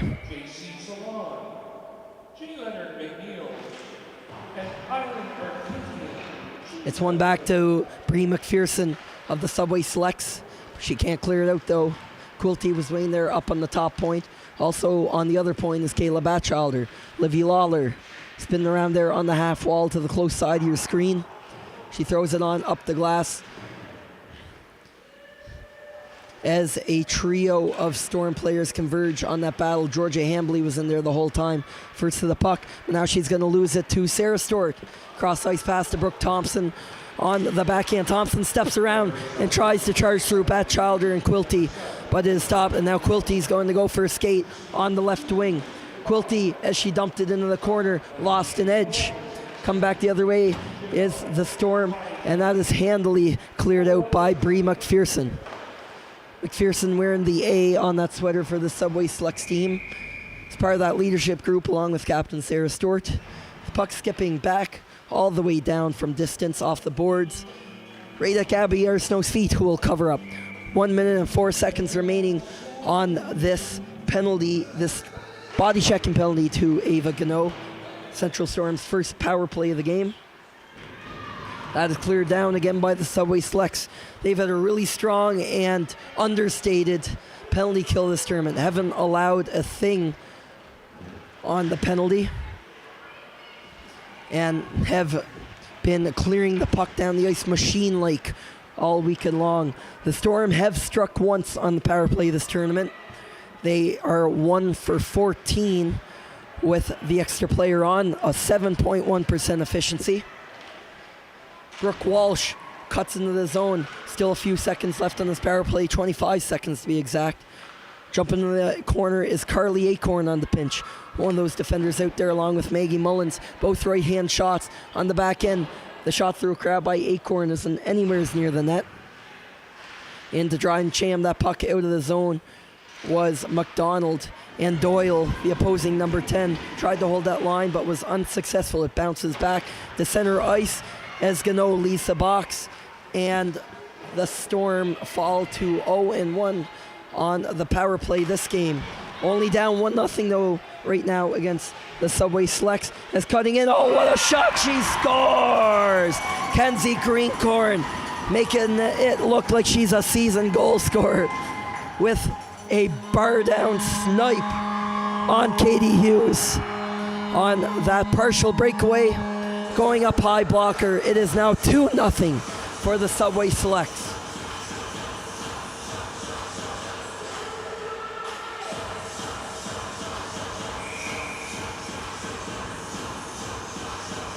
Kenzie Greencorn is having a tournament. That's her third goal, her 4th point of the Atlantic Championships, and that's certainly her best yet. Greencorn struck twice in that game against the Western Wind yesterday afternoon. Leading that pass off, Chapman was to Carly Acorn, but a bit of miscommunication there as the Storm have to shoot it back in. 6 minutes remain in this period. Now 2-0 for the Subway Selects. The Selects tend to score in bunches. Let's see what happens here. It's 2-0 now after that heck of a Greencorn goal. Going right up top. We've seen that on a few occasions, probably every game from the Subway Selects. Brooke Thompson, Sarah Stewart, who has the puck now with those shots, especially. Stewart fights off the pressure, but it's an alert pad save from Katie Hughes that keeps out of the net. Good job to hold the line. There's Bree McPherson. McPherson airmails that over the net. It's off the glass. That goes to Mairead McPherson over on the other side. Bree's sister, as they've been paired up on that blue line pairing all weekend long for the Subway Selects. Bree goes on the no-look spinorama behind the net for Marks. Marks is contended there with Carly Acorn. Also helping along the wall for Central is Cassie Gordon. And now about 5 players converge there on the far corner. It pops back to McPherson. Bree McPherson had a bit of a room for a shot, trying to spin around there. It was dangerous. Sarah Stewart, she gets the puck over to Brooke Thompson after falling down. Thompson goes for the bit of a saucer, but the stick was in the right place at the right time for Gordon, who gets it just far enough out of the zone to kill that pressure from the Northern Subway Selects. Sarah Stewart with a quick pass up the ice for Olivia Marks. That top line is right back up there, but not for long, as Mairead McPherson has to retreat on defense for this team. Brooke Thompson tries to bring it through the legs and pops the Stewart back to Thompson. Thompson with the shot, she scores! With that forehand backhand move, she made it look like business as usual. The goal scorer strikes for the 7th time in this tournament. Make that 3-0 for the Subway Selects.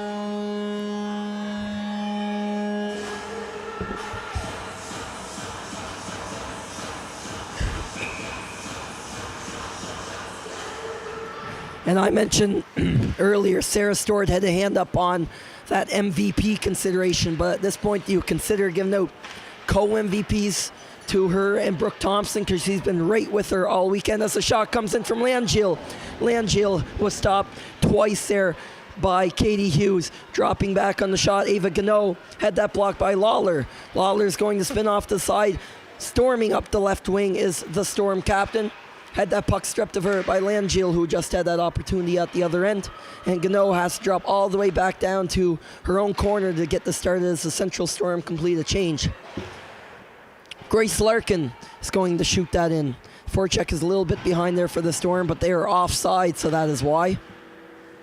Pin that puck up on the other end is the scorer of the second goal for Northern this afternoon. Kenzie Greencorn with that second goal. A heck of a heck of a marker that was. Trying to clear that puck out that time was Maggie Mullins on a late shift, but that rode up someone's stick into her own bench, and the face-off will come back in deep to the Central Storm end. Make sure to tune in with us tomorrow, starting bright and early, once again at 9 a.m. It is, again, the Battle of PEI, the 26th time that the Central Storm and the Western Wind will come head-to-head this season. Most recently, the Wind winning last night's Battle of PEI by a score of 3-1, all four of those goals coming in the second period. But this time, a bronze medal is on the line. Even though the Storm out on the ice here have won just 4 of those 25 meetings, the only one that matters now is tomorrow to see who finishes higher on the Atlantic stage, as it was a nice individual effort there by Greencorn up on over to Hughes's blocker side, where she will cover up for the face-off.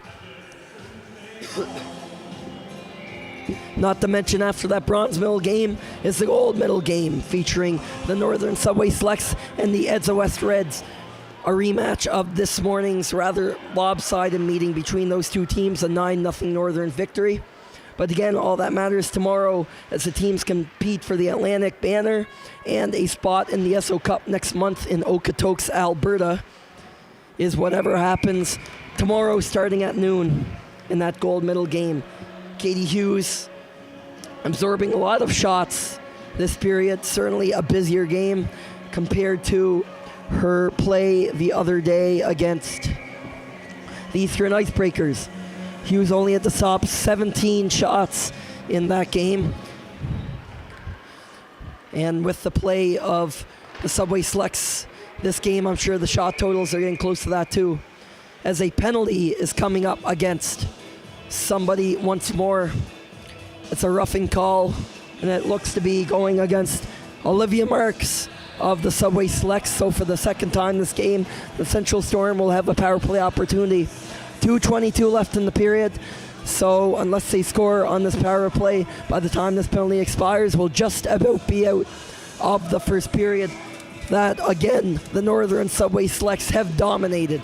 They are up 3-0. Goals from Sarah Stewart, Brooke Thompson, and Kenzie Greencorn. 3 of their most prominent scorers this weekend here in Tyne Valley. Face-off is won by Central. Livy Lawler. Heavy pressure from Bree McPherson on defense. Cross-ice pass to Carly Acorn on the opposite point. Throws it on net. It was a bouncing puck, and Georgia Hambley was there on top of the net. But that is steered away by Gabby Arsenault. Again, hasn't seen a lot of shots, but made an alert save there. Working over zone there is Bree McPherson, but she couldn't clear that down. Holding that line was Grace Larkin. Back in the corner where Bree McPherson jams away at it again. Livy Lawler giving her a hard time. Diving for that now is McPherson, but not even that worked. Hambley throws it on net. It's right along the ice. That is steered away by Arsenault. A little more time here for the Selects, and that is cleared down the length of the ice by Mairead McPherson, who will head on off for the change. Carly Acorn all on top of the penalty killer from Northern. Jalen Langill is in there deep to kill off another 5 seconds. Only 45 seconds left in the Central power play. It's a 2-on-1. Here comes Walsh. Brooke Walsh with the shot up high. Big save by Arsenault. Rebound. Scores! On the second attempt and on the wraparound, Brooke Walsh comes all the way around to fool Gabby Arsenault on the opposite post, and the Storm are on the board. It's 3-1.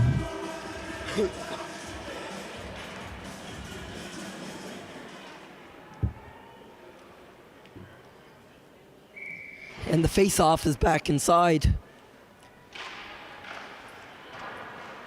Trying to figure out what was going on here as the goal was waved off. Brooke Walsh had the arms up, but the referee determined that either the whistle had went or the puck had not crossed the line.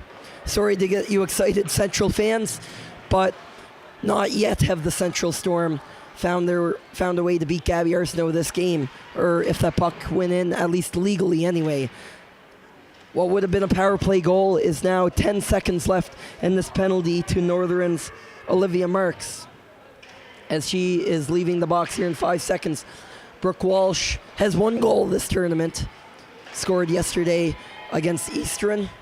Now she'll look to try for that second one once more as she's still out on the ice here as the penalty expires. Looking to clear that puck down the ice is Aaron McNeil as the final seconds of the first period tick down. The return shot is returned by Paige Hancock, and that will do it here in the first frame. Again, it is Northern Subway Select's dominance. Same old story, same old song for the Nova Scotia champions. Same can be said for Sarah Stort and Brooke Thompson, the two snipers for the Subway Selects team, who again find their name on the score sheet. Also joining them, Kenzie Greencorn with that other Subway Selects goal as they strike 3 times in the first period here in their final game of the round robin against the Central Storm. Both teams preparing for games tomorrow, but the Subway Selects are comfortably ahead as the Zamboni prepares to take the ice. We will step aside for a few minutes and we will be back with you to prime you for the second period of play here in this Saturday afternoon matchup in Tyne Valley.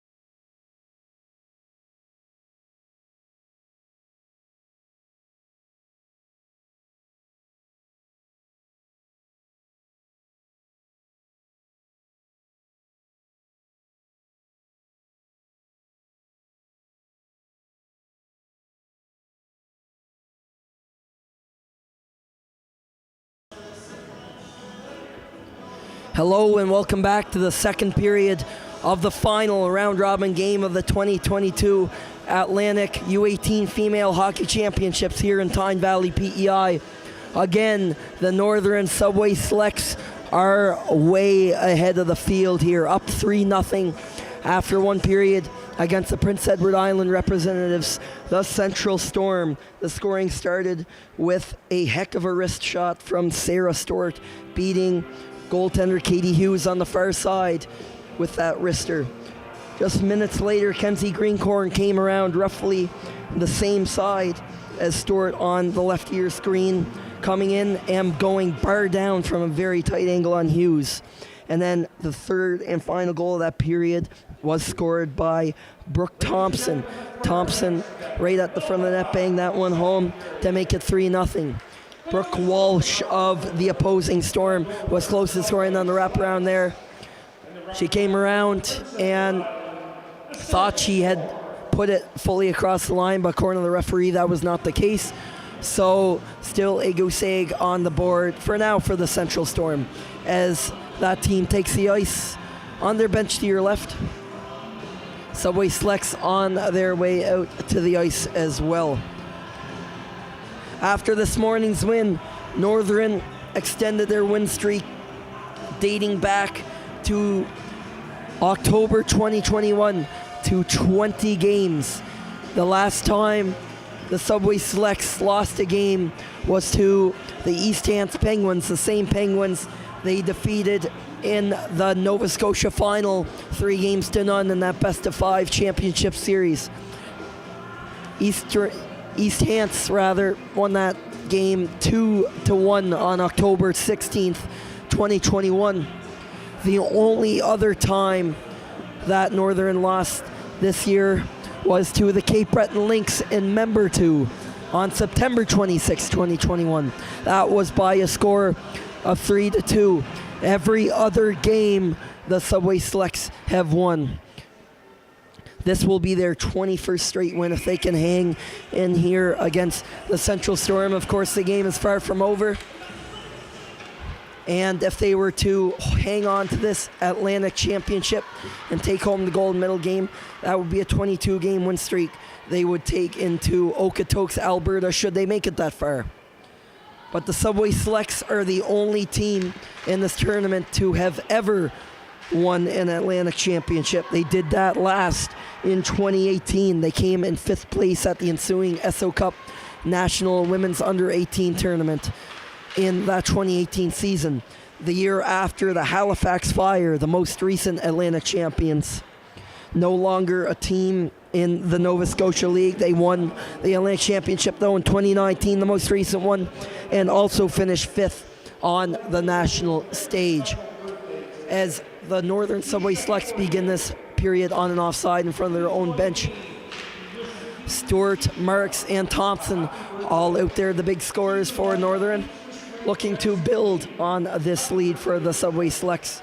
Starting out this rush here is Bree McPherson going for a skate and cutting the slot. Off the side for Thompson. Thompson lets a shot go, but that one is blocked by Hillary Quilty, and she is stinging after that one, limping on the ice there. She has a bit of a tough time stretching for that puck. Coming in is Thompson, right down on her knees, swinging at it. But ready for that was Katie Hughes, who dives for the nice save. Just over a minute in the play in the second period here.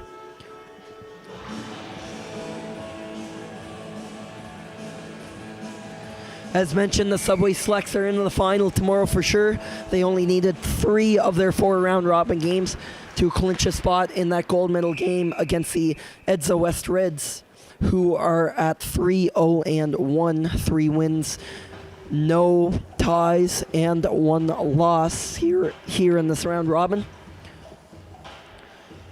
The Subway Selects, though, they beat the Reds pretty good this morning, 9-0. Northern is outscoring everybody in this tournament, or rather they have a goals for goals against differential of 31-2, including the 3 goals that they scored here in the first period. Another interesting stat, Northern has scored in the first minute of the second period. Every game this tournament, except for this one, as we're into the second minute of the second period now, and no more additional goals off the Subway Select sticks. Held into the corner there was Mairead McPherson. McPherson manning that left point, while sister Bree is over on the right side. Bree backs up there as 4 or 5 players converge in front of the Subway Selects bench, and a bit of a puck battle in the neutral zone. It is the bang-bang pass attempt from Stewart, intended for Olivia Marks, but Marks lost it. Now the Central Storm will try and go back the other way. Bit of a hot potato game here between these two teams, as nobody can decide who will get what rush here in the neutral zone, as nobody can establish anything as the Subway Selects go for a change. Racing for the puck is Georgia Hambley and Northern defender Lily LeBlanc, and LeBlanc comes in on top of that, feeding forwards there. Coming in with the puck now is McNeil. McNeil with a shot that's deflected, and the rebound, possibly saving a goal there, was Grace Larkin, as Megan Smith came in off the bench and just missed that chance on Katie Hughes. McNeil will get another opportunity here. Shooting that on net, that's blocked away lightly by Hughes. Back to the same spot it was 5 seconds before. Batchelder will whack at it for the Storm and shoots it hard enough to get called for an icing, and the face-off will come all the way back to where she just shot it.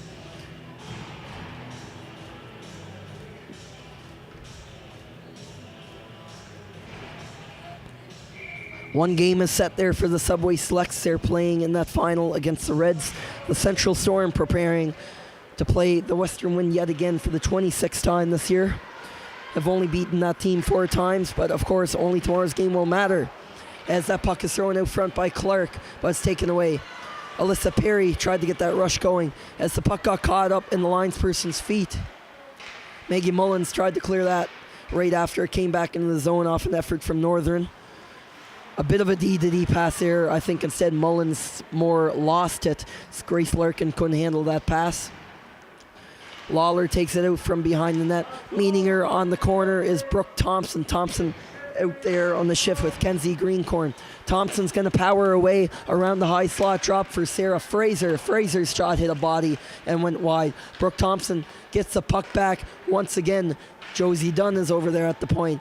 Goes back to Thompson for that, as Sarah Stewart now steps on the ice along with Olivia Marks on this top Northern line. Back to Julia Dunn. The shot, she scores! Josie Dunn shot that through the crowd, and it went up and over Katie Hughes' shoulder. That makes it 4-0 for the Subway Selects. Not sure if Dunn will get the credit for that goal. We'll find out here upon the PA announcement, I'm sure.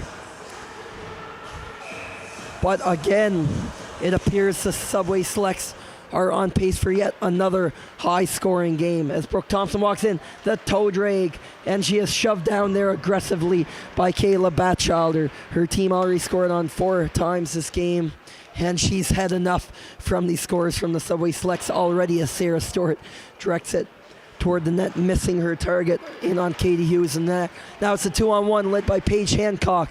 A good pinch there by Mairead McPherson, to kill that play. Bree McPherson now will lead the rush up the ice. Soft pass over to Stewart, immediately over to Olivia Marks. Marks tries to shift to the backhand, but that is picked off by Central Storm player again as Hancock. In on the pinch was Bree McPherson, as it is then rimmed around the boards by the Storm's Cassie Gordon, and she will go for the change along with her line mates. Brooke Thompson back in deep in her own end with that. Leaves off for Sarah Stewart. Over on the other end, waiting for that D-to-D pass, was Mairead McPherson. Bree McPherson with the long stretch to Thompson. Brooke Thompson steps in, the backhand, she scores! Brooke Thompson again, her second. And it's another entertaining one from the Subway Select sniper. Now she has 8 in this Atlantic Championships as Northern advances their lead to 5-0. Just 5 minutes into the second period over Central.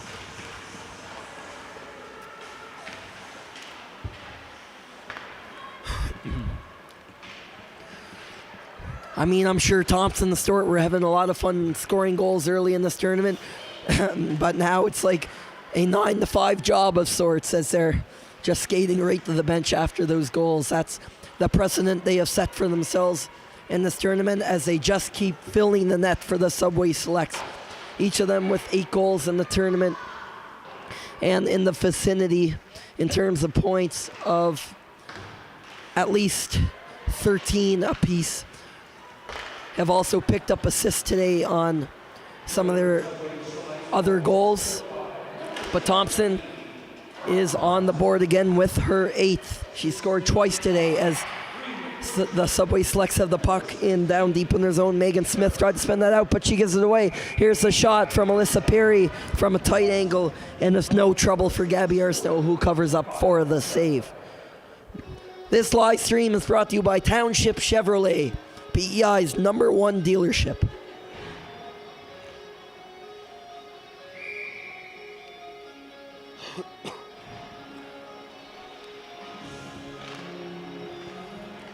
The second game today for the Northern Subway Selects. They won by a score of 9-0 over New Brunswick's Edsa West Reds. Usually it's a disadvantage when you're the team playing the extra game the day before Championship Sunday. The Edsa West Reds, on the other hand, they had their busy day on the very first day of this Atlantics tournament. While the Subway Selects get the late rest, but they do not look phased stepping out here for the second game against Central and already establishing a 5-goal lead before we're even halfway through this matchup. Flicked on out there was Megan Smith. Smith is going to chase her own play, and instead it's Julia McDonald taking it. McDonald swinging in there behind the net. McDonald has 4 goals in the tournament. Leaving that puck off there, back to Fraser at the point. Fraser goes D to Dunn. Dunn head apart the play in that 4th goal as everybody swarms in on Katie Hughes at the central net on that rebound. But Hughes covers up before anybody else does anything.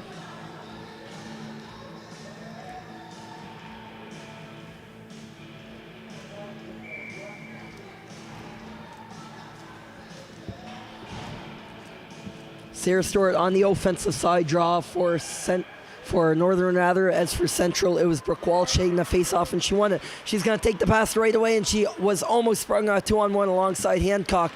But Bree McPherson was first to that puck as Walsh bobbled the pass. Stepping in now, Sarah Stewart.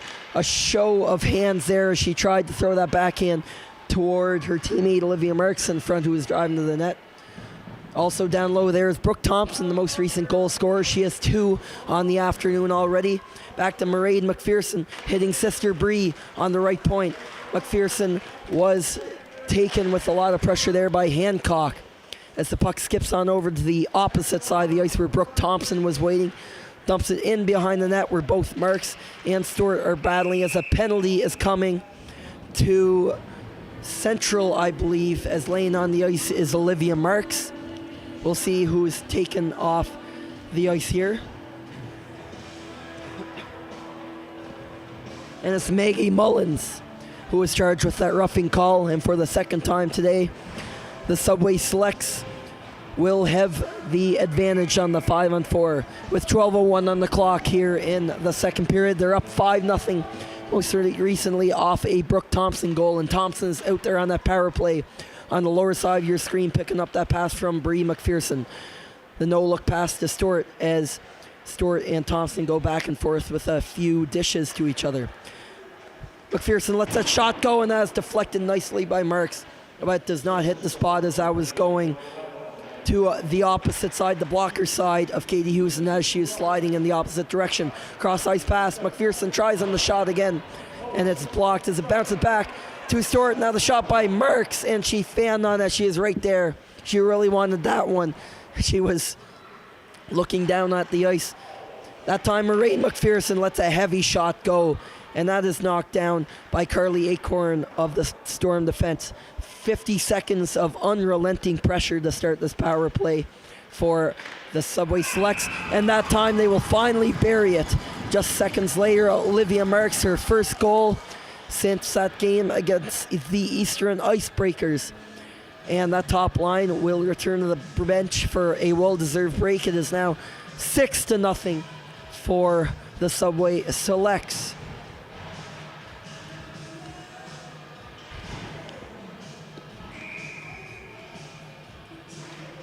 Marks started this game with 7 points, 2 goals, and 5 assists. Along the way through those first 5 Subway Selects goals, she may have picked up a helper or two, but that's her first of the afternoon, her third of the tournament. As going around the net for Northern is Erin McNeil. McNeil couldn't get it all the way out. She had a tough time doing that. Lily LeBlanc will try on the other side and instead reverses the play where her defense partner Ava Gano was waiting. Gano getting a ton of pressure on this shift from Livy Lawler, the captain of the Central Storm team. She's right in there into all those puck battles today. Although this game is quickly getting away from the Central Storm. Lawler tried to feed Perry with that pass, but instead it is picked off by Gano of the Subway Selects. They try on the clear again a second time. Dancing with the puck there on the takeaway was Jalen Langille.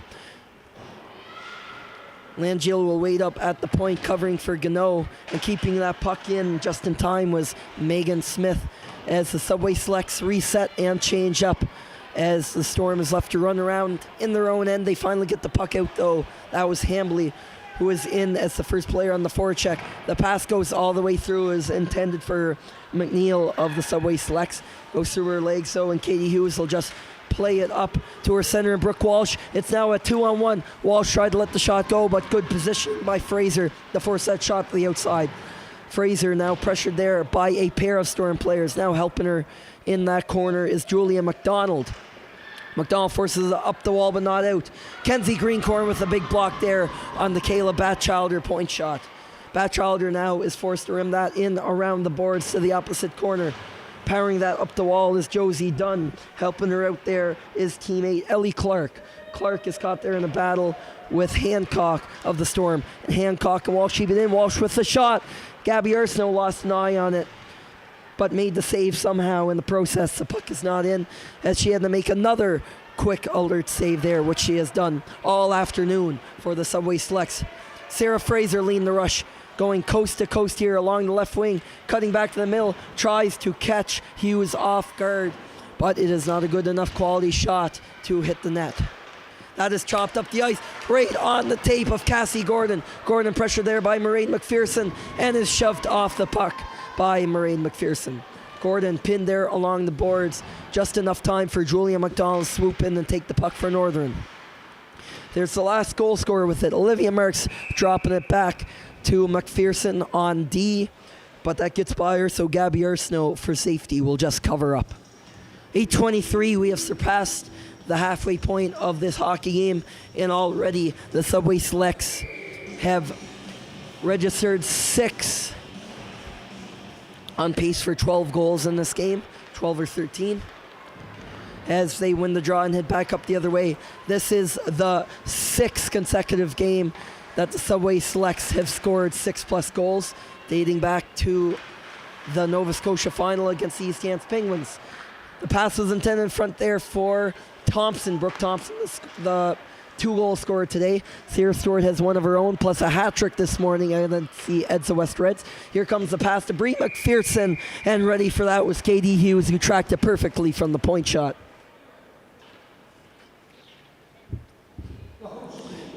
Make sure to tune in with us tomorrow, bright and early at 9 a.m. as the Central Storm and the Western Wind meet for the bronze medal, and then again at 12 as the Northern Subway Selects take on the Edsa West Reds to decide who will be the Atlantic champion and representative at the Esso Cup in Okotoks, Alberta. Going for the wraparound there was Brooke Thompson. She already has 1 hat-trick this tournament, that coming in the first game against the Eastern Icebreakers, and she's 1 away from a second one. Of course, 8 goals in the tournament, tied in the lead with her line mate Sarah Stewart, 8 of her own. Face-off is won briefly there by Smith of the Subway Selects. Nobody was in the helper though, as the Storm are able to just squeeze that outside the crease. As dumped in back in by Megan Smith. Grace Larkin is back there for the Storm to try and clear that puck back on out of the zone. A stick even fell on the ice there as everybody seemed to collide at the same time at the blue line mark, right where the Northern Subway Selects are set up on their bench. Ava Gano has to spin off. She is upended from behind by the Storm's Cassie Gordon, but it's still enough to make the play up to her teammates as Megan Smith comes in. Langill now with the puck, tried to squeeze it through as she almost lost an edge there, coming along with that immense pressure from the defender, Carly Acorn from the Central Storm. She gets the shot off, but wasn't good enough as everybody collides once again, including Langill, going for that puck over on the far side. Larkin and Lawler are both in there for Central, but the puck is forced back far enough by the Subway Selects' Erin McNeil. McNeil tries to fight for it along with her defender Dunn, but Livy Lawler squeezes that out of the zone and out of danger for the Central Storm. They're all the way back at the opposing blue line now, the Subway Selects blue line. Grace Larkin finishes the shift by shooting at the length of the ice. Her and D partner Carly Acorn get off the ice as going for that breakaway pass. Calling for it was Olivia Marks, looking for her second of the game. Her defenders were a bit caught behind the net though, as Fraser will lead this rush down the right wing for the Subway Selects. Joining her are Marks and Stewart. Stewart was right at the net and she was taken out from under the feet, and it is covered up by the goaltender Katie Hughes, and the face-off will be to her right.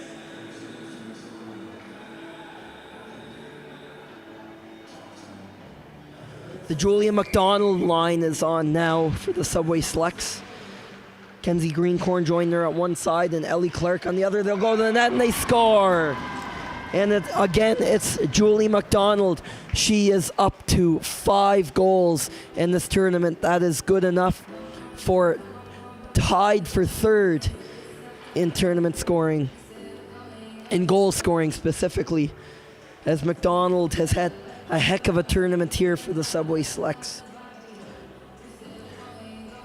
With that, that's her 5th goal. She surpasses her regular season total of 4 goals, which she scored along with 2 assists in 18 regular season games in the Maritime Major Female Hockey League in the 2021-22 season. So it's definitely been a big weekend for McDonald. Going in there was Clark on the attempt at the breakaway, but she was taken out there by Hillary Quilty of the Storm. The chance remains active for the Subway Selects is taking that shot. There was Josie Dunn. That play settles into the corner, but in an attempt to shoot it out by Renee Chapman, the puck will skip on out of play into the netting. 5 minutes remaining here in this middle frame. It is already 7-0 for the Northern Subway Selects. Should this 7-0 lead pertain after 2 periods, the third period will begin in run time. Run time being when, as you might be familiar with it from minor hockey tournaments, when the whistle goes, the clock will keep running. It's not doing that right now, as it is rule that run time will not be possible before the third period. As Brooke Thompson, already with 2 goals today, will cut in with the forehand backhand, and the save is made by a shaken up Katie Hughes, as she might have taken a stick or a leg there by someone as Thompson cut in tight to the net. No one in this tournament can pull that off quite like Brooke Thompson can with her size and strength. Olivia Marks keeps that puck in the zone for the Subway Selects. Diving at that was Bree McPherson. On top of that play was Stewart as well, the captain. And somebody goes down there in the corner. Getting up after that collision was Georgia Hambley of the Central Storm. And the Subway Selects penalty door opens up, and Olivia Marks looks to be heading to the penalty box again. I believe that's her 2nd penalty of the game. It'll be the 3rd Central Storm power play of the afternoon. They almost scored there in the late first period on that power play. Brooke Walsh with that wraparound attempt. Walsh took that face off there couldn't quite win it as the Subway Selects shot down the ice, but Walsh was close with that one. She thought she scored on that wraparound attempt, but the referee said no. Taken down behind the ice, behind the net rather, down onto the ice, was Maggie Mullins by an aggressive Northern Subway Selects forechecker.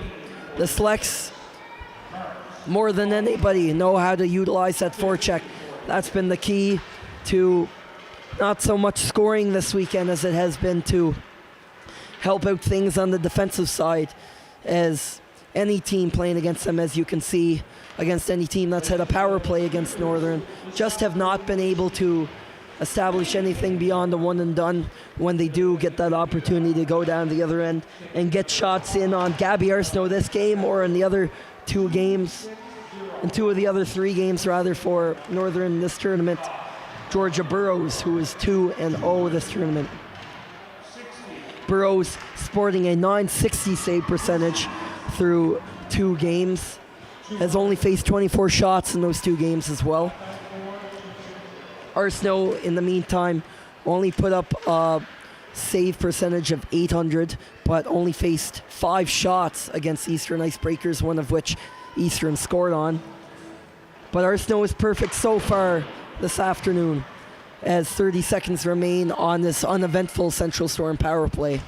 Kayla Batchelder tried to fling that out on the backhand, but all over that was Julia McDonald. McDonald with the most recent Northern Subway Selects goal, her 5th of the tournament, as mentioned, more than what she scored in the entire regular season, of which she played 18 games. It's a bang-bang pass out of the zone, good enough to Renee Chapman. Met there, going for the additional pass up to Gordon, but Fraser of the Selects met her right there, as leaving the box is Olivia Marks to end that Storm power play, rather. 0 for 3 today. Marks takes the shot on net. That's kicked away by the right pad of Katie Hughes. Now come back the other way is Grace Larkin, trying to get the rush going on her own. Sarah Stewart was all over, and the other Sarah, Fraser of the Subway Selects, is going to get this rush started with a little bit of help by Marks, who makes the pass. It's a bang-bang dish to Thompson, back to Stewart, and Thompson steps in, lets the shot go, and that's sticked away. Now on the backhand attempt by Marks. She could not bury her second of the afternoon, as Katie Hughes has made some really great saves, a couple of impressive ones this afternoon. But Hughes is not alone in falling victim to the offense of the Northern Subway Selects. Even some of the best goalies in this tournament we've seen torn apart by Stewart, Thompson, and company on this Subway Selects team, especially this top line, as Thompson plays that puck over to Stewart. 16 and 17. The numbers are close together because that's the 1-2 punch for this squad. That's thrown up high off the glass, high enough to evade Mairead McPherson on the blue line for Northern. It doesn't go quite far enough for the icing call, as we are just over a minute from the second intermission. And this will be a much needed break for the Central Storm, as the Subway Selects surpass their 3-goal first period by scoring 4 this time around. Sarah Stewart tried to shoot that puck on out, looking for Marks on the other side. Stewart went for the change. Now Brooke Walsh is up here on the 2-on-1. She's going to take on McPherson on the 1-on-1, but shoots that puck wide along the ice. Not the quality chance she was hoping for there. Hambley keeps it in the zone for Central as she heads off for a change. Now swinging around the boards here. Here comes Erin McNeil of the Selects. Misses her pass on the first side of the ice, not far enough for an icing. And the Selects get it right back, but her team is offside. They have to wait in the final 15 seconds of this second period. Now stepping in is the assistant captain, Megan Smith, chasing that puck down the corner. She then quickly went to the front of the net, had a little bit of help from Jalen Langille, the line mate there, as that will do it for the second period. Now a 7-0 score for the Northern Subway Selects. The quickest they've scored 7 this tournament, and they've done that in all 4 games. They've never scored less than 9, and not like there's any pressure to do that again, as they have this comfortable lead over the Central Storm.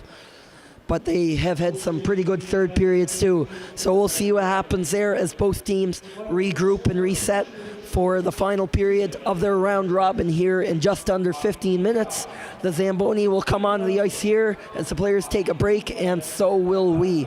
I'll be back to prime the third period for you shortly.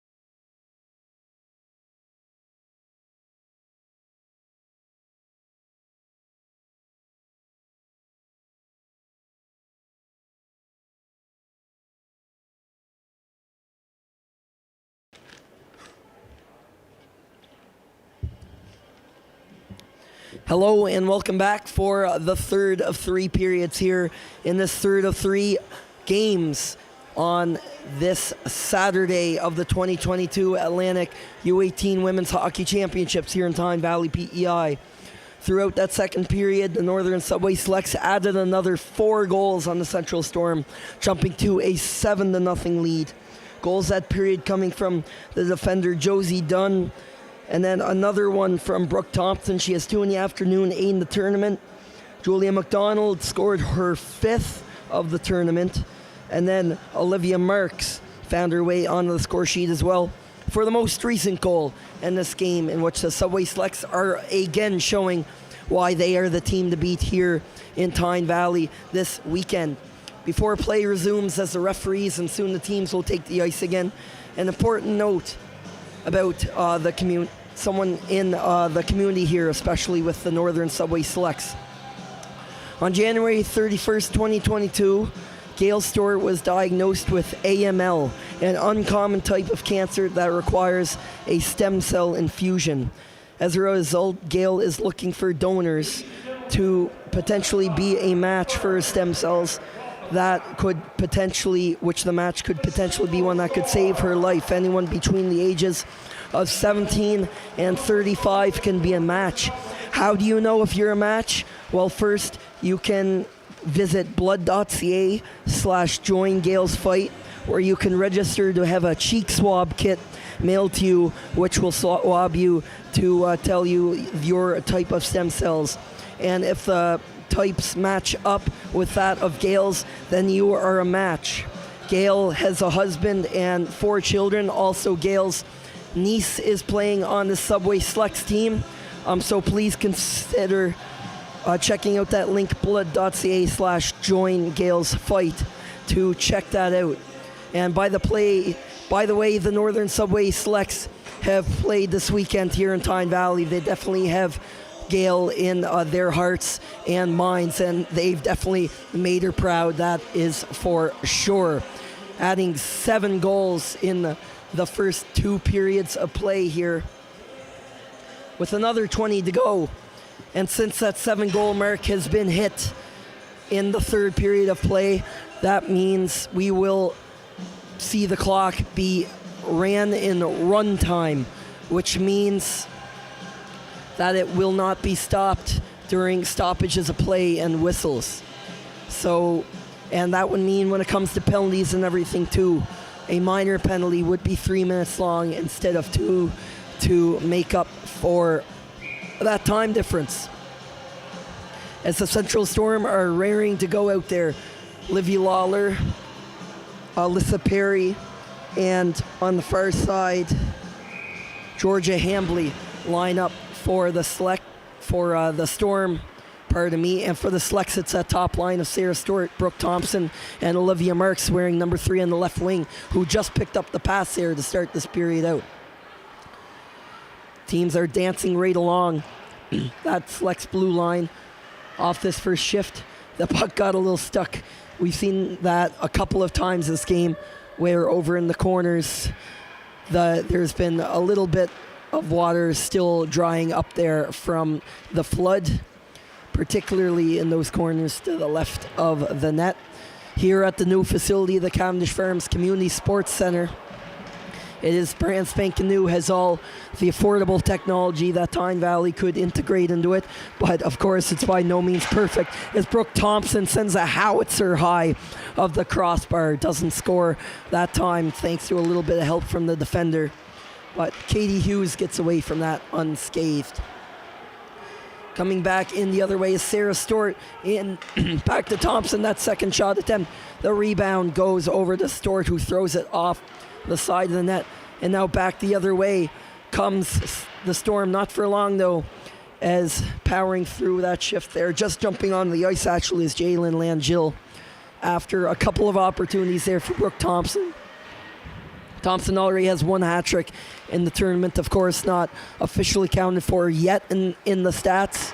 I have been told we are expecting a correction on that. She scored with 5 seconds left in the game against the Eastern Icebreakers. It was not counted for. I think it was a scorekeeping error. Can't say that for sure.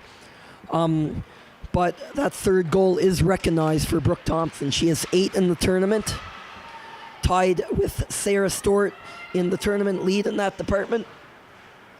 So while those two players lead the tournament in goals, the assist leader comes from the selects back end. Bree McPherson, although she never put the puck in the back of the net at this point in the tournament, she does have 7 assists in 3 games, and that leads everybody. It's one more than the Edsa West Reds center Ella Lawrence, who led leading into the day with 6 in that assist department. As we have a penalty coming up here just in a moment. That one goes against Renee Chapman of the Storm for a body check. And the Subway Selects are going back to the power play.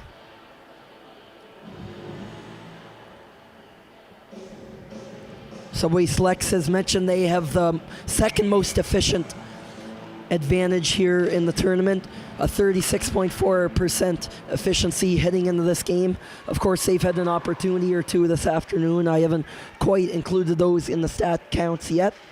The Edsa West Reds have a 37.5% efficiency to finish off their round robin, as they are preparing right now to take on this Subway Selects team tomorrow. Hopefully, on their side for the Reds anyway, that this 2 games in 1 day grind will wear them down just enough to make the game a bit more competitive than the Subway Selects. Heck of a performance this morning, as that shot took a deflection off Lawler in front, playing that penalty kill for the Storm, and trickles into the corner as we have another penalty going on here just in a moment. The Subway Selects touched up when the whistle went, so this could be the end of their power play, but let's just check it out here. It's a roughing minor, and it will go against the Northern Subway Selects. The guilty party is Kenzie Greencorn. She has a goal today, but as a result, the Subway Selects power play comes to an end after just over a minute. Note on the scoreboard in the top left corner of your screen, the penalties are 3 minutes, the minor penalties rather than 2. That is a more common rule in tournaments when it comes to dealing with straight time, as a sort of a mercy rule integrated into championships and other tournaments throughout Canada and in other hockey tournaments that adopt similar rules. The pass is threaded through for Sarah Stewart. Stewart has a goal today. She had a hat trick this morning, and she went for that top glove where she scored in the first period. It's actually the go-ahead goal right now for the Subway Selects. Way back there in the first period, opened the scoring. Sarah Stewart ripped down that left wing and beat Katie Hughes on the far side. Here's an attempt here for the Storm to get out of the zone. It takes them a couple cracks to finally do that, but Maggie Mullins finishes the job. But is a bit too hard shot, as there are another 45 seconds of 4-on-4 hockey yet to play here.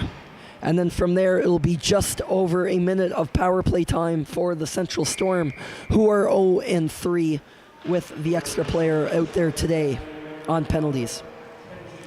That face-off is won back quickly by the Storm.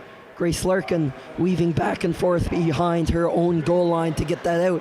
And now she has a little bit of daylight. She's going to rip up on the other side of that ice to the right wing. She's angled off there now by McNeil. Behind that net, Lily LeBlanc looked to clear that out, but the Storm quickly stole it back. Livy Lawler right in the midst of it again, pressuring Ava Gano as well in that corner off to the right of Gabby Arsenault. Lawler buys some time as the power play begins for the Central Storm. Coming out of that box is Hancock off the bench, and it is shot down the ice by the Subway Selects as their defenders change up with another 48 seconds to kill here on this Storm power play. Hancock left it up there for Larkin. Grace Larkin coming in at the end of a long shift, getting this power play started for the Central Storm. That pass was intended for Hancock. Chasing that too is Renee Chapman. Hancock holds the line. Chapman has London out front, but she's going to shift around the other side of the net. And pouncing on that wraparound attempt was Gabby Arsenault. And with that cover here in straight time and 20 seconds left in that penalty, that will pretty well do it for the Central power play. As Kenzie Greencorn is left there waiting to leave the box after that last tripping call against her. 13:20 left in this third period. No additional goals yet this period, but the Subway Selects do maintain their 7-0 lead over the PEI representatives. And right after Greencorn jumps out of the box, a Subway Selects player hooks up someone, and it looks like Sarah Fraser will go to the box on the hooking violation. Just like that, the Storm are right back to the power play for about 3 minutes. This live stream is brought to you by Township Chevrolet, PEI's #1 dealership. That face-off is won by the Storm. Renee Chapman at the face-off dot and was successful there. Swing that around with the shot was Bree McPherson. Swinging it down the full 200 feet right onto the stick blade of the goaltender Katie Hughes, who just flicks it up over passively to her defender. But right after that, the puck is taken away by Megan Smith, wearing that A on her jersey for the Subway Selects. She's joined in there, hanging up high, is Jalen Langill on this penalty kill. The other two players for the Subway Selects on right now are the McPherson sisters, Mairead and Bree. Bree, as mentioned just before the puck dropped in this period, leads the tournament in assists with 7 before the game. And she was on the ice for a couple other goals as well today. So we will see later on, when I get the official score sheet anyway, whether she got credit for another point or two this afternoon against Central. Hard shot off the clear, caught by Maggie Mullins, but she coughs it up there to Jalen Langill. Langill with a shot, and she blows it wide of the glove hand of Katie Hughes. It's a one-and-done play, though. Chipping that out was Hillary Quilty, but it's quickly taken away again by Megan Smith, dancing in behind that net. Smith falling down. She is knocked down by Quilty, but holding tight on her post was Katie Hughes for another save. She's seen a lot of rubber this afternoon as the goalies this weekend playing against Northern have. She may have given up 7, but that's not to discount her excellent play. It would have been much worse in net for the Storm without Katie Hughes there. Face-off is won back to Ava Gano of the Selects. Rung in around the boards, Kayla Batchelder was waiting for it, but right on her back was Kenzie Greencorn of the Selects forechecking here.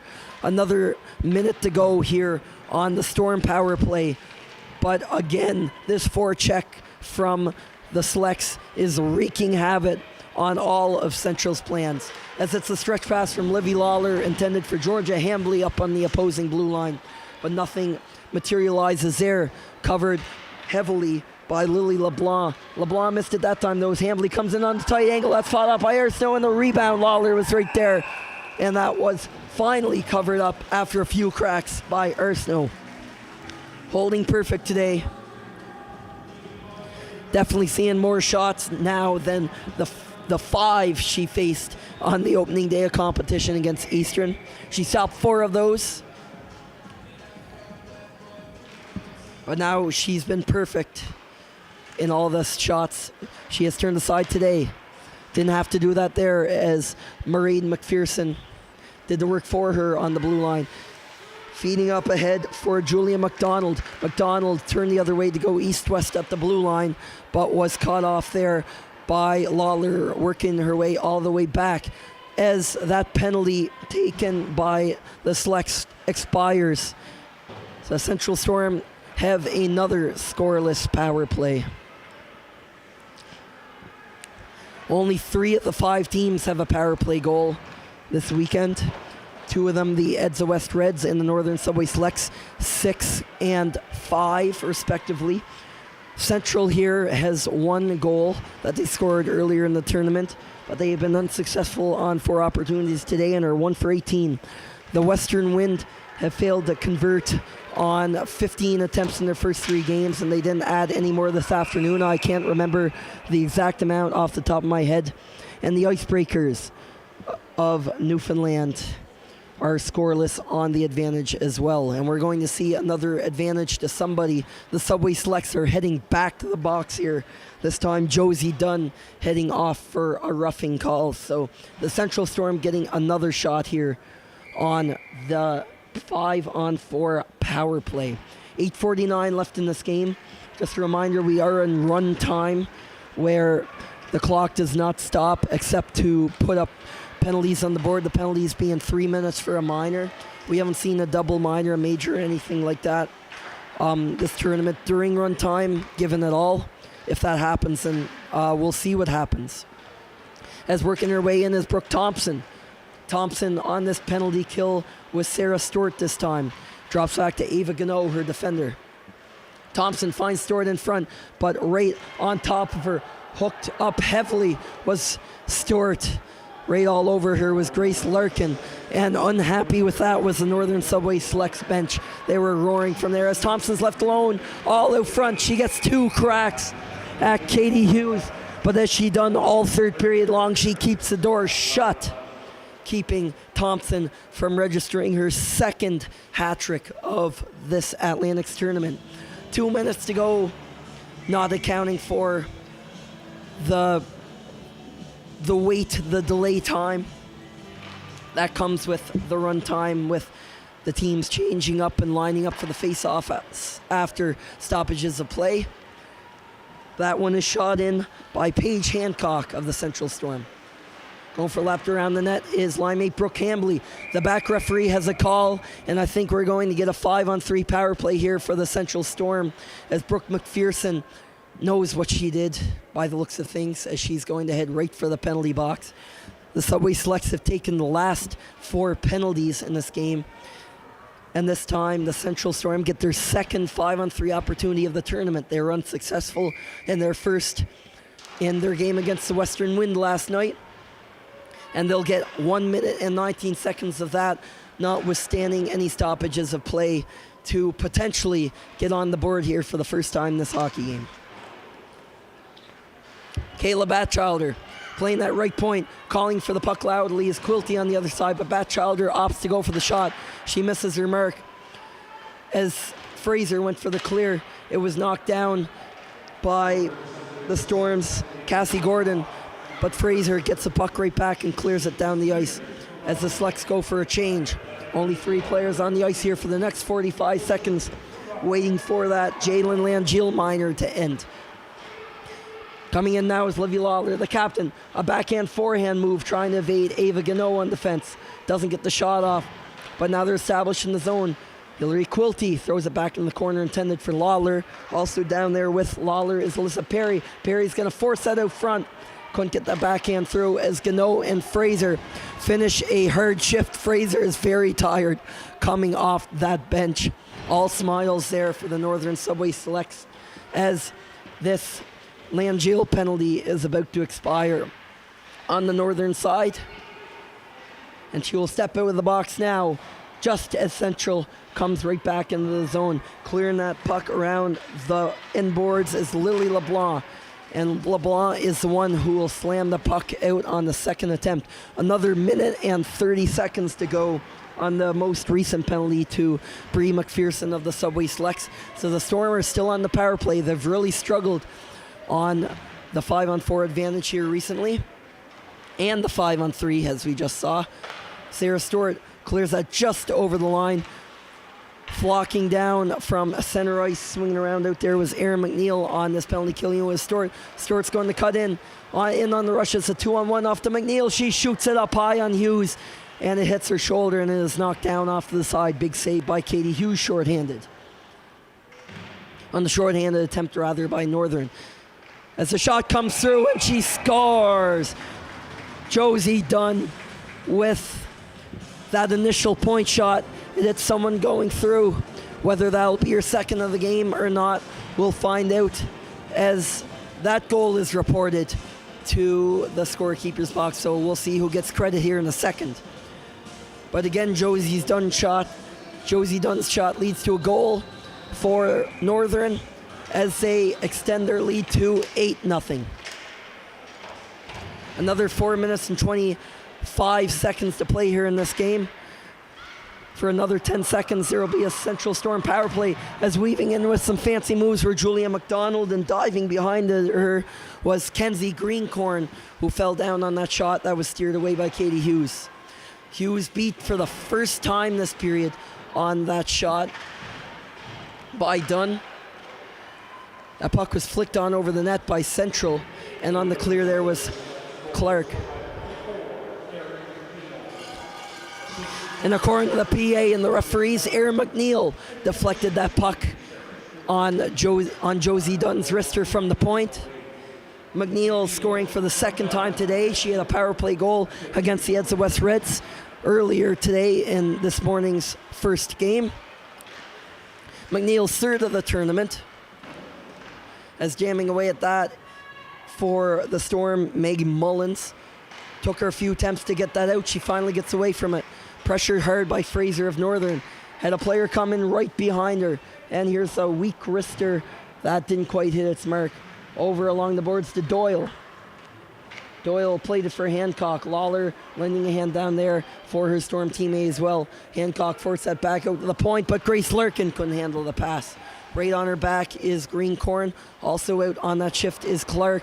And Larkin is just going to send that the length of the ice with 2:55 left in this hockey game. And the Storm will swallow the icing call and have the face-off come back.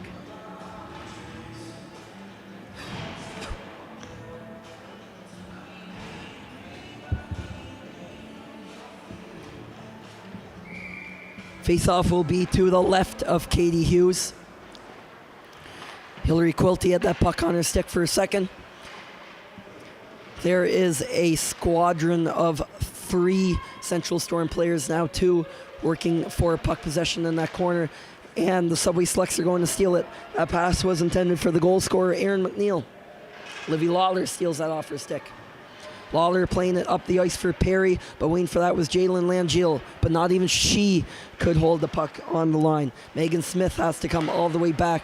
The cross-ice pass was intended for Langill, but it's swung right back into the zone by Perry. Teams are now going back and forth in the central zone as they're sort of trapping each other, as that is slapped down the length of the ice by a tired Megan Smith, playing likely her last game. Not her last game, but the last shift of this game. Her last shift before tomorrow's gold medal game for the Northern Subway Selects against the New Brunswick champions, the Edsa West Reds. 2 maritime major female hockey league teams going at it in tomorrow's gold medal game here at 12 o'clock, right on the same YouTube channel, to decide who is the Atlantic champion and who will travel to the Esso Cup in Okotoks, Alberta, hosted by the Prince Albert Bears. As Stewart walks in, she almost had her second of the game with that one, going on the forehand backhand move with just over a minute left. Bree McPherson lets the shot go, leads the tournament in assists, but still looking for her first goal of the Atlantic Championships here in Tyne Valley. 4 of 6 teams in the Esso Cup have already been decided. The only ones to be decided yet are the Atlantic champions, which will be decided between Edsa West and Northern tomorrow. And over in the West final, the West being a loose term for the matchup between the Saskatchewan champions, the Notre Dame Hounds of Wilcox, Saskatchewan, and the Westman Wildcats of the Brandon region of Manitoba. They're playing a 3-game series. Their first game was last night. They go again this evening, and if necessary, they will play another game tomorrow night to see who will go to the Esso Cup from that area. The tournament runs from May 16th to 22nd. Okotoks is a small town. I'm not sure how much similar to Tyne Valley, probably a little bigger, a half-hour drive-ish south of Calgary. Also taking place there is the TELUS Cup, which is the same age group, U18, for the major men's champions.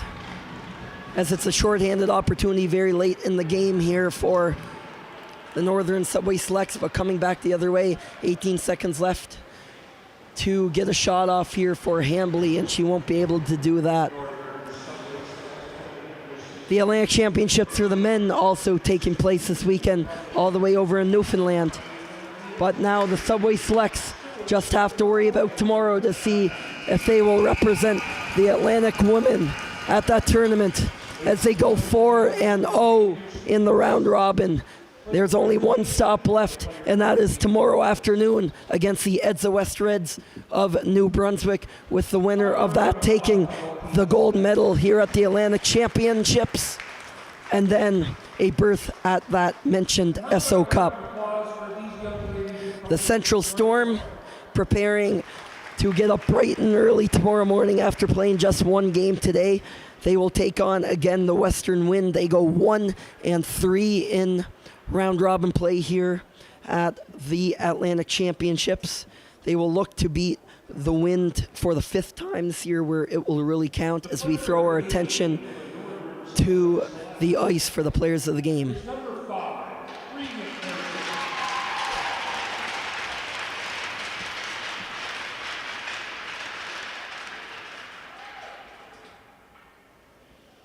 And the most sportsmanlike player for the Subway Selects is number 2, Megan Smith.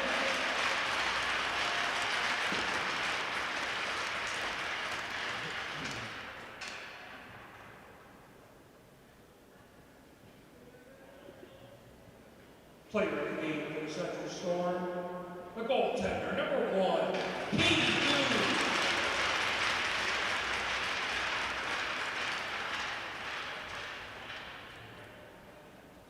And the most sportsmanlike player is number 8, Casey Gordon.